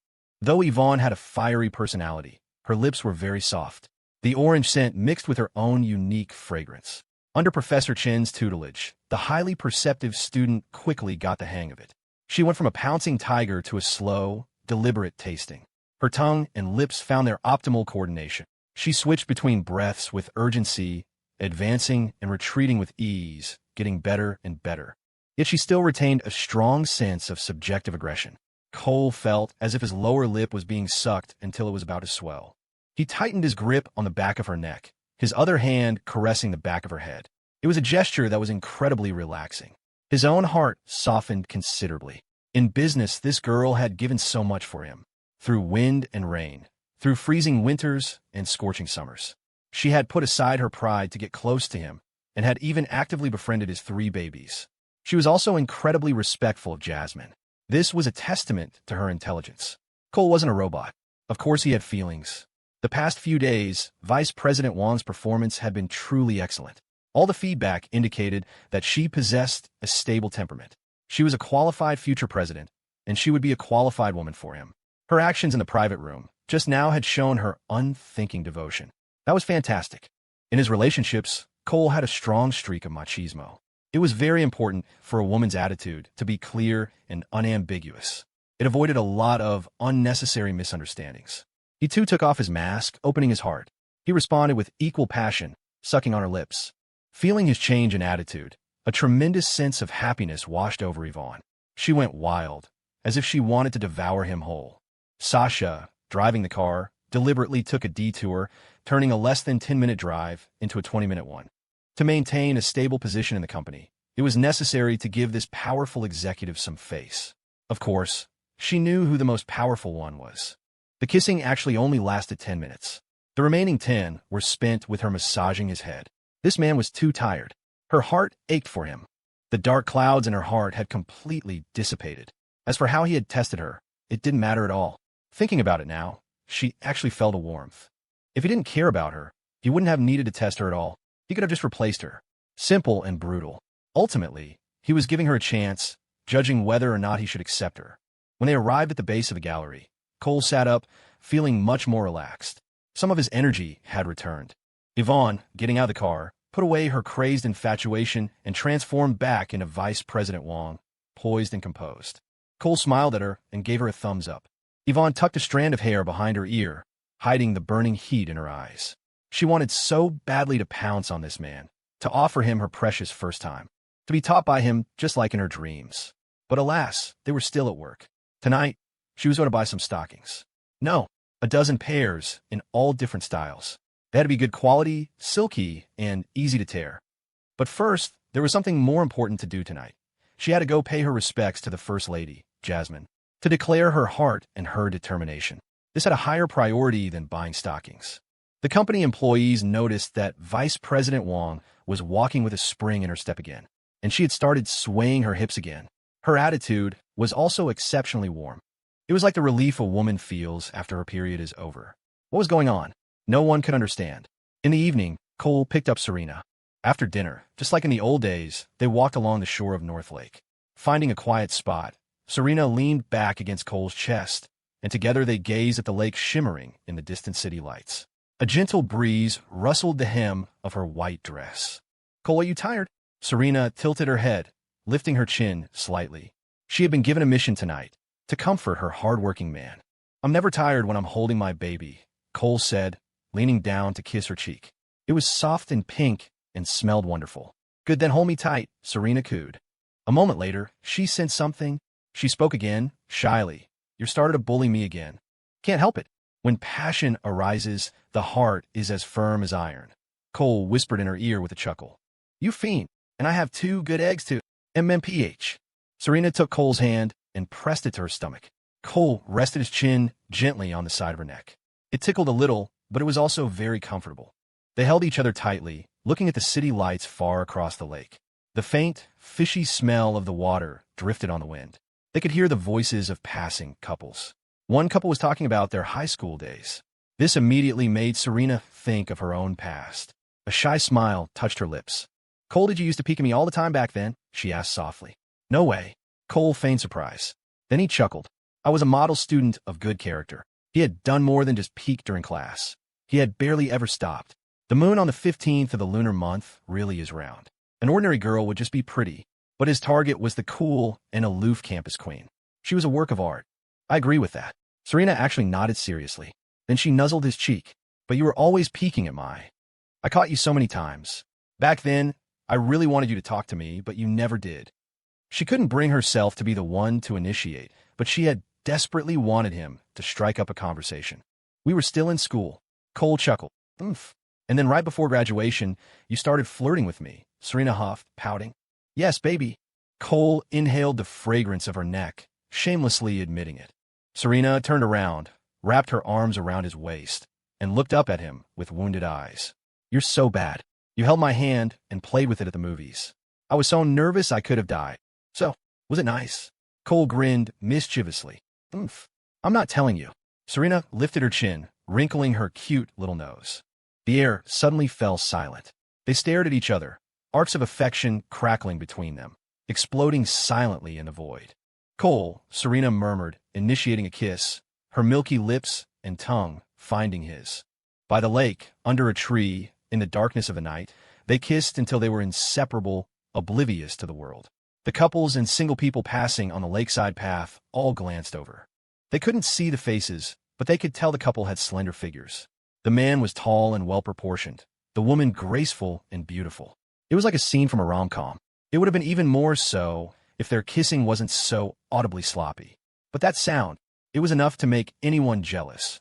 At Eastwood Tech, Jasmine and Ivonne met on campus. They strolled along a tree-lined path. Ivonne hesitated. She wanted to speak, but suddenly didn't know how to begin. Just call me by my name after work. Is there something you're finding hard to say? Jasmine's tone was level. Ivonne had never sought her out alone like this before.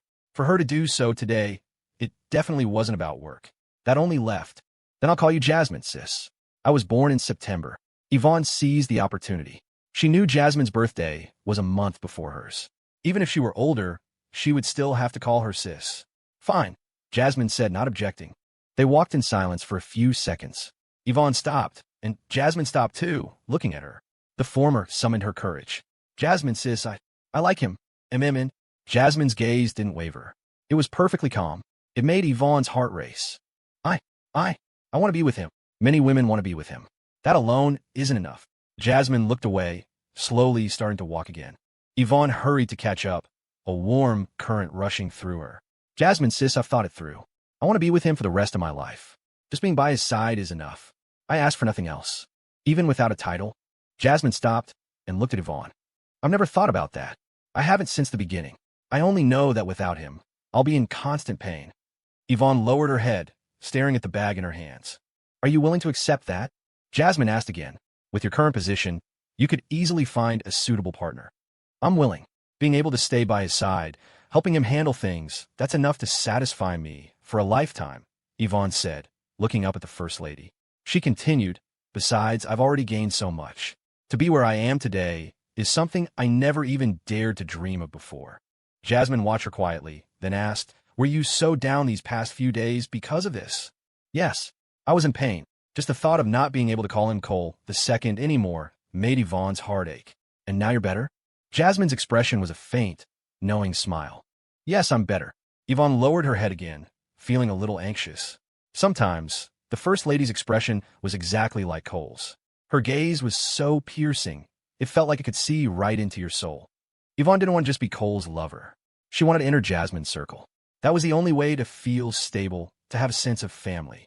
Yvonne, you should know about my relationship with him, and Serena's and Luna's, Jasmine said, walking slowly forward again. I know, Yvonne thought. I'm known for a long time. I've even helped cover for you. Jasmine's gaze drifted into the distance. If you become the fourth, have you considered that you won't get much of his time? That you can't be like a normal couple, spending every day and night together? I've thought about it, and I accept it. I already get to spend a lot of time with him. I'm content. Yvonne replied immediately, without a second thought. Will your family agree? Don't they want you to have a title, to become half-owner of a major corporation? Jasmine's question was one Yvonne had anticipated. She was asking if her family would become dissatisfied later and cause trouble. A very serious expression appeared on Yvonne's face. I decide my own life. My family is taken care of by me, and what they have now is more than enough. If they're not content with that, I will make it crystal clear to them. I'll tell them when I go home for the holidays this year. I trust my family. They will definitely understand. It seems you're really determined to throw yourself away for that bastard. Jasmine turned her face to the side and let out a heavy sigh. Jasmine, sis, it's my fault. I'm the one who pursued him. He was forced into it. Yvonne reached out and took Jasmine's arm. The First Lady was soft-hearted. She was giving Yvonne a choice. Otherwise, she wouldn't have let her dance with him. Yvonne had to respond with equal softness, taking all the blame on herself. Sigh, that bastard really doesn't care about me at all. He just takes advantage of how much I spoil him. Jasmine sighed deeply. Jasmine, sis, I'm sorry. It's my fault. I love him so much. I can't live without him. Yvonne had none of the air of the great vice president. She held Jasmine's arm, her forehead resting on Jasmine's shoulder. If the First Lady truly held it against her, she would never be able to maintain her position. Yvonne knew all too well how important Jasmine was in Cole's heart. Serena and Luna, both so intelligent, still followed Jasmine around, calling her sis. It was clear that as long as she stuck close to Jasmine, she would probably be fine. Jasmine kept her head turned, looking into the distance, silent for a dozen seconds. Finally, she patted Yvonne's head. All right, if anyone's to blame, it's that bastard. You just focus on your work. and be especially careful at the office. Yvonne's heart leaped with ecstatic joy. The First Lady had agreed. She threw her arms around Jasmine. Jasmine, sis. Thank you. Thank you for accepting me. I will definitely be careful. Jasmine sighed softly, hugging Yvonne and patting her shoulder.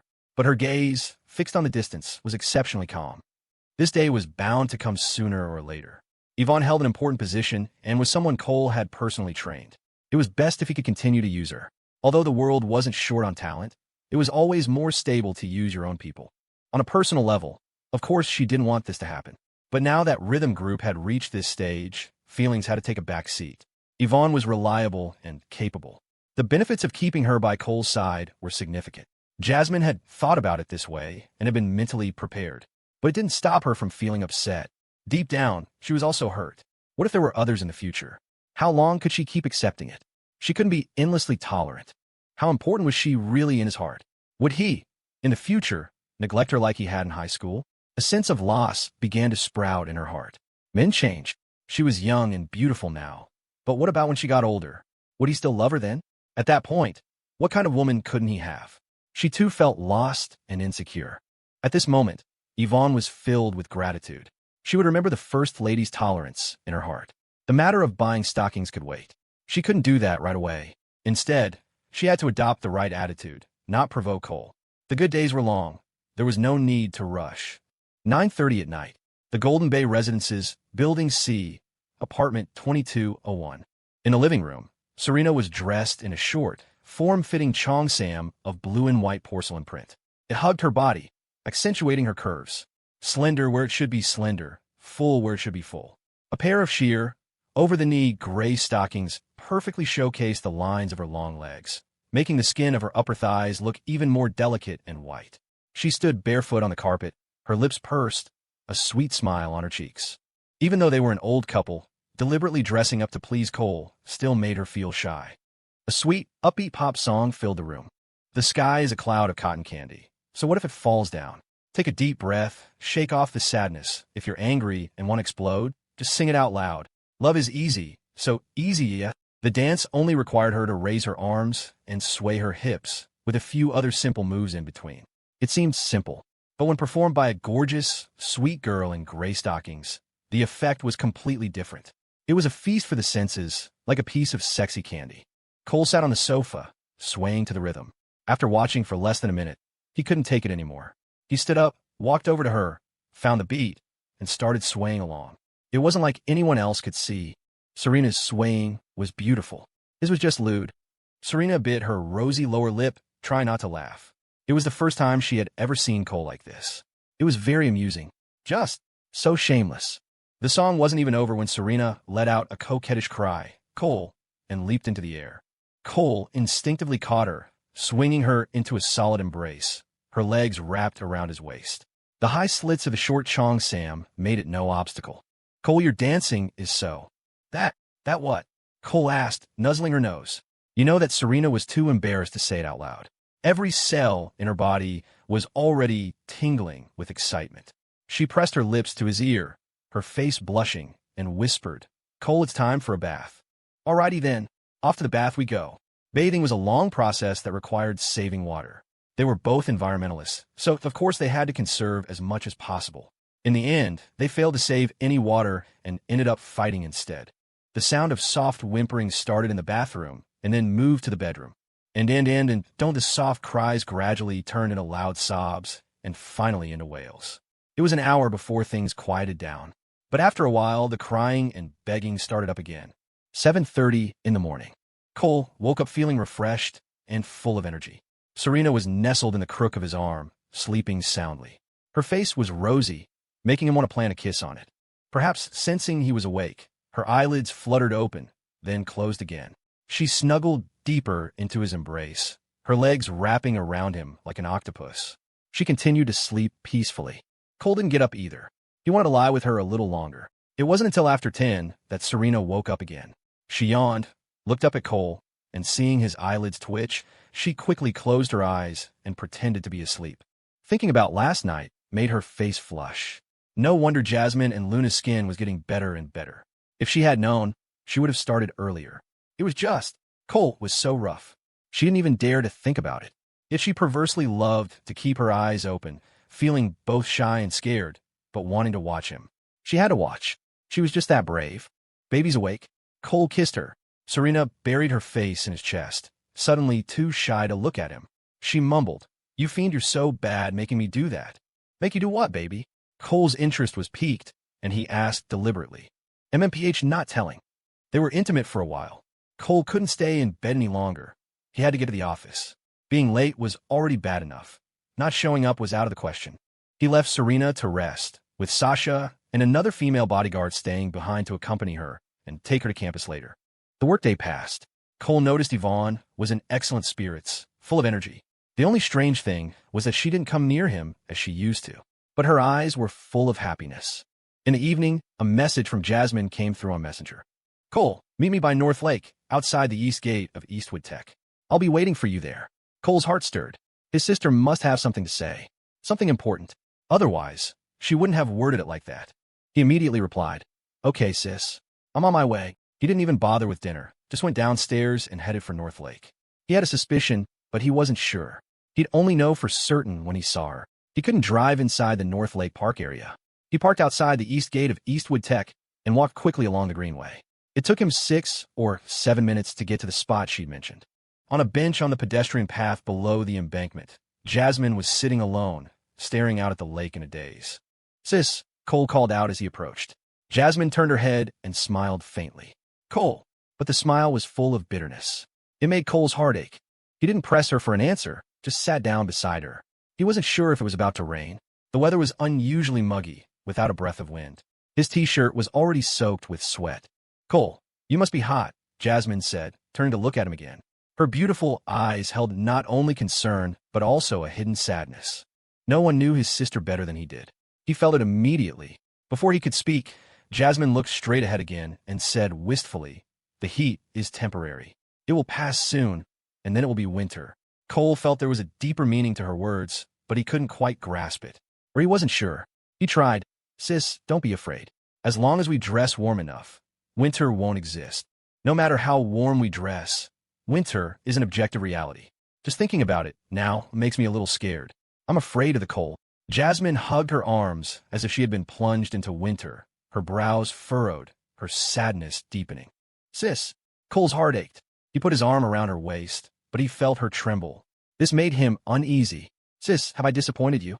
At this moment, Cole had no intention of acting. He was genuinely asking. "No, Cole. You're wonderful." Jasmine shook her head gently. She didn't want to be so fragile, but she was truly miserable. She needed him too much.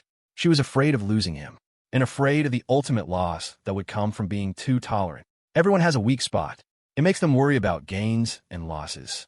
Jasmine Young was no exception. "Sis, you being like this hurts me so much." Cole reached to lift her legs, but felt them stiffen. He did it anyway, pulling her onto his lap. Jasmine didn't struggle, but she rested her head against his chest, her hair hiding her face. "Sis, what's wrong?" Cole's heart felt like it was being twisted by a knife. His sister was always either feisty or gentle. Never like this. It suddenly reminded him of her private Facebook posts. He gently pushed her hair aside, but his fingers touched something wet. His sister was crying. This was unprecedented. Cole's heart shattered in an instant. He gently wiped her face. "Sis, don't cry. If you're upset, just yell at me, hit me. I'll never do it again. Never again." Cole knew what he would never do again. And now was not the time to play dumb. There's a time to act and a time not to act. Jasmine didn't speak, just cried silently, the tears gradually turning into soft sobs. Cole was in immense pain. His sister was still just a young woman, yet she had to tolerate so much from him. He leaned down and coaxed her. "Sis, I was wrong. Please don't cry. I'll agree to anything you want." He kissed her face, a rain of kisses to drink her tears. His sister never cried. Cole was genuinely panicked. He kissed her and whispered sweet nothings. After a long while, Jasmine finally spoke through her sobs. "You'll agree to anything? Fine. Transfer all your shares in Rhythm Group to me. Will you?" "Done. Right now. We'll go sign the papers right now." Cole didn't hesitate for half a second. If he transferred them to her, would she let him starve? Headline today would still be headline today. He didn't need the shares. Even if he ended up miserable, he had to repay his sister for spoiling him all his life. He would never regret it. Jasmine's crying suddenly grew louder. She'd buried her face deeper into his chest. "I really hate you," she said through her tears. "Sis, I love you so much." No, you don't. You were mine. But now you're not mine anymore. I'll always be yours. Sis. No, you're not. Sis. Without you, everything I'm doing right now is meaningless. Cole's eyes started to burn, his voice low. Without you, I would rather die right now. I live so freely only because I can rely on your love. I'm so full of drive only because I can rely on your love. I need you by my side for my entire life. Without you, I can't imagine what would become of me. Sis, I love you so much. I love you to my very bones. You are the flesh of my heart, the jewel in the palm of my hand. I can never, ever leave you. Sis. A single tear fell onto Jasmine's cheek. It also fell into her heart. Cole spoke his heart's truth. With his sister's doting love, his heart was always warm. He loved being spoiled by her. Though they weren't a couple in the eyes of the law, they had been more than that since they were children.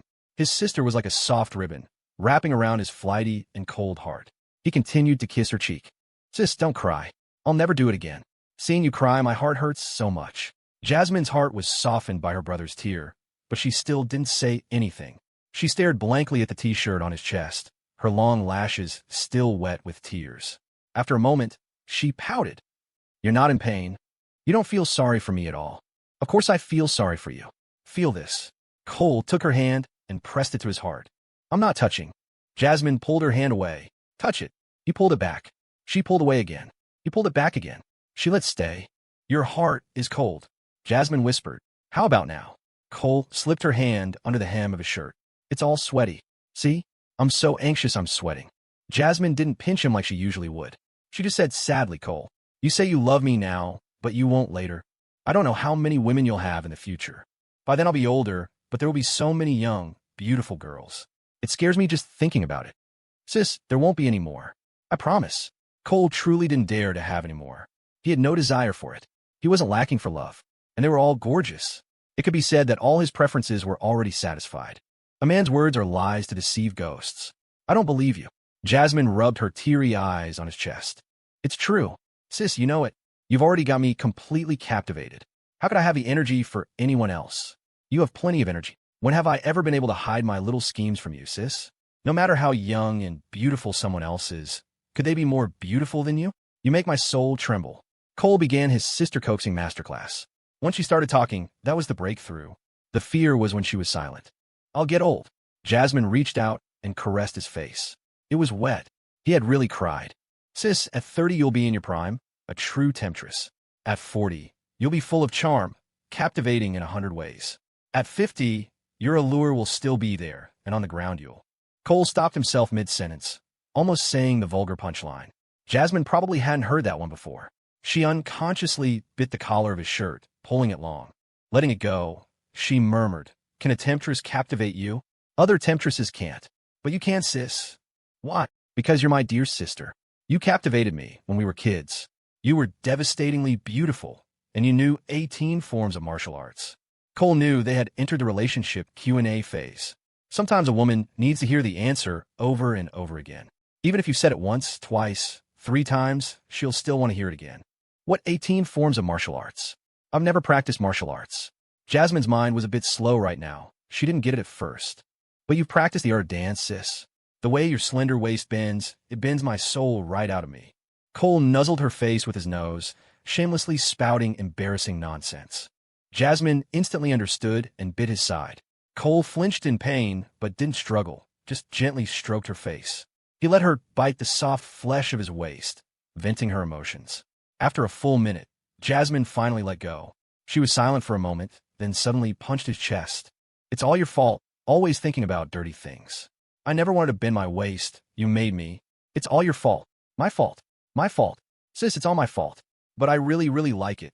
What if you find someone else who can bend her waist in the future? Unless she has your face and grew up with me, I won't like her. Liar. Though she said that, her expression had already improved dramatically. She wasn't crying anymore. She just needed comfort, needed to be validated, needed her brother to tell her loudly that he loved her, that he would always love her. Sis, you know what's in my heart. I can't live without you. If I don't have you, I'll die for you to see. Cole said with extreme seriousness, his voice firm. He used the last sentence to anchor her. Nonsense. What's this about dying? Jasmine's eyes welled with tears as she lightly slapped his mouth. The last trace of depression in her heart dissolved. Cole caught her pale, slender hand, covered his own mouth and nose with it, and took a deep breath. Jasmine's gaze focused on his face, watching him intently. The two of them sat quietly by the lake. The voices of the people around them seemed to cease to exist. The weather was muggy, and hugging made it even hotter, but at this moment, the embrace was clearly more important. Jasmine had no intention of getting down. "Sis, let's go home." Okay." Jasmine said okay, but didn't move. So Cole continued to hold her, gently patting her back. As if coaxing a child, he coaxed the sister who had always coaxed him. After a while, Cole looked down. His sister's eyes were slightly closed, as if she had fallen asleep. He continued to pat her gently, his gaze fixed on the distance, enjoying the quiet night. When the surrounding voices began to fade, Jasmine woke up. "Cole, let's go back," she said softly. "Okay." Jasmine got off his lap. As soon as her feet touched the ground, she stretched out her arms, saying nothing. Cole dutifully walked in front of her, got her on his back, and held her bottom with both hands so she could lie more comfortably. Jasmine rested her head contentedly on his shoulder and closed her eyes again. This time he wasn't acting. She could feel it. He really, truly loved her. That sense of satisfaction quickly dispelled the last trace of depression in her heart. Cole carried his sister, who weighed just over 100 pounds, for a long time. His legs grew heavy, and sweat poured down his back. But he didn't put her down.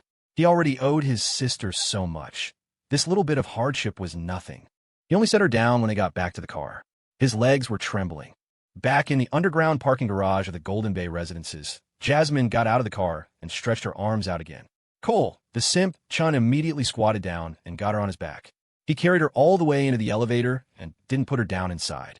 If his sister didn't move, it meant she didn't want to get down. It wasn't until they reached the door of 2201 that Jasmine got down, completely satisfied. Seeing the curtains were drawn, she started taking off her clothes right away, stripping down completely. She walked gracefully into the master bathroom. A moment later, she opened the door, poked her head out, and commanded the living room. "Come here and wash my back." Cole, who was resting on the sofa, instantly sprang up like a tiger in heat and pounced toward the bathroom. His legs weren't numb anymore. His back wasn't sore. It was just that magical. The next day, they both woke up early. The moment they opened their eyes and saw each other, they started kissing. Inseparable, as if they could never get enough.